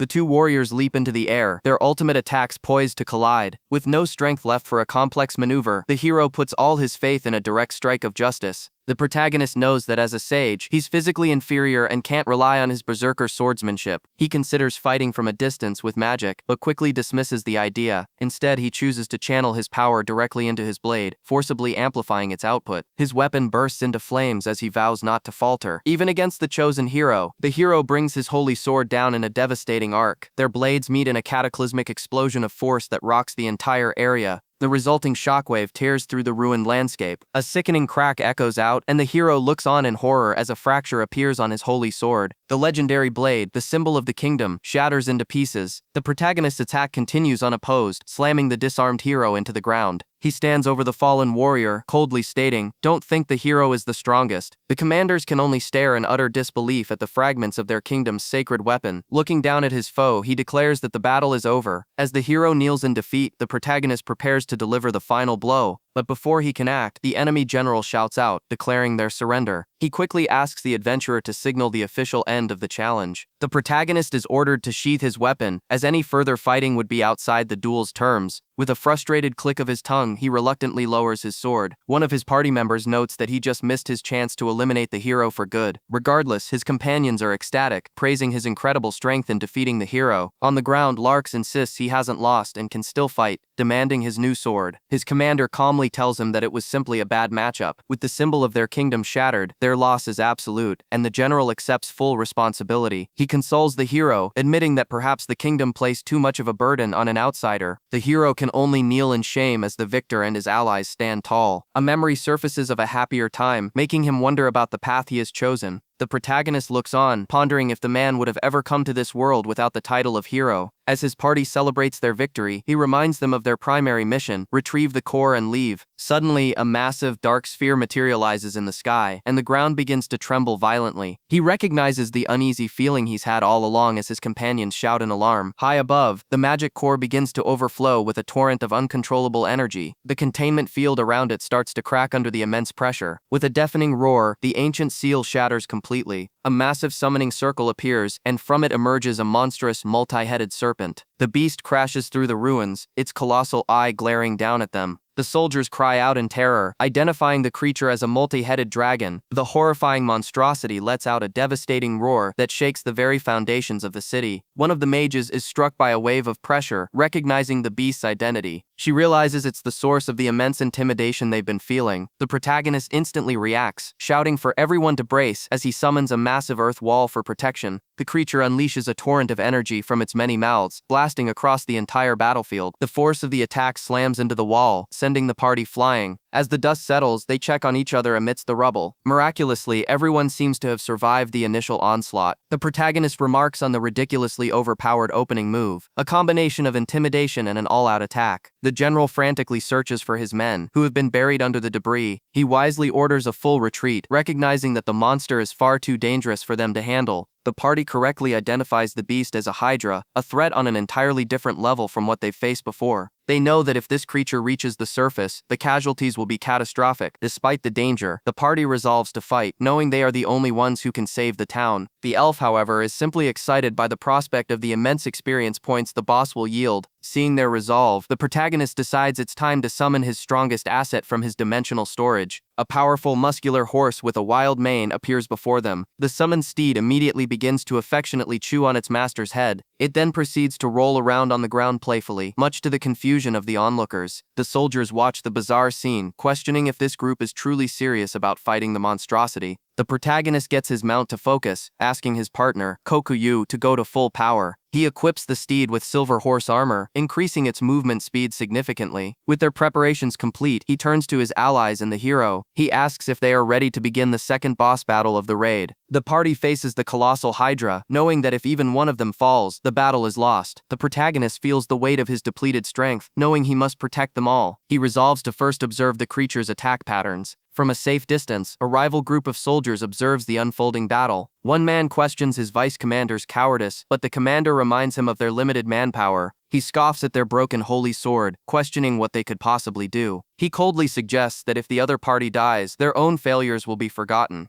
The soldiers argue, but ultimately decide to search for a way back to the surface. The vice commander agrees that retreating to recover is their best course of action. As the protagonist charges forward, his companion feels the ground tremble. The cowardly commander is frozen by a memory of a past monstrous encounter. Aboard his armored steed, the hero leaps across the ruined landscape toward the beast. He deploys a thorn trap from his inventory, ensnaring the Hydra's massive limb. He confirms his suspicion: the monster is not immune to the effects of items. He urges his powerful mount, Kokuyu, into the fray. He notes that his steed has grown significantly stronger, a true warhorse of doom. Clad in A-class silver horse armor, Kokuyu is a monster in its own right. The protagonist observes the outer heads are defensively shielding the central one. In a flash of steel, he severs one of the creature's heads with a single powerful slash. Realizing its defenses are low, he prepares to press the advantage. But to his horror, the wound begins to bubble and reform instantly. A new head regenerates at an impossible speed. He grasps the monster's true power, infinite regeneration. Just as a sweeping attack sends him reeling, he's unable to dodge the follow-up strike barreling towards him. Suddenly, his horned companion rushes to his side. She intercepts the deadly blow, saving his life at the last second. She tells him she saved him, but he needs to let them handle the rest. Another comrade chastises him for his recklessness, reminding him they are a team.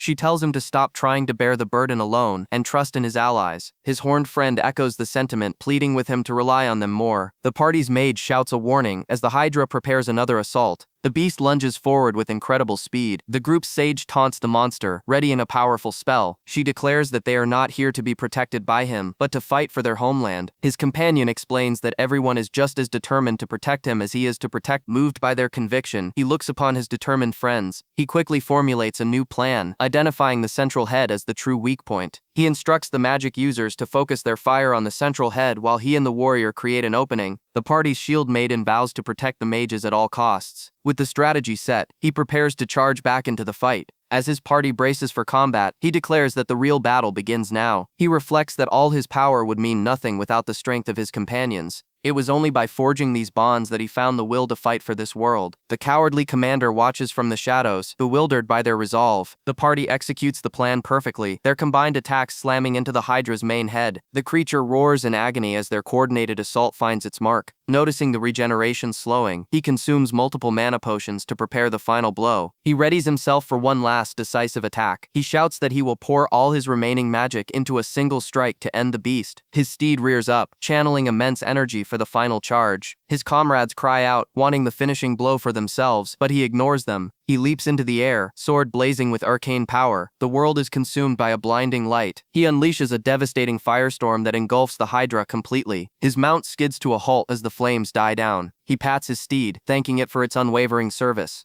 A sphere of pure light descends from where the monster fell. His party celebrates their hard-won victory as they identify the boss item drop. He reaches out to claim his reward. He wonders what the item is, hoping his storage system will identify it. The system reveals it to be a Hydra Jewel, an item completely unknown to him. He muses that a unique boss drop must have a special purpose. The thought excites him. There are still secrets in this world, perhaps even a way to unlock his true potential. His companions call his name, snapping him out of his thoughts. The victorious party stands together, triumphant. He smiles, sharing in their moment of victory. A celebratory sweets party is proposed to mark their achievement. The heroes leave the desolate ruins behind them. They return to the bustling camp established at the dungeon's entrance. The soldiers stationed there wonder what has become of Lady Charlotte and her party. They assume she must be safe with her powerful companions. The vice commander notes the kingdom's guild has already returned, yet no winner has been declared. His men grow agitated, ready to fight if any harm has come to their leader. He is pressured to wait for confirmation, but fears what might emerge from the dungeon. The commander's face is slick with sweat as he grapples with his indecision. He freezes, utterly paralyzed by his own cowardice. Suddenly, a guard spots figures emerging from the ruins. It is Lady Charlotte and her group, returned victorious and unharmed. His party is already celebrating with sweets and desserts. One of the mages is chided for having a third piece of cake before the party has even officially begun. The friends argue lightheartedly over the delicious treats. The vice commander and his men can only stare, stunned that they actually defeated the monster. Charlotte happily enjoys her own pastry. The soldiers look on in silent disbelief. She then steps forward, preparing to address the gathered crowd. She begins by apologizing for causing everyone to worry.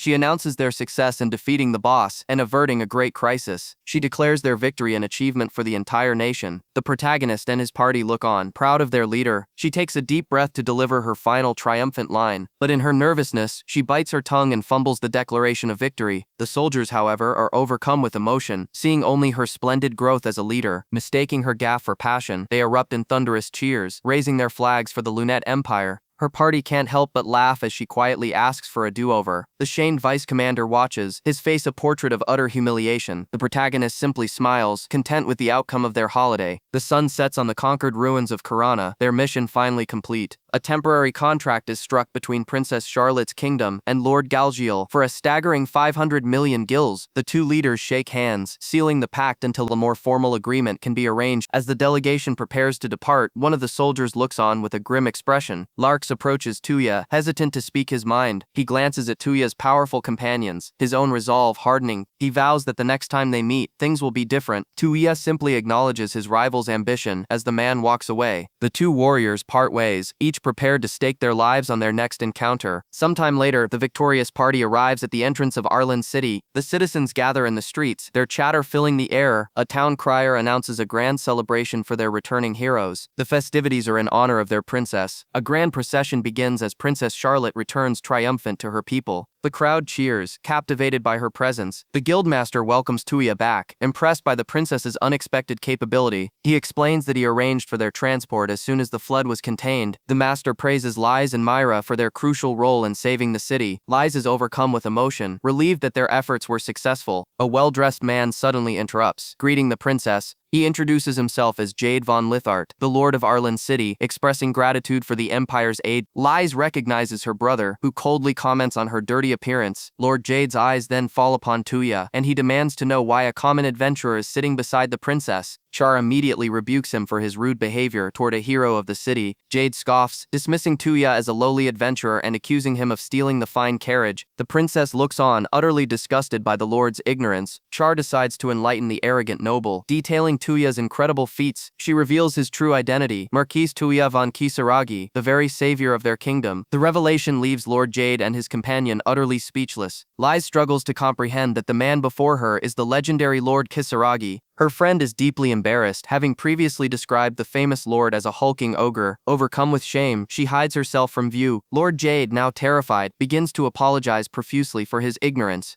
The guildmaster insists he apologize to Tuya directly, who not only saved the city but also protected Liz. Tuya dismisses the apology, instead reminding the guildmaster of their deal regarding the monster materials. Liz shouts that the guild will purchase every last one. The guildmaster tries to stop her, knowing such a purchase would bankrupt their entire city. However, Lord Jade sees a political opportunity, declaring it an honor to buy the materials personally from the kingdom's savior. He whispers to his sister that the cost is a small price to pay for an alliance with Lord Kisaragi. Tuya holds him to his word, telling him to deliver the payment to his mansion. With the deal struck, Tuya reveals the first half of the spoils. An unbelievable mountain of high-level monster carcasses appears, shocking everyone present. Lord Jade and the guildmaster are horrified by the sheer quantity. The lord panics, certain this will bankrupt him, but Tuya coldly reminds him that a lord does not go back on his word. As Liz tries to explain the city's financial troubles, Tuya cuts her off. He states that the high-rank materials can be sold to fund the city's reconstruction. He clarifies this is not a gift, the city is to pay him back, no matter how long it takes. Liz insists her brother cannot refuse this offer for the good of their people. Defeated, Jade agrees, accepting his duty as lord. Tuya then speaks of their deceased parents, suggesting they would have wanted the siblings to get along. He says it was surely their wish for Jade and Liz to unite and protect Arlen City. The siblings share an awkward but meaningful glance. With his business in Arlen concluded, Tuya prepares to leave for another city to continue his training. His companions immediately protest, insisting he must return to the imperial capital and report his achievements to the emperor. Tuya tries to pass the duty off to them, but his orders are absolute. The royal steed itself seems to refuse the notion. The children of the city approach the warhorse that helped protect them. One small child offers it an apple as a token of their gratitude.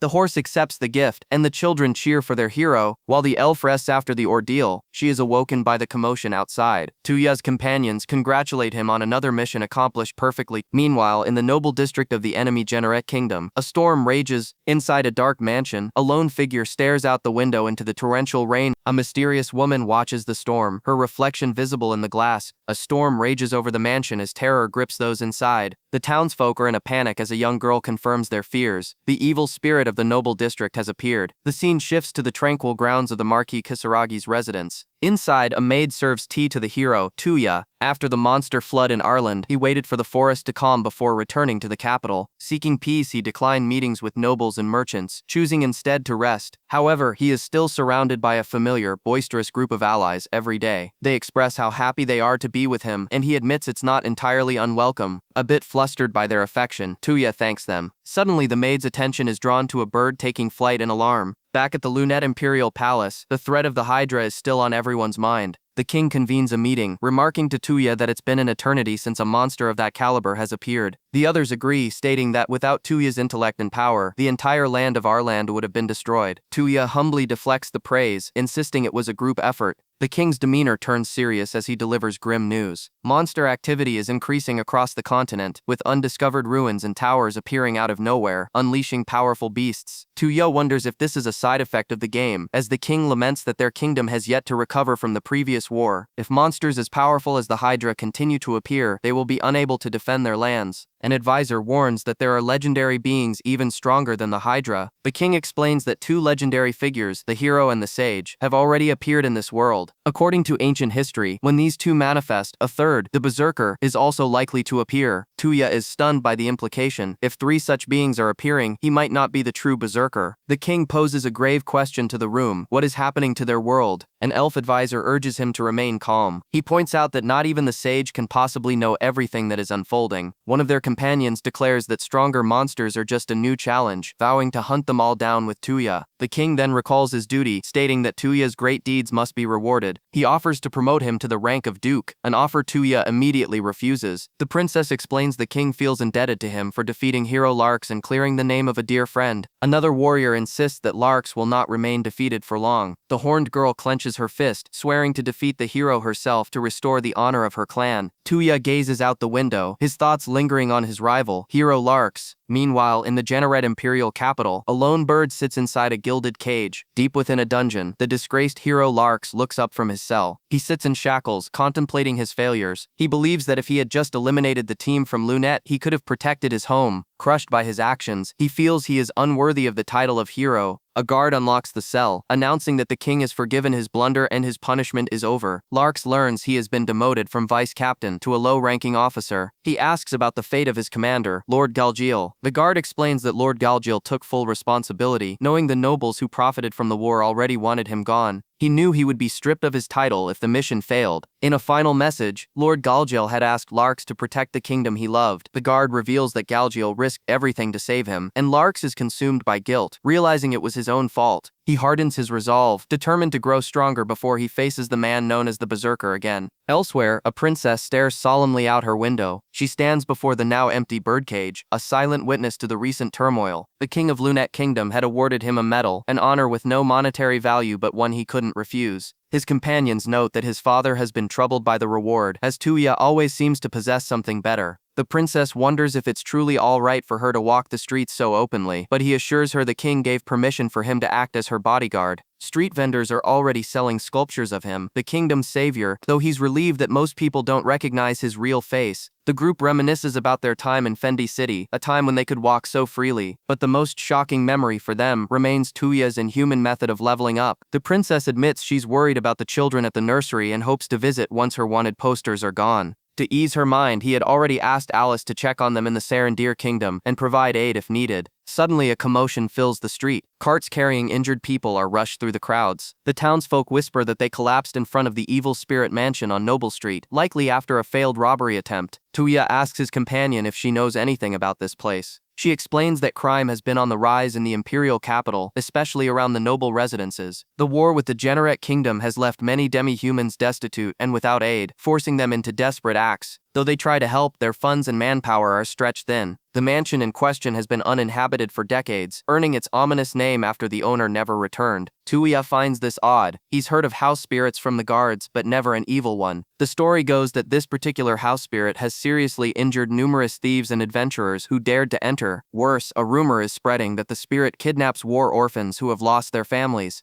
The very idea of a house spirit kidnapping children is appalling to him, so he asks Ferris for her insight. Later, he questions Ferris directly, but she admits she doesn't know if a house spirit would harm people. He realizes that even Ferris knows little about the origins of her own kind and decides to let it go. Still, he worries that if the mansion's spirit is confirmed to be dangerous, the entire structure will be torn down. This prompts Ferris to reflect on her existence. She has always been alone, her purpose singular. She had never questioned her role of simply taking care of a house for her master. But meeting Tuya has shown her the joy of companionship, awakening a desire to understand more. Though she feels it's a selfish wish, she turns to Tuya with a serious request. She wants to meet this other house spirit, and if it is truly harming people, she is determined to stop it. Without hesitation, Tuya agrees to help her in any way he can. Ferris feels guilty for constantly burdening him with her requests. He simply tells her to ask for anything she wants in return. In her horse form, she rolls on the ground in pure delight. They soon arrive in the noble district. Before them stands an enormous, imposing mansion. Tuya notes its incredible size, far grander than the one he received from the king. Yet signs of neglect are everywhere, a consequence of having no master. A house spirit's ability to manage a property is limited to the grounds approved by its owner. Since these beings didn't exist in his world's game, their fundamental principles remain a mystery to him as he approaches the door. Finding it locked, he calmly uses his unlock skill. As the door opens, a heavy, oppressive atmosphere pours out from the darkness within. In a flash, a figure lunges from the shadows. It's a young girl, floating ominously in the air, surrounded by a whirlwind of power. Tuya barely registers the attack. Realizing this child must be the house spirit, he tries to reason with her, insisting he has no ill intentions, but receives no response. He calls for Ferris to reveal herself as the spirit prepares another assault. The two house spirits face one another across the grand dusty hall. Ferris introduces herself, explaining she is also a house spirit and wishes to talk. Suddenly, Ferris is struck by a vision of the girl's traumatic memories, scenes of brutal warfare. She sees horrifying images of a city ravaged by conflict. Ferris realizes she's witnessing the girl's raw emotions as a strange device behind her begins to activate. The machine violently explodes, and Tuya throws himself in front of Ferris to shield her from the blast. He assures a worried Ferris that he is unharmed, but when the smoke clears, the other house spirit has completely vanished. Ferris explains that the entire mansion is the girl's territory, allowing her to move freely. Tuya understands. The girl is too dangerous to be left alone in her isolated domain. He turns to Ferris, a new resolve in his eyes. With unwavering determination, Ferris declares that she wants to help the tormented spirit. The house spirit, they realize, is terrified of people. Ferris explains that she could feel the spirit's heart. This land was once a battlefield where many people died, a history of conflict and pain. The spirit girl witnessed these horrors alone in the mansion for decades, consumed by anxiety and fear. This trauma made her terrified of humans. The only defense she knew was to harm anyone who trespassed. Tuya understands now. When he used his magic to enter, they were immediately marked as hostile intruders. This is new information, as he'd never heard of house spirits cohabitating before. He admits to Ferris that house spirits didn't exist in his world's knowledge, leaving him at a disadvantage. He also observes that the mansion's very structure is warped, an endless maze they've been walking through. Tuya theorizes the spirit girl has the power to twist space itself, a dangerous ability in the wrong hands. Ferris grabs his arm, fearing the girl will be destroyed along with the mansion if deemed too dangerous, and asks to borrow his magic. She believes that by overpowering the spirit's magic, she can seize temporary control of the mansion and locate her. Knowing the immense power required, Tuya agrees but asks if she'll be alright. Ferris is resolute, stating her desire to help the isolated girl. Focusing her borrowed power, her consciousness expands, searching the distorted halls. In an instant, she finds her target. She sees the spirit girl, huddled and alone. The girl is lost in a memory of terror. She's surrounded by the ghastly specters of a long-forgotten war. A vortex of despair swirls around her very being. A sudden noise breaks the illusion, and she sees a figure appear. Ferris approaches slowly, hand outstretched, urging the spirit not to be afraid. With a gentle smile, she simply asks to talk. Meanwhile, Tuya paces nervously in the hallway. He worries for Ferris, knowing she went alone with her own magic reserves depleted. But she had insisted, claiming only she could truly understand the spirit's feelings. Ferris apologizes for her forceful entry, and the spirit glares back. An object shatters nearby as the spirit lashes out, but Ferris calmly states that she too was once alone. She admits she never felt lonely, believing solitude was enough. That changed when she met someone who treated her like family. Now the thought of losing that person fills her with a fear she couldn't handle. Ferris tells the spirit she understands her pain and unease. While she can't stop the wars of men, she believes she can stop the spirit's fear of being alone. Let's be friends, she offers with open arms. The spirit girl stares, shocked by the sudden act of kindness. Tears welling in her eyes, she rushes forward, embracing Ferris tightly. It's a desperate, emotional hug. Ferris gently asks for her name. She smiles warmly, waiting for a response. The spirit whispers her name is Tyre. Back in the hall, Tuya hears a loud noise and panics. Unable to wait any longer, he decides to intervene. He sprints down the corridor, calling Ferris's name. He bursts in to find Ferris being carried by the spirit girl. Ferris explains that Tyre, the spirit, doesn't want to let her go. She happily reports that Tyre has promised not to harm anyone again. As Ferris introduces Tyre to her master, the spirit stares at Tuya with a surprisingly knowing look. Tyre then flashes a smug grin. Tuya is baffled, wondering why a house spirit is capable of such a complex expression. As Ferris detangles herself from the hug, Tuya is relieved that they've become friends. He suddenly senses a shift in the air. Looking outside, he confirms that the mansion's heavy oppressive atmosphere has vanished entirely. The king considered the matter of the house spirit that resided in the mansion. He understood it attacked trespassers in self-defense, but a rumor had spread that it was kidnapping children. The princess questioned the rumor's origin, but the protagonist explained Ferris had already confirmed it was false. However, his elf companion corrected him, stating that it was true children had been disappearing from the town.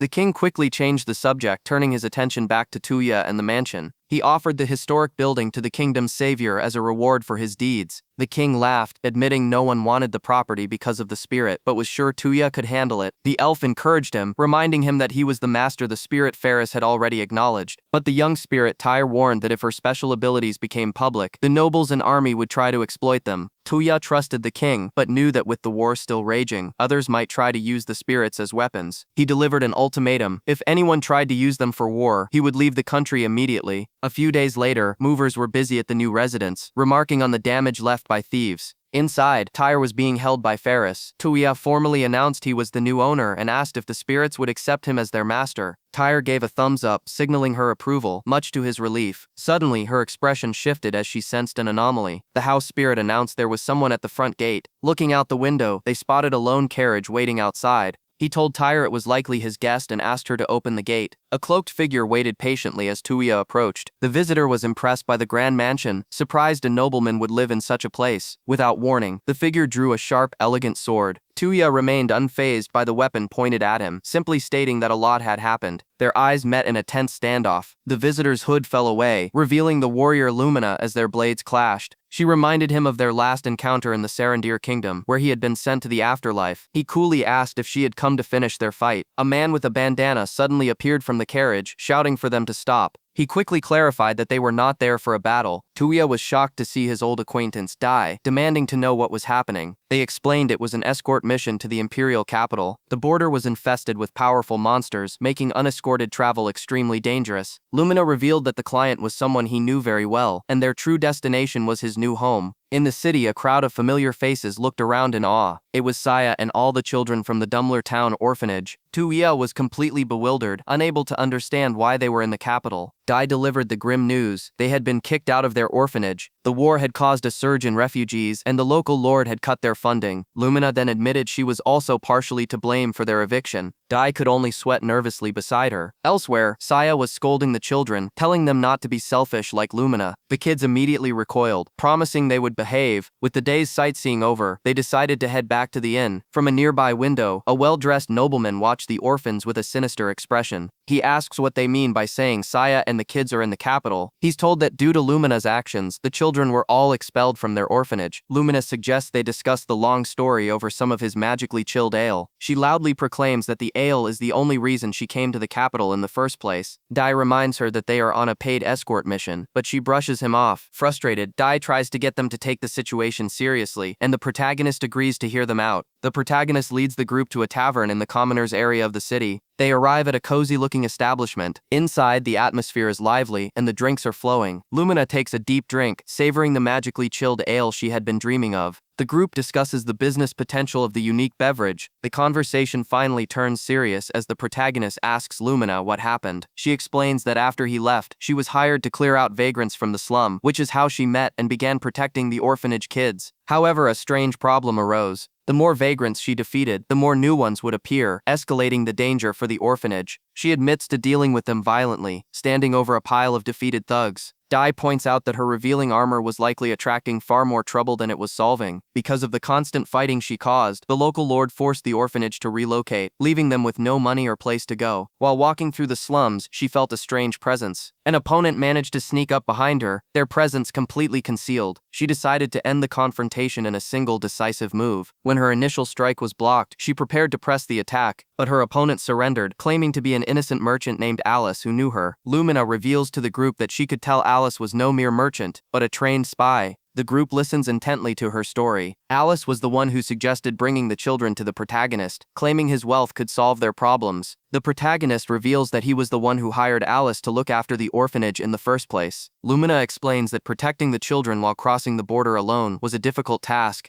When Ty heard she was going to meet the protagonist, he abandoned his own quest to rush to her aid. The protagonist sits with Ty, who has something important he needs to say. The protagonist feels a pang of guilt for how he left his friends behind. Ty delivers a message from Ebrand, confirming that the bounty on the protagonist's head has been erased due to a new ceasefire agreement. He tells the protagonist that everyone is waiting for him to return home whenever he is ready. Another companion offers a strange gift, which he nervously admits he can't explain. Ty confesses he'd been training relentlessly to become strong enough to stand by the protagonist's side, feeling inadequate after his friend became a noble. Overcome with embarrassment, he chugs his drink, while Lumina claims she only came along for the reward money. With the serious discussions over, Lumina announces they will deliver the children in the morning and drink through the night. She then cheerfully declares that the protagonist will be paying for everyone in the tavern. The next day, the children are brought to a magnificent estate. They stare in awe, unable to believe their big brother Tuya lives in such a grand mansion. A woman named Saya watches in disbelief as Tuya waves from the steps of a grand mansion, welcoming everyone who has arrived. The children from the orphanage rush forward, ecstatic to see him again. They immediately swarm him in a massive group hug, much to Saya's surprise. A young boy named Lior steps forward, asking Tuya how he's been.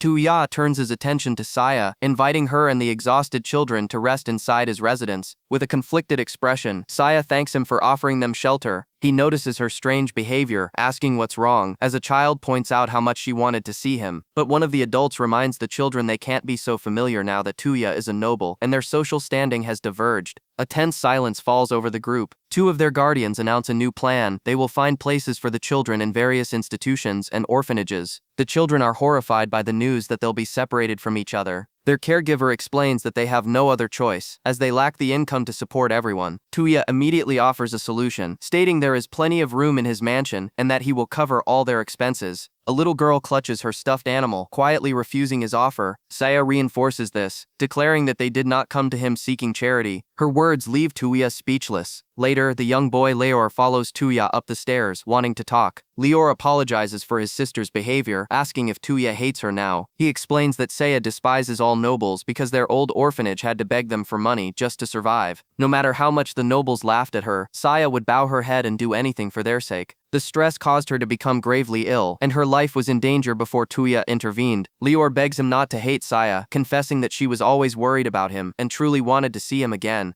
Elsewhere in the mansion, two of Tuya's other companions relax in a sitting room. They remark on how well they get along, almost like sisters, something unheard of for two noble houses living under one roof. A butler named Darish enters, announcing that he has prepared the rooms for the children as requested. Darish is a highly competent head servant assigned to Tuya by the king himself. He then scolds Tuya for his poor eating habits, offering to prepare something more suitable. Tuya confides in his butler, admitting it will be difficult for Saya and the others to live in the mansion. Darish agrees, warning that complaints from other nobles are inevitable, as commoners are forbidden from living in the noble district. He adds that it would be detrimental for the children to grow up in a place where they are constantly looked down upon. Tuya understands they would be slandered and scorned by everyone around them if they stayed. Darish proposes a solution: build an orphanage for them in the commoner city, and he will even help fund it. The idea is met with approval, as an official orphanage could also receive state funding, but there's a catch. All orphanage matters fall under the jurisdiction of Viscount McGrath, and they must go through him first. Tuya doesn't see why this is an issue. Darish explains that while the previous Viscount was a good man who loved children, he perished in the last war. His son, the new head of the family, has a terrible reputation. The butler advises against becoming indebted to such a man, warning that nobles exploit any weakness they can find. Tuya decides to bypass the Viscount entirely and take the matter directly to the king. He grows frustrated with the political games he must play just to secure a safe place for children. Several days later, a monster attacks in the northern forests. Tuya's adventurer companions are busy fighting beasts and gathering materials. One of them questions why a noble is out here with them, but he reminds her he's also an adventurer. A flashback reveals Darish warning him not to sneak out of the mansion again. Tuya asks if they've found a new home for the children yet. They tell him that because of the war, every orphanage is overflowing and struggling financially. Saya is apparently still running around desperately asking for help. His companion worries that Saya's overwhelming sense of responsibility is destroying her health. Tuya thinks back to when he first met her, bedridden from the strain of managing the orphanage alone. The scene shifts to Saya at Kamara's orphanage in the commoner city. She pleads with a nun, explaining that her group are all war refugees from the Salandir kingdom. A man, the head of the orphanage, introduces himself as Kamara. He declares that God must have guided her to his door and invites her inside to discuss the matter. Back at the mansion, Tuya asks Saya if she truly found an orphanage that will accept all of them. She confirms it, telling him a kind priest agreed to help after hearing their story, and they will be leaving soon. As the children prepare to depart, Saya promises to return later to thank him properly. The children wave their goodbyes and begin to leave the estate. Lior turns back one last time, vowing that he will protect his sister. He then runs to join the others, leaving the mansion behind. Darish asks Tuya if something is wrong, and he laments that he couldn't do anything for them. He looks out into the rain with a thoughtful expression. Ultimately, he decides that as long as Saya and the children are happy, that's all that matters. Days later at the Adventurers Guild, a guildmaster is given a special request for Tuya. It concerns the recent disappearances of children in the capital, a case the guild believes only Tuya can solve. The guildmaster stares grimly at the request. He suspects that the kidnappings are not random and that a powerful noble is involved. At the southwest exit gate of the Lunmed Empire's capital, guards halt a merchant caravan. They are from the Swine Merchant Association, delivering cargo to the Cray Kingdom, and the guards prepare to let them pass. But during the inspection, a guard discovers a child hidden amongst the supplies. Alerted, the other guards demand to know who the child is, but the merchant nervously tries to distract them. He slips the lead guard a pouch of gold, telling him to keep quiet and let them pass. It's a common occurrence, as the Swine Merchant Association was established by the nobles themselves. A discarded toy is all that's left, a grim testament to the harsh realities of survival in the imperial capital. Elsewhere, in the northern forests of the Empire, a powerful warhorse rears violently. An adventurer named Dai is thrown to the ground, crying out in pain. The protagonist, Tuya, explains that his horse Kokuyu doesn't want to be ridden by anyone else, though Dai wishes he had a battle horse of his own. The party travels together through the wintry landscape, enjoying their journey. Later, gathered around a fire, his companion Lumina teases Dai about his spending habits, making him despair. They are protected by a special monster-repelling incense that keeps the beasts at bay. Tuya offers his friends a special soup he prepared for them. Dai finds it delicious, and Tuya recalls that he refused to eat it when they first partied together. The group enjoys the simple meal, a calming change from chewing on dried meat in the wild. Tuya reflects that in the capital, his status as a noble draws uncomfortable attention. He appreciates that Dai and Lumina treat him as an equal, a fellow adventurer. The mood shifts when Tuya announces his plan to return to the Salandir kingdom now that his friend Saya is safe. Not wanting the group to split up, Dai immediately asks if he should accompany him. He then suggests that Tuya should return to Fendi Town with them instead. Dai formally invites him to join their party, Fang of the Winds. Lumina cuts him off, reminding him that Tuya is a noble with duties he cannot simply abandon. Enraged, Dai slams his mug down, declaring that he hates nobles just as much as Saya does. He bitterly explains that they look down on commoners simply because of their privileged birth. He then confronts Tuya directly, asking if he will become just like them in the future. Lumina jokes that with his serious nature, Tuya could become the most evil noble in the empire. She clarifies that while he cannot choose his birth, he can choose how he wields the power that comes with it. Gazing out over the city, Tuya realizes that those granted nobility have a sworn duty to protect the people of their country.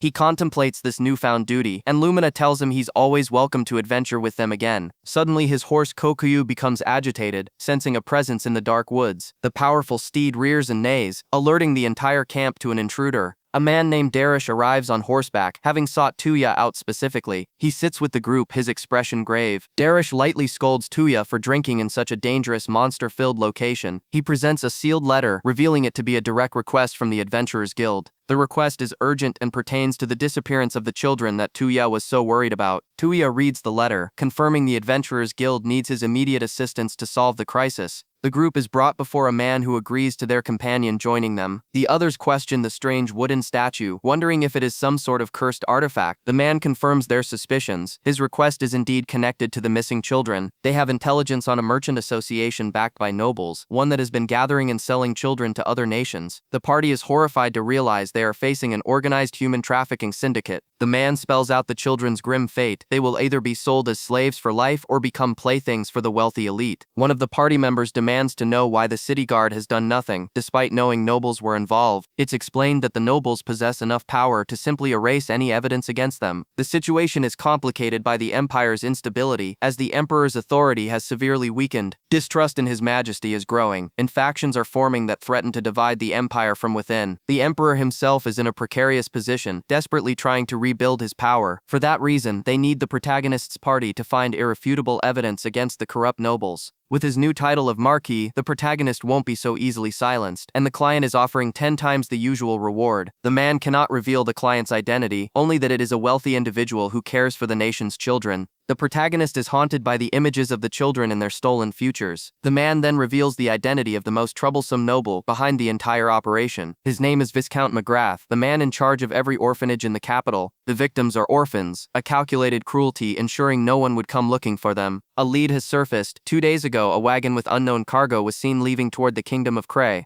A single worn-out stuffed animal was found near the gate, likely dropped by one of the children. A flash of recognition hits the protagonist as he remembers seeing the doll before. In an instant, he is on his feet, vaulting over the table and sprinting out of the room. He summons his powerful steed, Kokuyu, and commands it to ride at full speed. He gallops furiously towards McGrath's residence, praying he makes it in time. At his estate, Viscount McGrath sips his wine, smugly ordering his butler to prepare the items for his clients. A few days earlier, the Viscount known as Lord Kamara had arrived at the Kamara orphanage. He played the part of a generous benefactor, and the children were instructed to thank him for his support. The Viscount observed the children with a predatory gaze. A young girl named Saya introduced herself, mentioning she was from another kingdom. McGrath grabbed her by the hair, inspecting her quality as if she were mere livestock. He offered her a position as a maid in his mansion, but she worried about leaving the other children. Her concerns were cruelly brushed aside, with the orphanage head reminding her of the cost to care for them. The two men discussed their business, with McGrath praising the priest for gathering so many products. Back in the present, the Viscount enjoys his drink, completely assured of his safety. He arrogantly believes no one in the country, not even the emperor, would dare to challenge him. Far away, the traffickers have made camp for the night by a river. They expect to be across the border by morning, completing their delivery. One of the men gloats about the easy money they'll receive for transporting the children. They complain that one of the boys had gotten out of line, slowing their progress. Another trafficker casually states that the boy is a precious product and they can't let him die, suggesting they just take another from a village. Lying on the ground, beaten and weak, the boy hears their heartless laughter. Suddenly, the protagonist thunders into the camp on his steed. The traffickers are stunned, wondering who this lone rider is, as his eyes lock onto the injured boy. He announces that he's there to bring back the children from the orphanage, but the men just mock him for being alone. Ignoring their taunts, the protagonist focuses his power, beginning to heal the boy from afar. He declares that this is no longer a time for holding back. In a blur of motion, he unleashes a storm of blades upon his enemies. The traffickers are annihilated in an instant, their bodies torn apart before they can even react. The injured boy weakly calls out the protagonist's name. He turns to the wagons and checks on the remaining children. They emerge, crying with relief, explaining that the boy Leor had been trying to protect them all. The protagonist kneels, telling Leor he did an amazing job and that he's proud of him. The wave of relief is too much, and all the children begin to weep. As he comforts them, the protagonist comes to a solemn realization about his duty as a noble. He vows to purge every last corrupt noble from his country. A woman writes a letter of apology to her daughter, Saya, explaining why they must be apart. She asks for patience, her heart heavy with the promises she must keep. In a bathhouse, she reflects that she cannot wait for some prince to rescue her. Meanwhile, Tuya's carriage arrives at the imperial capital's southwest gate plaza. His comrades rush forward, anxiously demanding to know the fate of the children. Tuya reveals the rescued children, confirming he brought them all back safely. Relief washes over the group, but one of them quickly realizes that Saya isn't among them. A child explains they were tricked, and that Saya was taken to Viscount McGrath's mansion to serve as his personal maid. Tuya instructs Dai to take the children to his mansion and report the human trafficking to the guild and guards. Lumina declares she's coming along to rescue Saya, whom she considers a sister. Tuya cautions that they need irrefutable evidence, or they'll be dismissed and targeted by the aristocracy. He plans to use his own status as a noble to uncover the proof they need. One of the children tells him how much Saya sacrificed for them. He learns that Saya's dream was to become a storyteller, a luxury she could never afford. The children vow to work and repay her, so she can finally pursue her own aspirations. They desperately plead with Tuya to save their big sister. He comforts a crying boy, promising to handle it as Dai warns him not to fail them. Tuya makes a solemn vow to the children that he will bring Saya back. Overwhelmed with gratitude, the children swarm him in a massive hug. He confirms that Lumina will be joining the operation. Tuya tells his horse, Kokuyu, that he's counting on him once more.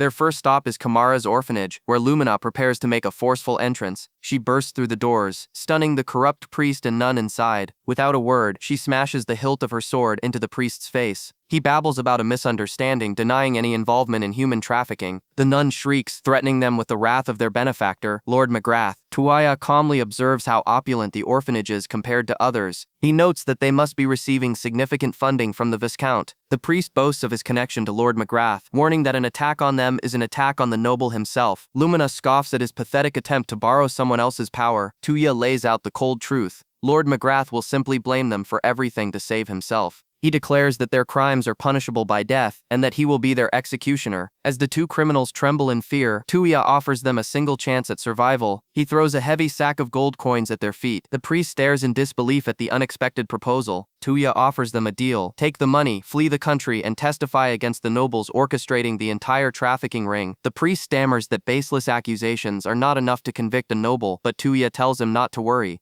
Tuya's gaze hardens with unshakable confidence. He reveals his trump card. He too is a member of the nobility. A fist slams against a door as they arrive in the city. Tuya commends Lumina for restraining herself. If he hadn't been there, she would have killed their targets in a fit of rage. He clenches his fist, thinking of the innocent children who suffered at their hands. Lumina steals her gaze, resolved. As the wind picks up, Tuya suggests they leave before it gets cold, then asks if she's freezing in her revealing armor. She immediately admits that she is, confessing she was just trying to endure it. She dismisses it as her work attire, saying it can't be helped. Tuya stops her, revealing he has a gift for her. A young girl named Lior presents Lumina with a bright pink coat, complete with a bizarre orc face hood. Lior proudly explains that she made it herself because Lumina looked so cold. Tuya is amazed by her talent, recalling that Lior wanted to be a tailor, just as another orphan, Yuna, dreamed of being a confectioner. He realizes that if he hadn't intervened, none of these children would have a future to pursue. The people of this world are not mere game characters. They are real, each with their own dreams.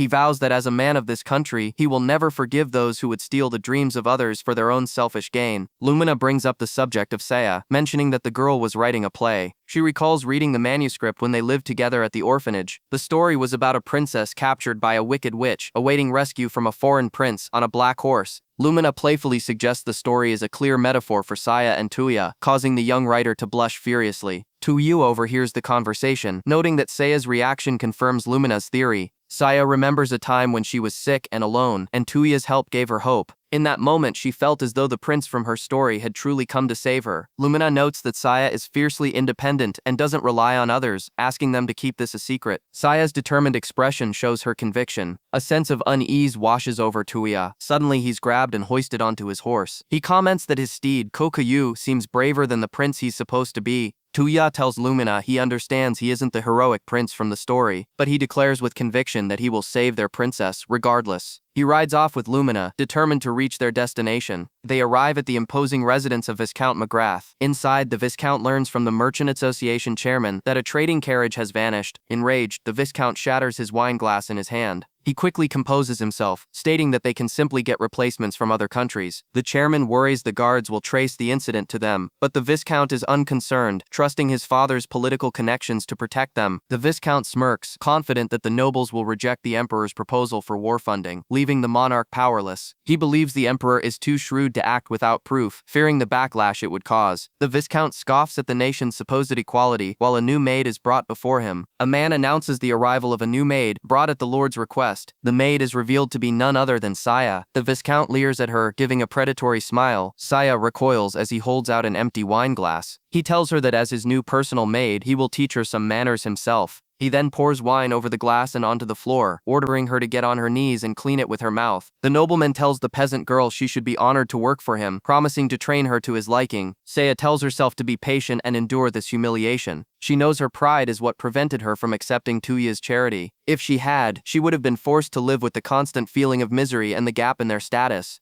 Remembering her promise to her parents, she steels her resolve. In a flashback, she promises her dying mother that she will look after the other children. She holds her mother's hand, vowing to do her best. The memory of Tuya's kindness flashes through her mind, creating a painful conflict within her. The Viscount's cruel voice snaps her back to the present, telling her to live at his mercy. In an instant, Saya smashes the glass bottle across the Viscount's face. She shoves him away, screaming at the depraved nobleman not to mess with her. The enraged Viscount threatens her with death, promising to have her stripped and hanged in the streets. Clutching a shard of glass, Saya refuses to live at the mercy of such a man, just as a powerful energy gathers outside the window. The men in the room are startled by a loud noise from outside. The entire wall of the mansion explodes inward. Outside, Lumina admits she lost control of her magic out of anger, questioning Tuya's plan to simply smash his way in. Tuya ignores her, calling out to Saya, who stares in disbelief. Seeing she is unharmed, he tells Lumina to proceed with the plan. He dramatically calls out to his princess, announcing he has come to rescue her from the wicked witch. Saya is mortified to hear the lines from her own play, while Lumina chastises Tuya for his theatrics. But despite her embarrassment, a look of pure joy spreads across her face. She kicks off her shoe, stepping onto the ruined windowsill. "Yes, my prince," she cries, fully embracing the moment. She leaps into the air, her fantasy becoming reality as a prince truly came to her rescue. Tuya catches her safely, checking if she is hurt. She asks what they're doing there, but he tells her they can talk later as they face the furious Viscount. The nobleman's guards surge forward, shouting for the capture of the thieves. Tuya stands his ground, calmly announcing that they are here to exterminate the wicked witch. The nobleman bellows for his men to kill them both, ordering that neither escape. Lumina clenches her fist, declaring that the children are like family, and she cannot forgive those who harmed them. She vows to end the conflict in an instant. In a flash, she leaps from her horse and into the fray. The protagonist can only watch, stunned by her incredible speed as she carves through the guards. The leader is frozen in shock, unable to comprehend the woman's overwhelming power. She moves like a whirlwind of destruction, felling one guard after another. Her opponents are thrown through the air, completely outmatched by her skill. Their employer watches in disbelief, aghast that his elite bodyguards are being defeated by a single woman. The protagonist marvels at her strength, noting she's even more powerful than when they last sparred. The disgraced nobleman threatens them, warning that the Imperial Guard will be arriving soon. Before he can finish his threat, the protagonist is upon him, effortlessly tossing him over the mansion wall. The nobleman screams in agony, crying out for a doctor to treat his dislocated shoulders. The hero coldly tells him to be silent, stating his pain is nothing. He declares it pales in comparison to the suffering of the children the nobleman sold into slavery. Lumina reassures the distraught maid, telling her that Tuya has already rescued all the children. The nobleman, McGrath, demands to know who they are and how they uncovered his scheme. At that moment, the Imperial Guard arrives, asking Lord McGrath how they can be of service. McGrath frantically orders them to arrest the intruders, accusing them of attacking his mansion. The protagonist remains perfectly calm as the soldiers approach him. He announces that he was commissioned by the Adventurers Guild to investigate Lord McGrath for human trafficking. The Lord furiously denies the accusation, demanding the guards side with a nobleman over common adventurers. Suddenly, a new voice cuts in, agreeing that a noble's word is usually paramount. However, he states that when the conflict is between two nobles, both sides must be heard. The protagonist reveals his true identity, Marquis Kisaragi. The guards immediately recognize the hero who saved the country, and the priest beside him vouches for his testimony. The Marquis turns his cold gaze back to McGrath, informing him that the priest is responsible for protecting the Empire's children. McGrath desperately claims he's been framed, insisting his family has protected the orphanages for generations. He callously argues that the life of an orphan is worthless compared to that of a noble aristocrat. The Marquis tells him to save his excuses for the court. He declares that just as McGrath used his nobility to commit crimes, he will use his own to see justice served. After the confrontation, Saya approaches Tuya to apologize. He seems momentarily confused by her presence and the small slime creature on the ground. She breaks down into tears, blaming her own stubbornness for putting everyone in danger. His steed, Coco Yu, nudges him forward. The horse gently pushes him toward the crying girl. He gently cups her face, telling her she has done nothing wrong and has no reason to apologize. He pulls her into a warm embrace, saying he is just glad that she's safe. She looks up at him, her expression filled with gratitude and relief. Their companions appear, interrupting the tender moment. An associate expresses his amazement that Tuya resolves such a difficult case, noting that human trafficking is a capital offense. The team agrees, leaving the final judgment to the courts. The man congratulates Tuya and his entire party for a successful mission. Tuya declines an invitation for drinks, stating he has other matters to attend to. In the aftermath, Father Kamara's testimony leads to the arrest of Viscount McGrath and 5 other nobles. A full-scale investigation uncovers the vast network of corruption, ensuring no aristocrat involved escaped justice. Medicare. 1 month later, Tuya is granted an audience at the royal palace. The king personally thanks him for saving the children, calling them the future of the nation. Tuya humbly deflects the praise, giving credit to the Adventurers Guild for the request. The king admits that some of the trafficked children could have been his distant relatives, sold without his knowledge. With Lord McGrath deposed, the king asks Tuya if he would consider taking over the management of the orphanages. Tuya politely declines, explaining he doesn't want to become entangled in the country's internal affairs. He proposes a different candidate, Princess Charlotte, who is shocked by the suggestion. Tuya explains that because the princess has suffered herself, she can better understand the children's feelings. One of his companions jokes that the princess and the children are on the same mental level. Another agrees that with the royal family in charge, such a tragedy is unlikely to happen again. The king believes a royal visit would be a great source of encouragement for the children. He formally entrusts the responsibility to his daughter, counting on her to succeed. Princess Charlotte graciously accepts the honorable duty she has been given. Tuya watches on, thinking that this will be a valuable learning experience for them all. The emperor discusses how a recent request conveniently went to Tuya. He informs Nathalia that she no longer has any opposing forces within the house. Nathalia demands to know his meaning, reminding him of the legend of Tuya, a sage at the pinnacle of wisdom. She warns that making an enemy of one of the world's 3 pinnacles will lead to the country's ruin. The emperor acknowledges his debt to Tuya for saving the nation, but claims he has no time to be idle with war on the horizon. His gaze hardens as he declares they must win the next war against the Generet kingdom. Meanwhile, Tuya enjoys a peaceful moment with his companions in a vibrant garden. Thanks to his intervention, Saya and the children are now official citizens, granted an old inn to use as an orphanage. His friends Dai and Lumina even stayed behind to assist with the necessary repair. A young girl writing a letter is suddenly interrupted, exclaiming that her big brother Tuya has arrived. The children of the orphanage swarm him with a joyous welcome. They gather around their hero, their faces lit up with excitement. Tuya notices a young boy named Lior fixed a stuffed animal for a girl, remarking on his impressive talent. Lior proudly explains that he learned to sew while helping Saya. He then reveals his ambition to earn money for the orphanage and support his new family. He dreams of becoming famous and rich to make life easier for Saya and the other. Tuya then offers to teach another girl, Nayu, a special recipe to help her become a confectioner. Alice adds that such a unique recipe would be a massive business success. Just then, Saya arrives, flustered and apologizing for not having thanked him formally yet. Tuya calmly reassures her that no apologies are necessary. As Alice teases her for the bad habit, Saya resolves to fix it. Tuya then informs her that the orphanage's operational costs are covered, funded by the confiscated wealth of the fraudulent Lord McGrath. He speaks to all the children, reminding them that each of them has their own future to build. He looks directly at Saya, hoping she will learn to rely on him more instead of sacrificing herself. With matters settled, he announces that he's brought soup and it's time for them to eat together. Saya watches him, her own secret dream stirring in her heart, one she feels she cannot share due to their different social standing. Her ultimate goal is to write the story of Kisaragi Tuya, the world-renowned hero, a task she would devote her entire life to. Later, one of Tuya's comrades arrives looking for Lumina. He's informed that she went to the guild after hearing about a stash of high-quality liquor. Realizing it was a gift he'd given, Tuya smiles and asks everyone to prepare the table for the meal. Far away, on a dark road, 2 merchants celebrate their escape from the capital, clutching a bag of money. They are relieved to have avoided the Chamber of Commerce, who would have surely targeted them. Believing they owe their fortune to Lord Kisaragi, they plan to live leisurely in the next country. Their journey is cut short by a mysterious figure in a boar pelt hood, blocking their path. The merchants freeze in terror as the figure stares them down, their cart coming to an abrupt halt. An unseen narrator reflects on Tuya's mercy, noting he would never kill his enemies, a trait seen as both a strength and a weakness. The cloaked figure, a woman, declares that she is different, for she knows the pain of being treated as an object. With a bloodied hand full of coins, she sentences the merchants to their fate, declaring the money their toll to the afterlife. Back at the orphanage, the children eat their meal, wondering why Tuya isn't joining them. Tuya is already on horseback, riding away after instructing the children to eat well. He rides through the city at night, offering a silent prayer to the goddess. Elsewhere, a solemn-looking girl stares out from a stone balcony. She stands beside another, gazing at the moon. As one of them questions the meaning of a tear, Tuya continues his ride under the moonlight. He arrives at a remote location where his companions are waiting for him. The reunited party stands together under the crescent moon. They gaze upon the night sky, their shared purpose clear. They will return to their original world. The protagonist, Tuya, had been tasked with escorting commercial guild staff to another country. His steward, Darish, expressed concern over the mission's length and potential dangers. Darish was so worried about the month-long journey that Tuya had to ask if he was his mother. His companions bid him farewell at the gate, wishing him a safe journey. He noted that Ferris had decided to stay behind to look after Tyr.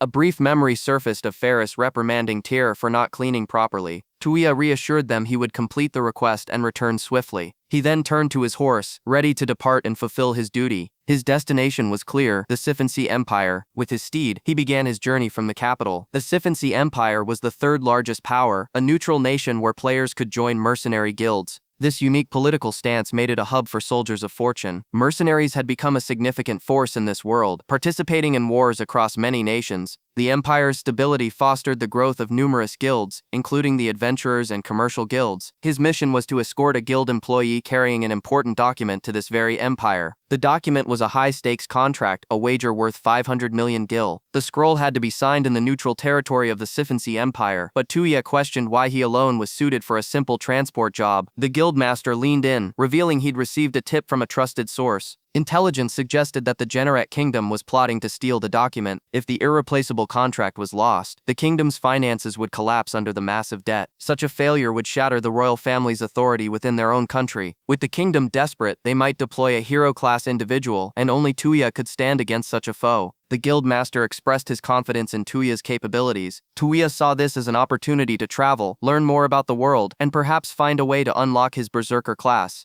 He accepted the mission, and the guildmaster added a small personal request. He asked Tuya to acquire some fine alcohol from the empire for a friend who often visited. The caravan prepared to depart from the bustling town streets. The Commerce Guild employee Harbin addressed the adventurers who would be his escort. He explained that to avoid suspicion, 2 other skilled adventurer parties would be joining the caravan. Tuya had also formed a 3-person party for the escort mission. Harbin revealed that only he and Tuya knew the true importance of the document they were carrying. His companions were eager for the journey, anticipating good food and ale with Tuya. Another Dai was motivated by the reward, hoping to save enough to buy a battle horse. He was also keen to prove his growth and strength to Tuya. However, their presence was met with scorn from one of the other adventurer groups. The B-rank party's leader mocked Tuya's team, calling escort quests a serious affair, not a game for a soft-looking party. He specifically warned them not to drag his B-rank party down. Dai was struck by a familiar feeling, having faced such arrogance before. The 10-day journey began, fraught with the danger of interception by forces from the Generet kingdom. Initially, the trek was smooth, with the over-eager B-rank party easily dispatching any monsters that appeared. This left Dai feeling frustrated, unable to take an active role in the fighting. His teammate reminded him their true mission was to defend against a major attack, not waste strength on weak monsters. Tuya encouraged Dai, speaking of his future success and how his party, Grassland Fang, would soon be famous. The adventurers continued their ride through the dense forest. 7 days later, the caravan made camp near the border of the Siphancy Empire. As rain began to fall, one of Tuya's companions let out a cry of surprise. Inside a magical tent provided by Tuya, they were shocked by its impossibly spacious interior. He explained that he wanted them to rest comfortably after a week of travel, asking them to keep the item a secret. Dai was stunned that becoming a marquis granted access to such incredible gear. The tent continued to magically expand around them. Outside by the fire, Dai wondered about her intentions, unable to tell if she was joking. Tuya changed the subject, asking about Milka from Dai's adventuring party. With a proud smile, Dai announced that they planned to get married upon their return. He recalled their shared childhood in poverty, dreaming of a better life. When he decided to become an adventurer, Milka followed him without a single complaint. He expressed his deep gratitude to Tuya, acknowledging the support Milka had always given him. Dai admitted that without Tuya's intervention during the orc attack, they would have perished. He shyly invited the Marquis to his wedding, and Tuya happily accepted. Overjoyed, Dai excitedly asked for a magnificent congratulatory gift. After sharing a laugh, Dai asked Tuya if there was anyone waiting for his own return. Tuya looked to the night sky, admitting he didn't know, his homeland being impossibly far away. He confessed to feeling homesick and hoped he might one day find a way back. While he was prepared to live out his life in this new world, the possibility of returning was a thought he couldn't escape. Suddenly, a flicker of movement in the darkness caught his attention. His senses went on high alert. Something was wrong. As he questioned the feeling, a strange, ornate container by the fire began to emanate a dark energy. In the snowy distance, a monstrous beast with glowing eyes fixed its gaze on the camp. The horse suddenly grows agitated, sensing an unseen threat in the woods. Panic erupts as a scout screams for everyone to get up and run for their lives. A merchant cries out that a massive, dangerous monster is approaching the camp, but one adventurer simply smirks, seeing this as an opportunity to demonstrate his power. The warrior, Dai Sama, confidently proclaims that he, the leader of Grassland Fang, will defeat the beast. However, a more experienced voice warns that this is no mere monster that adventurers can handle. From the shadows of the forest, a terrifying horned creature emerges. It is identified as a behemoth, a monster of immense power. The camp is thrown into chaos. An S-rank monster is unheard of in these parts, as they typically avoid humans. One man questions if their adventurer escort can even defeat it, while the protagonist's companion observes the beast with curiosity. It's discovered that the previous party of adventurers fled long ago.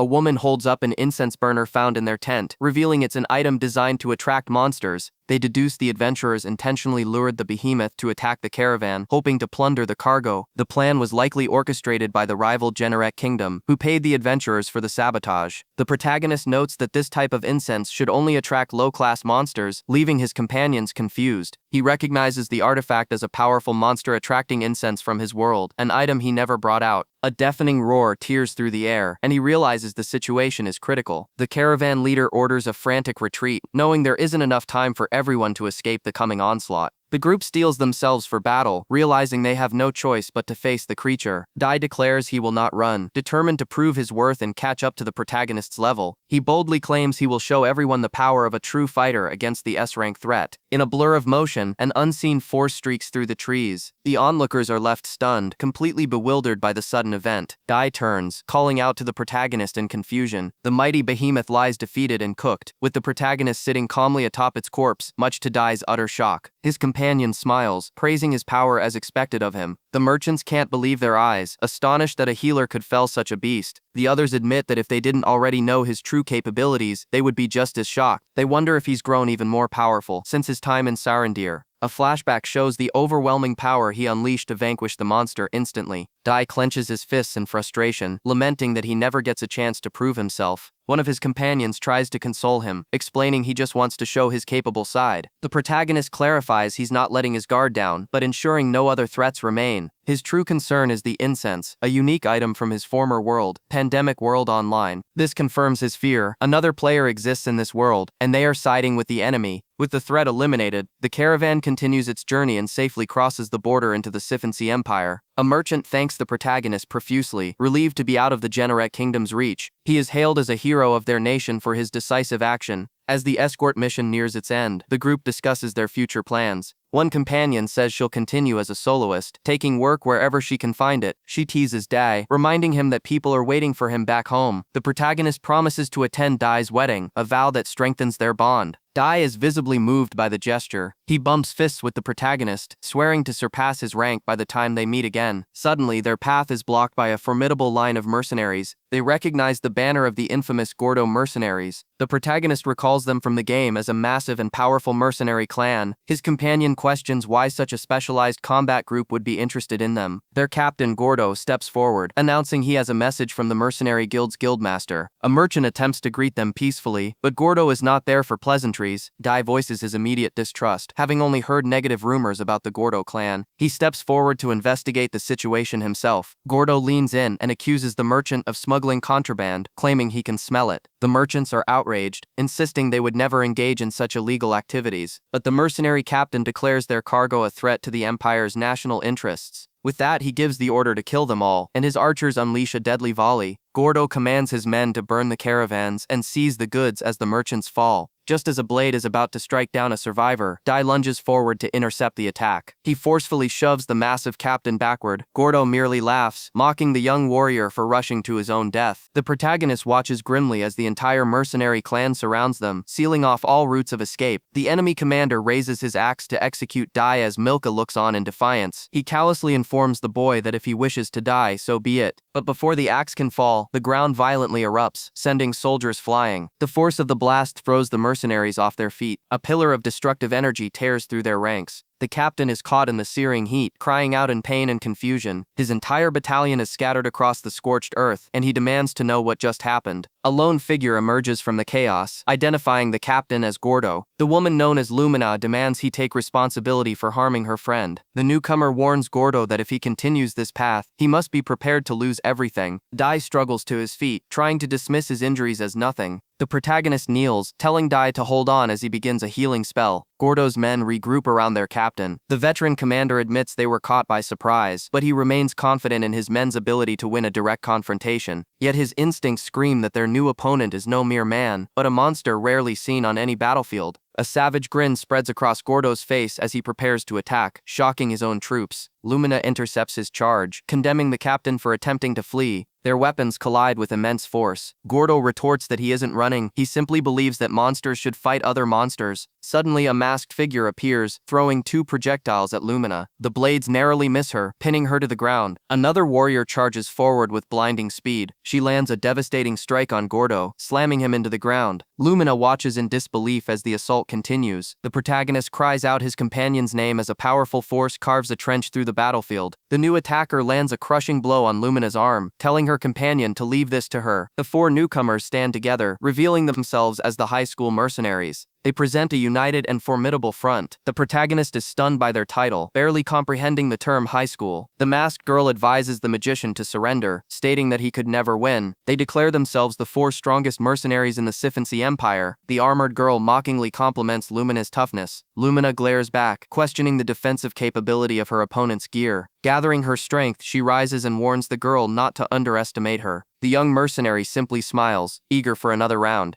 As he holds his injured friend, the protagonist realizes with astonishment that these powerful warriors are all just girls.